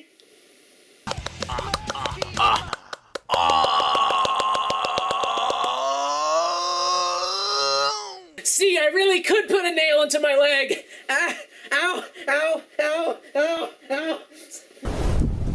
Don't worry about my channel being lost. What? What? Don't worry about my channel being lost. There's a maggot on the rocks. Don't worry about my channel being lost. Don't worry about the wind. Don't worry about my channel being lost. What does the fox say? Seriously? What? Look, I thought we were above that. Dude, it's a popular YouTube song. We have to put it in the episode, apparently. Oh, that's the contract you signed with the devil? Yeah, pretty much. Okay. Don't worry about my channel being lost. It's gonna be a great beginning from now on. Boom, boom, boom, boom, boom, boom, boom, boom, Dun, dun, dun, boom, boom, Dun, dun, dun, dun. boom, boom, boom, Dun, boom, Dun, dun, dun, dun. boom, boom, boom, Dun, dun, dun, dun, dun. So that was Mariotehplumber, and this would happen to be my 4th time doing it, so I'm probably done. Last one doing this guy. Great! Which means I can take over for now, right? You know what? Just do the outro and I'll be right back. Oh, sweet! You know, it was really great with you guys. I mean, I had a bunch of fun talking about the troll and really giving it to him. I mean, it's really great to see you guys and give you guys... So we're back to that again, huh? Well, there's one of two ways we can end this, really. I can splatter your brains all over the back wall there, or we can end this the way Mariotehplumber would want us to end it.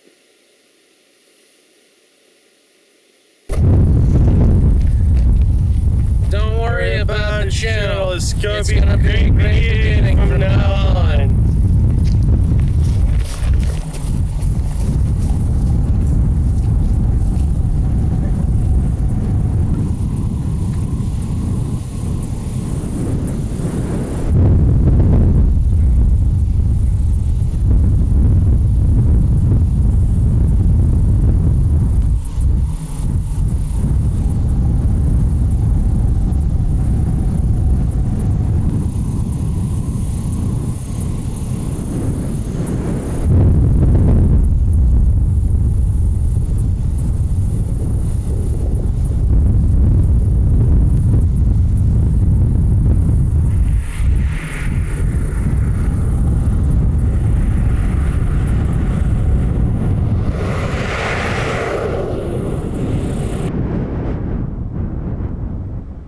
Previously on Feeding the Trolls. Oh my god! Oh, but hey, I mean, I don't know that it's Copper Cap. Oh, yeah, it's Copper Cap. Someone who wants vengeance for innocent blood cries out to a just and holy God. You know who this is. Yeah, I do, actually. And I've been waiting a long time to find him without his protege or police escort. Oh,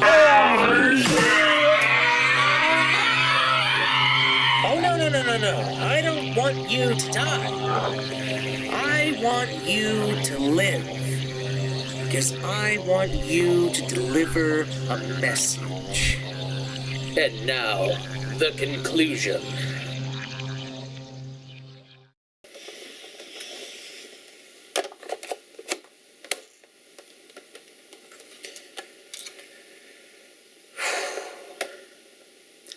Remember when this show was all about me blowing off steam after a long day?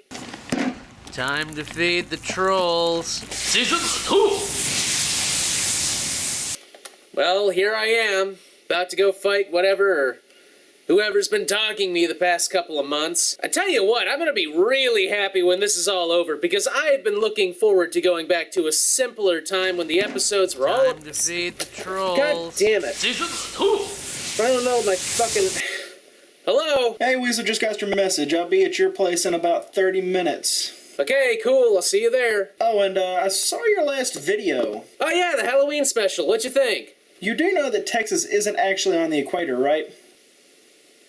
Yes, Jeb, I am aware that it is not actually on the equator. Okay, just checking. Okay, dude, bye. Jesus.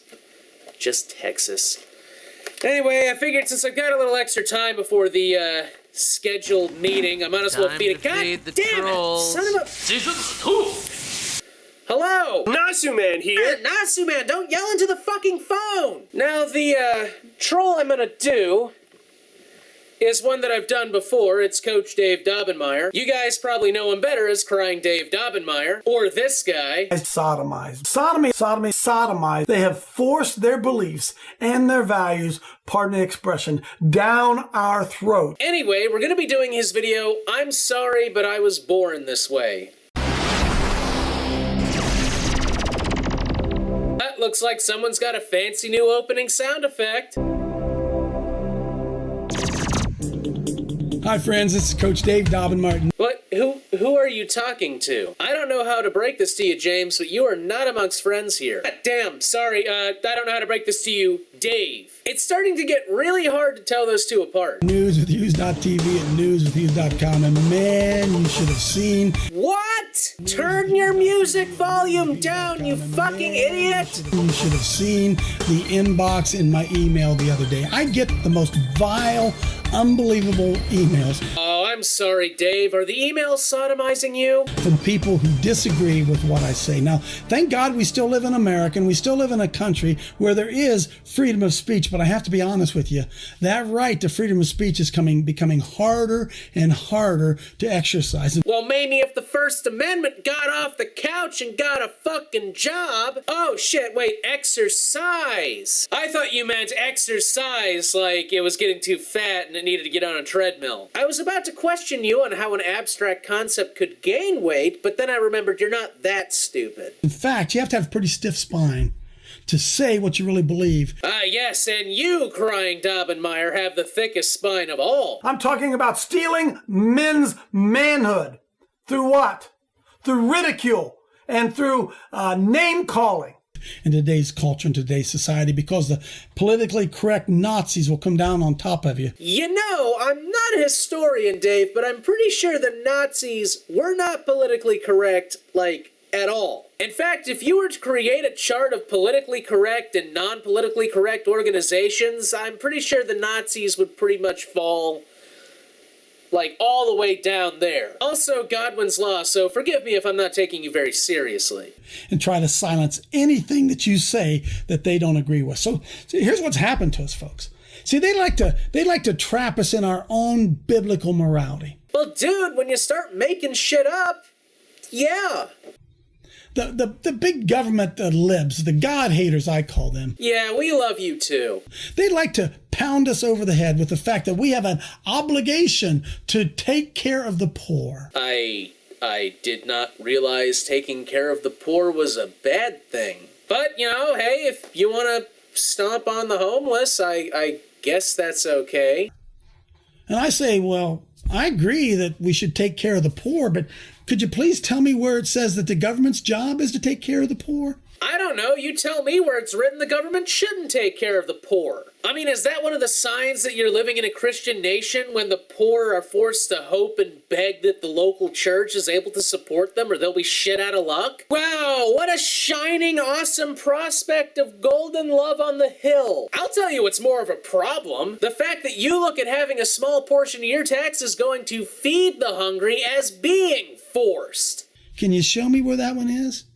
I agree that it's the individual Christian's responsibility to take care of the needy. I agree it's the responsibility of our churches to take care of the needy, but isn't there such a thing as separation between the church and state?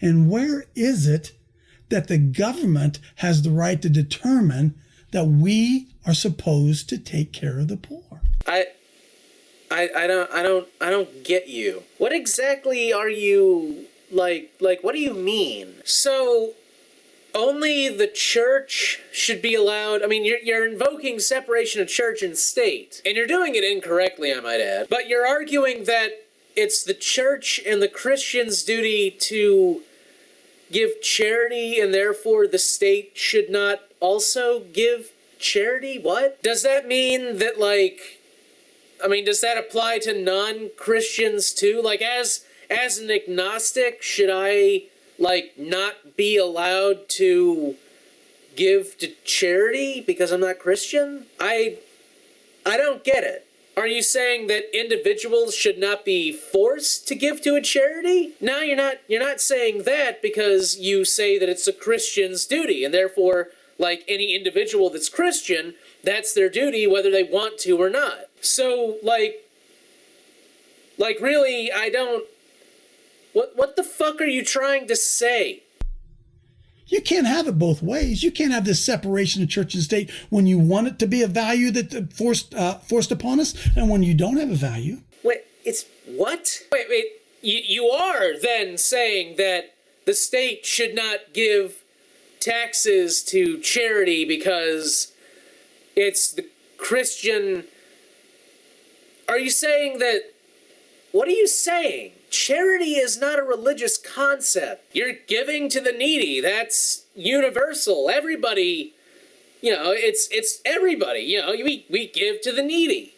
I say, you know what? I think unborn babies ought to be able to live. And they say, oh, no, a woman has a right to choose. I said, well, where does that come from? The Constitution, asshole? They said, well, nobody has the right to impose their beliefs on somebody else. No one has the right to push their religious beliefs on someone else. Yeah. Are you suggesting that not be the case? See, when the biblical morality causes them concern, they throw it out the window. They scream, separation of church and state, separation of church and state. Yes, whereas when people ridicule Dave, he screams, I'm sick and tired of being sodomized by the left. So I've come up with a saying that's become quite effective for me whenever I get one of those nasty emails, or when I hear somebody say something that they're trying to shut me up or calling me hateful or intolerant or whatever. I just smile at them and say, hey man, listen, I'm sorry. I was born this way.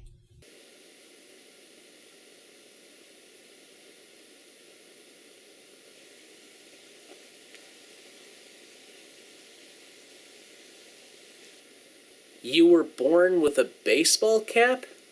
I gotta imagine that must have been really weird and painful for your mother. I've also got to imagine that baseball cap you're wearing must, like, really, really stink. I was born this way. So does that mean, like, the red on your cap is actually blood from your mom's vagina? I was born thinking that a man was supposed to marry a woman. Yeah, sure, you were, born with that knowledge in your magical vagina blood baseball cap. That a man was supposed to stay married to that woman, and they were supposed to have a family. If you were born with the cap, does that mean you have... Is your brain exposed under that? You know, now that I think about it, that might actually explain a few things about you. And that a man had no business going out and fooling around with other women and destroying his family. But if the red is blood, then, like, what's the blue color? Is it like embryonic fluid? Like, is it like a gushy blue goo between the cap and your brain? Now, you may not agree with it, but I'm sorry. Why are you trying to change me? I was born this way. Well, you know, plastic surgery exists, don't you? I mean, I don't know about replacing an entire skull cap, but, you know, having the hat right next to your brain, I mean, that can't be good for your brain. Or does it, like, just look like a hat now, but it's actually cartilage? Is the white outline of the cross made of bone? You have a bloody bone in the middle of your face?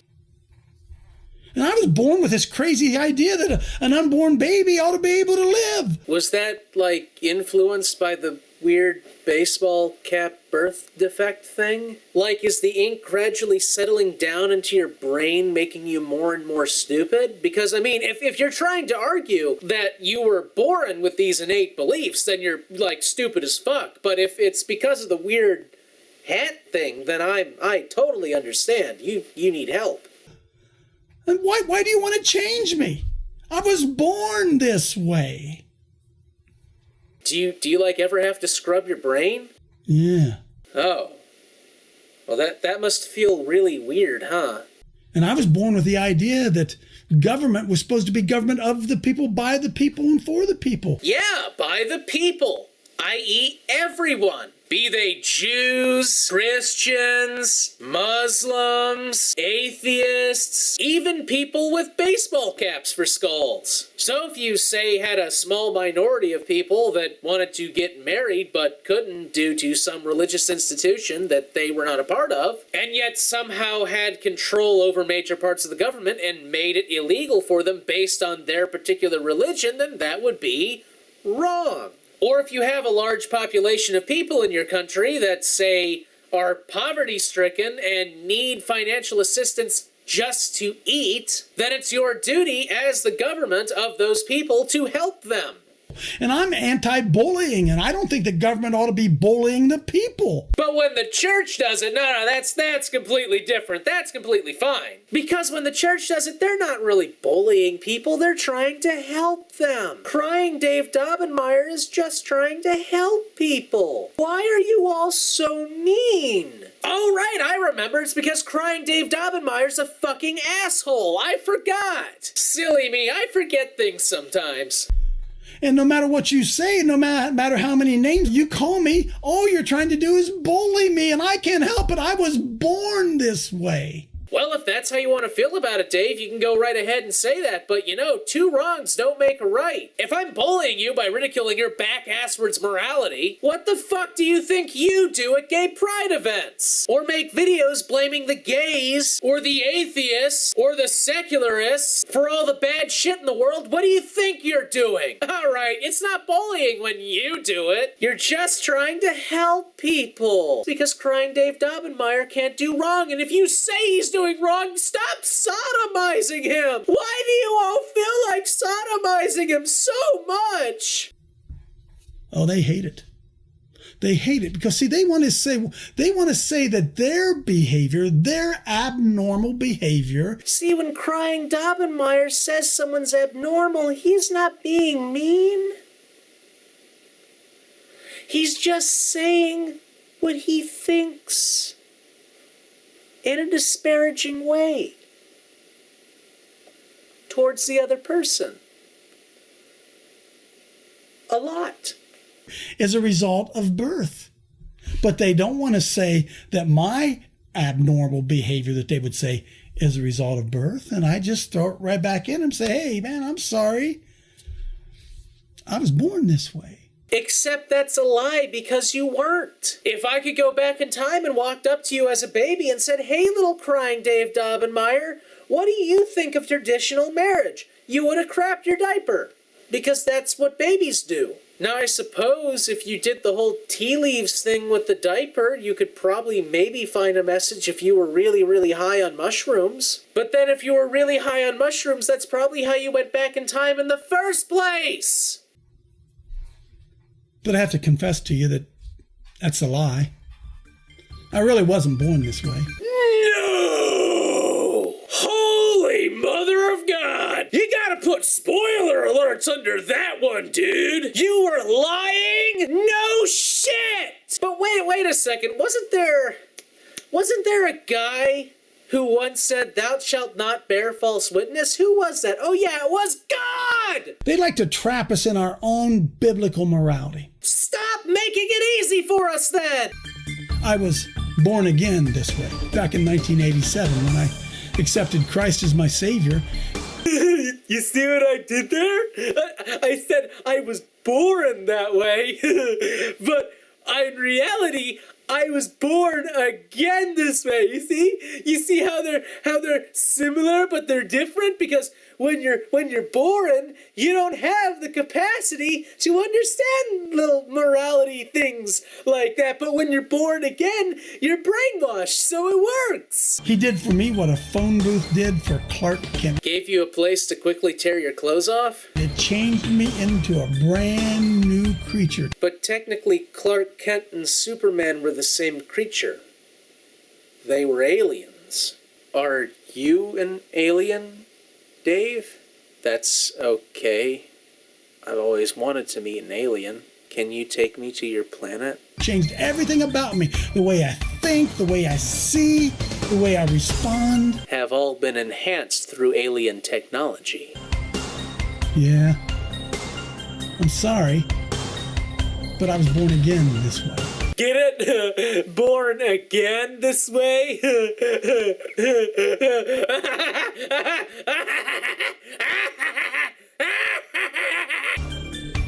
that's what I say when I go out on the streets, or we go to a gay pride event and we try to lift up the gospel of Jesus Christ, and I hear that mantra they say, listen, I can't help it, man. I was just born this way. I say, hey, pal, I got a great idea for you.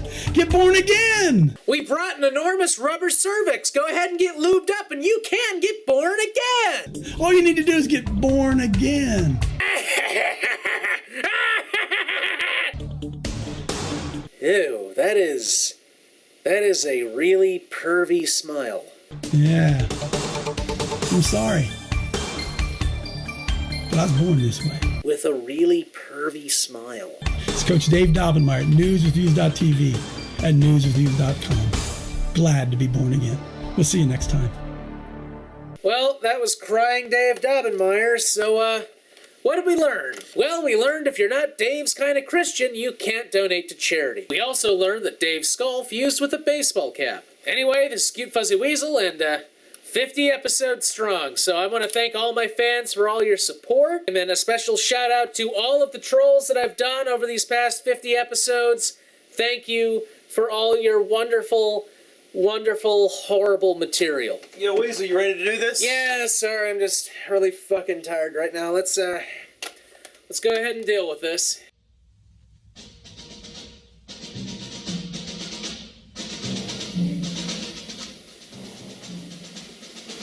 Walk slow and stupid, we're on the moon!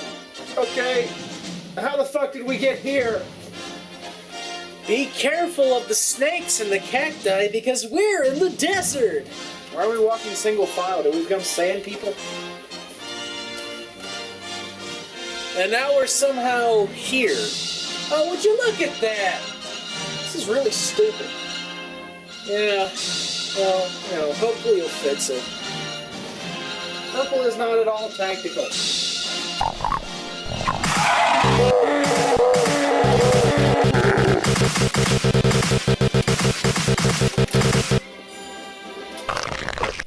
So, where the hell are we? I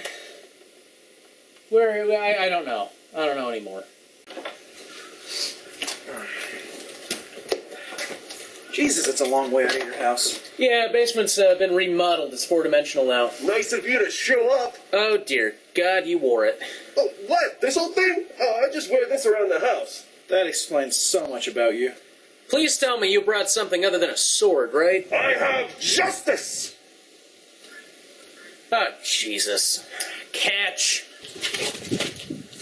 Oh, come on! It works! Besides, you're the one who brought the sword.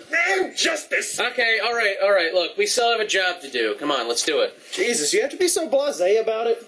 What? Oh, come on, all the good generals give speeches. Yeah, if I die while you guys run away, and I haven't even heard a good speech, all this be for nothing. Okay, fine. I'll give you a speech.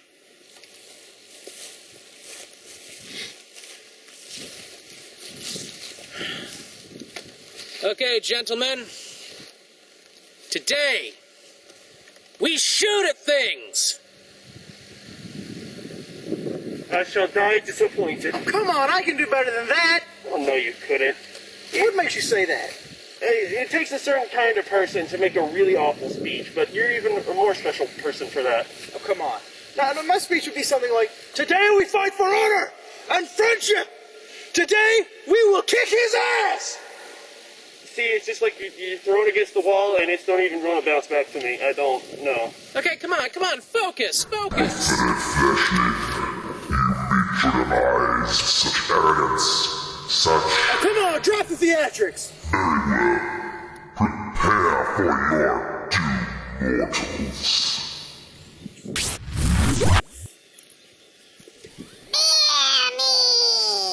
I am the doom of this world, the doom of innocence. All will bow before me as my mighty army rises from the very depths of hell.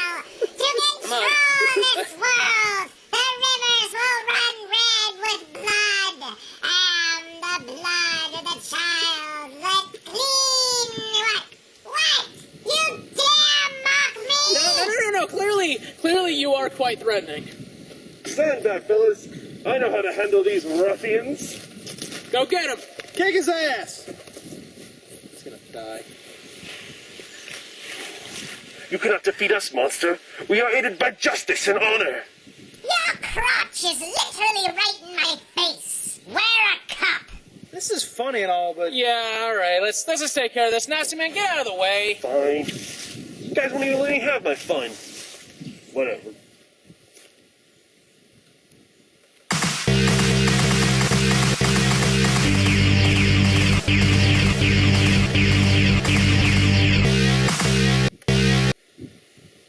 That was unexpected.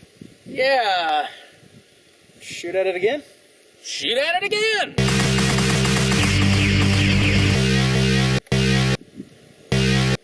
Well, fuck. See how your weapons fail you?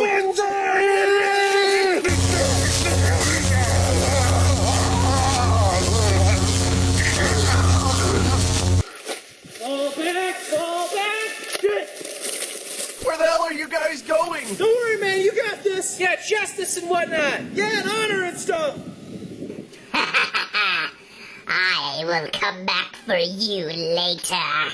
Okay, that works for me. Well, he's dead. Okay, so what else are we gonna do? You know what I always say? When in doubt, shoot at it. We tried that.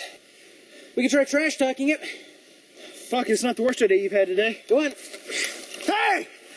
You're short! Yeah, give it to him. You're dead. Prove it! You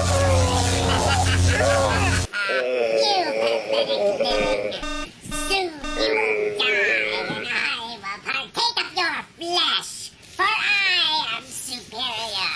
The dead have no weaknesses. I am the spilt blood of the innocents, and I will have my revenge on you. You will be microwaved alive.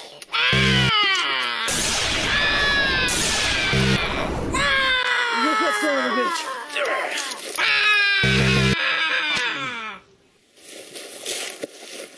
Hey, go check on Jeb. Right. So you kill me again. Yeah, can you explain that? Shoot first, ask questions later. So typical. Cut the shit. I was not Copper Cab. Yeah, I got that much. Oh, God. What did I do to deserve this? Well, for one, you ate a guy. Come on. What the fuck are you talking about? But you don't remember? Remember what? You ate the dude. Who the fuck did I eat? I'll show you later. Come on. I was just a boy, lost in the woods. I was beset upon by zombies. I called for help, I begged. Be a zombie. I don't want to be a zombie! And you just watched me die. The blood of the innocents is on your hands. How? By the time I got to you, you were getting your guts pulled out. Not much I can do at that point. You could have cradled me in my dying moments. Oh my god, just fucking die!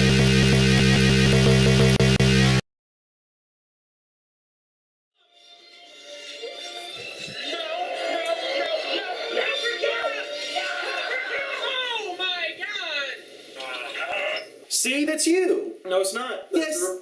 No, I'm the repair guy. No, that is you. No, I'm the repair guy. That's Jeb's the Wolfpack. That is clearly you. That is not me. What's up, guys? Hey. Crush the bones and burn them in a pyre. Whoa. I figured he wouldn't be able to assemble from ash. Yeah, is it a... Maybe. Yeah. And I also covered the shirt with holy water. I figured that would do the Where the trick. hell did you get holy water? I know this priest guy. He sells it for pretty cheap. Hey, what's this? What?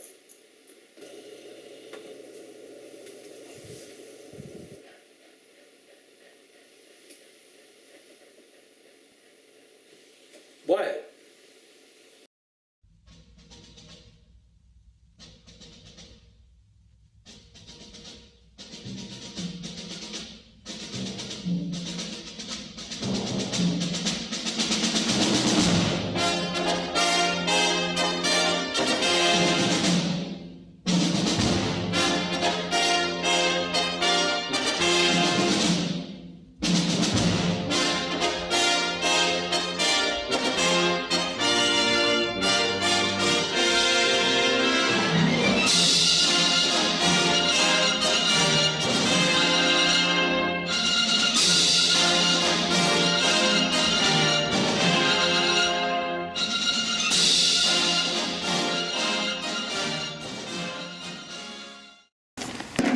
time to feed the trolls. Season 2!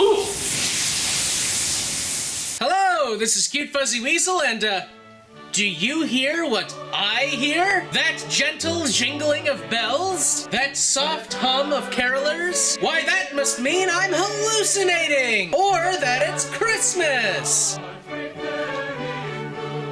I can't really understand how I would have forgotten it was Christmas. I mean, our wreath is up, we've put up the Christmas tree, hung all the lights. Okay, so maybe we don't celebrate Christmas at all, but hey, that doesn't mean you don't! That's right, it's time for the second annual Feeding the Trolls obligatory for-profit holiday special! Deck the halls with the depression, fa la la la la la la. Repeat the sounding joy, repeat the sounding Yes, finally an episode of Feeding the Trolls I could probably film, edit, and release within one day. Good thing, too, because there's only 5 more days till Christmas, and, you know, it's really gonna suck putting this thing out. I mean, if it was any bigger, it'd be, like, totally unworkable. Anyway, the troll we're gonna be doing today is MEEZYMURDERFACE, which, if you think about it, and you're a little racist, sounds like the kind of thing you'd probably order at an Italian restaurant. Oh, you would like the MEEZYMURDERFACE. What the fuck am I doing with my life? So, without further interruption, let's get started. What you're about to watch may be surely offensive to viewers watches at your own risk. I do not recommend watching. Hold on, the audio's too low and you're going too fast and I can't fucking understand you. Just let me read it. Warning! Okay, that's pretty self-explanatory. What you are about to watch may be extremely offensive to some viewers. Watch this at your own risk. I do not recommend watching this if you easily suffer from a disease called butt hurt it is. Butt hurt it is. Butt hurt it is? Are you trying to say butthurtitis? Hey guys, it's Michelle, and you know what that means. It's time for Grandpa's medicine? It is time for me to rant about something offensive and something that you don't like. I don't know. I mean, I don't really like Fireball whiskey. Could you rant about that? Today's topic is Hurricane Sandy. Don't do it, Michelle.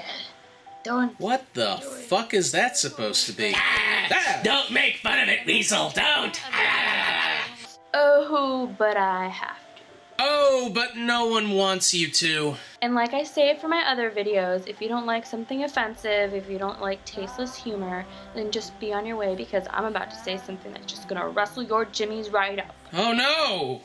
Not my jimmies! Okay, so Hurricane Sandy. I have a few things I want to discuss about that. Why weren't you people more prepared? I get it that you're New Yorkers and stuff, and you don't get that much hurricanes, but I mean, come on, you should always be prepared. Well, 2 things. Number 1, that many hurricanes, and number 2, I think you just answered your own question. Although, regardless of preparedness, Sandy was a Category 4 hurricane. And I can tell you from personal experience, it's a little hard to protect yourself against those. Especially if you haven't had a hurricane, you should be prepared. Girl, I think you're missing something here. They were prepared, but Sandy was a fucking monster. I mean, I understand where you're coming from, and yeah, you need to be prepared for like a big storm when it's coming, but there's only so much you can really do against this. The ocean back there, huge waves crashing up and over. Did you see that one? Because you don't know what to expect, so you should definitely like board your stuff up, get some shutters. And the coast, you should have definitely moved on. Yes, because it's so easy to evacuate the coastline of a major metropolitan area. Because also it was a full moon, and it was like spring tide, which is like really high. What were you guys thinking? Like, if I were you, and I've never had a hurricane before, and they're like, yo, okay, I gotta stop you here for a completely unrelated thing, but what the fuck is that music in the background? I've never had a hurricane before, and they're like, yo, a hurricane's coming your way. You better prepare. Maybe it's the volume you've got it at, but it just sounds like whoever's singing is so disinterested in what they're doing right now. Blah, blah, blah, is something, whatever. If anyone in my audience knows what that song is, post it in the comments below, because I gotta believe it sounds a little more enthusiastic than what it sounds like right now. Or maybe it's just a really shitty, depressing song aimed at people like this. Yo, a hurricane's coming your way. You better prepare. Then I wouldn't just be like, oh, I'll be fine. This house has been here forever. You know, it's really sturdy. I would go get some shutters, get some water, get some food, get a generator, get a flashlight, or even like leave and just leave my house and go somewhere else. Stop whatever the hell I'm doing and go drop about $3,000 on provisions and generators and stuff because, hey, people can just do that. And as for not leaving their homes, I'd like to say a lot of people tried. But once again, it's really not easy to evacuate the entire coastline of fucking New York City! That being said, a lot of people did leave their homes, and if I remember correctly, as of November, many of them were still homeless! But no, you're like, oh, this family, this house has been here for generations, we can't leave. See my previous comments on that particular subject. We just can't leave. Now see what happened. What the smeg is that face? It's the upset chicken look. Gah! Another thing. Red Cross. So I'm hearing there's like a lot of Red Cross activity going on and we have to donate money to them. And when really, they're not doing much and all our money is going to some very nice classy lady, Sandy, not a storm. The fuck was that? Can we replay that again? All our money is going to some very nice classy lady, Sandy, not a storm. Mute what she said and speed it up a little. Much, and all our money is going to some Sandy, not a storm. Ah, so what you're really saying is money is going to some whores. Sandy, not a storm. I don't get it. Why didn't you just say that? And that's not even a joke, really. Like, I genuinely don't get it. Why didn't you just say whores? Clearly, you have no qualms about offending people, so whores. What's the deal? Like, have no homes and everything is destroyed, you should probably go out and get help for yourself. Instead of like waiting for the cleanup crew to come and take all of the stuff off your street, maybe you should get up and start being more optimistic and go clean stuff, you know? What the fuck? Yeah, sure. Recent victims of Superstorm Sandy, get your asses off your fucking soaked couch and get out of the ruins that were once your apartment and go push that waterlogged bus out of your street, you lazy assholes. Yeah, sure, and while you're at it, why don't you just get some hand pumps and pump all the water out of your street, too? Rebuild your house, clean everything up, put some flowers. Everyone loves flowers. Mom? Yeah, again, that one just went right over my head. I have no idea why that's supposed to be funny. Wait a minute. Was that supposed to be funny, or was that just like a useless thing you just threw in there because, you know, you're a bitch? I mean, a hurricane or disaster was like bound to happen to New York anyway. I mean, you can't have it all, people. You can't have your Manhattan Times Square all the time.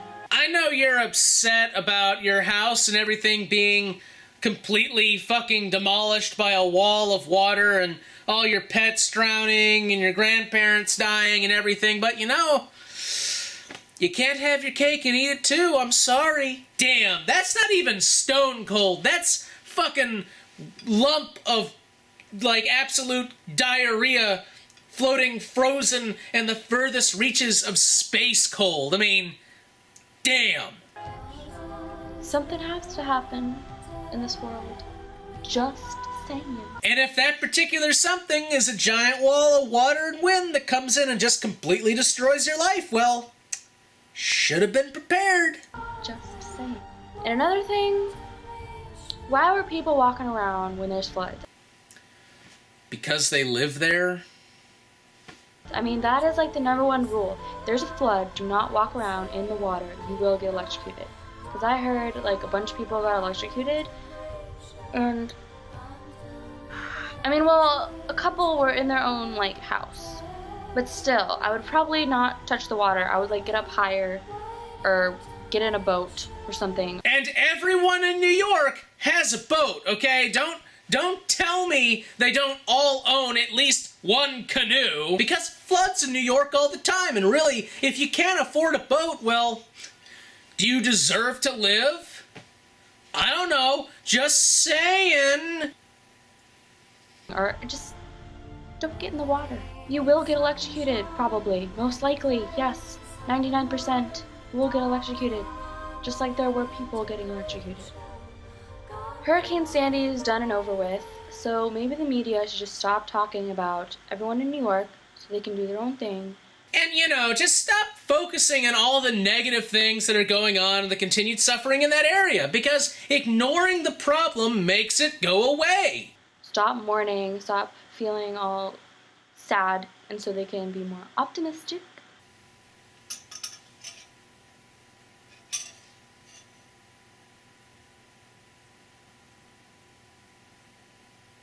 Stop mourning, stop feeling all sad, and so they can be more optimistic.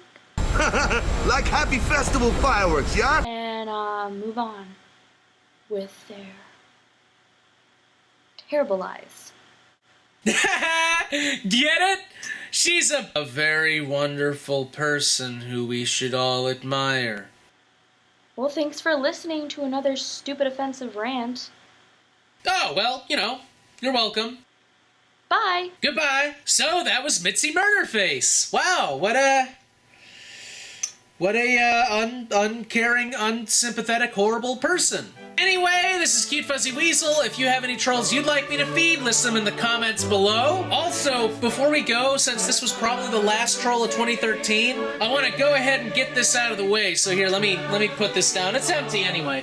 So last year I did the top 10 trolls of 2012, and this year I'm going to be doing, well, actually, not this year. It's going to be next year.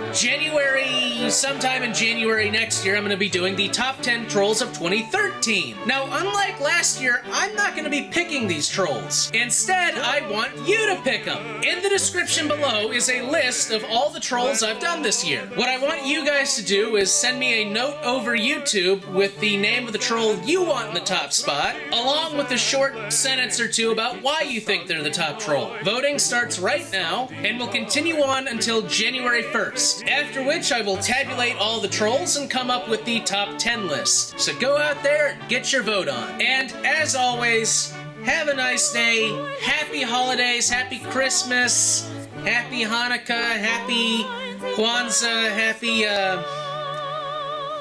any other holiday that happens in December that I don't know the name of. Wait a second, Hanukkah doesn't actually happen in December, does it? No, part of... Shit, and you know, this is something I really should know, too, but, yeah, I'm pretty... regardless, happy all those holidays, because I didn't say happy holidays at the end of episode 50. Anyway, this is Cute Fuzzy Weasel, and, you know, have a good day.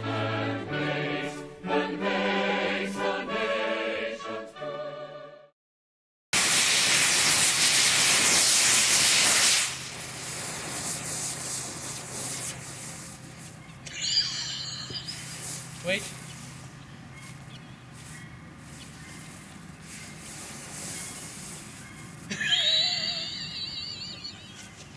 God! Oh yeah, it was actually pretty safe. You know what? Screw this, let's just dump a bunch of on the pizza.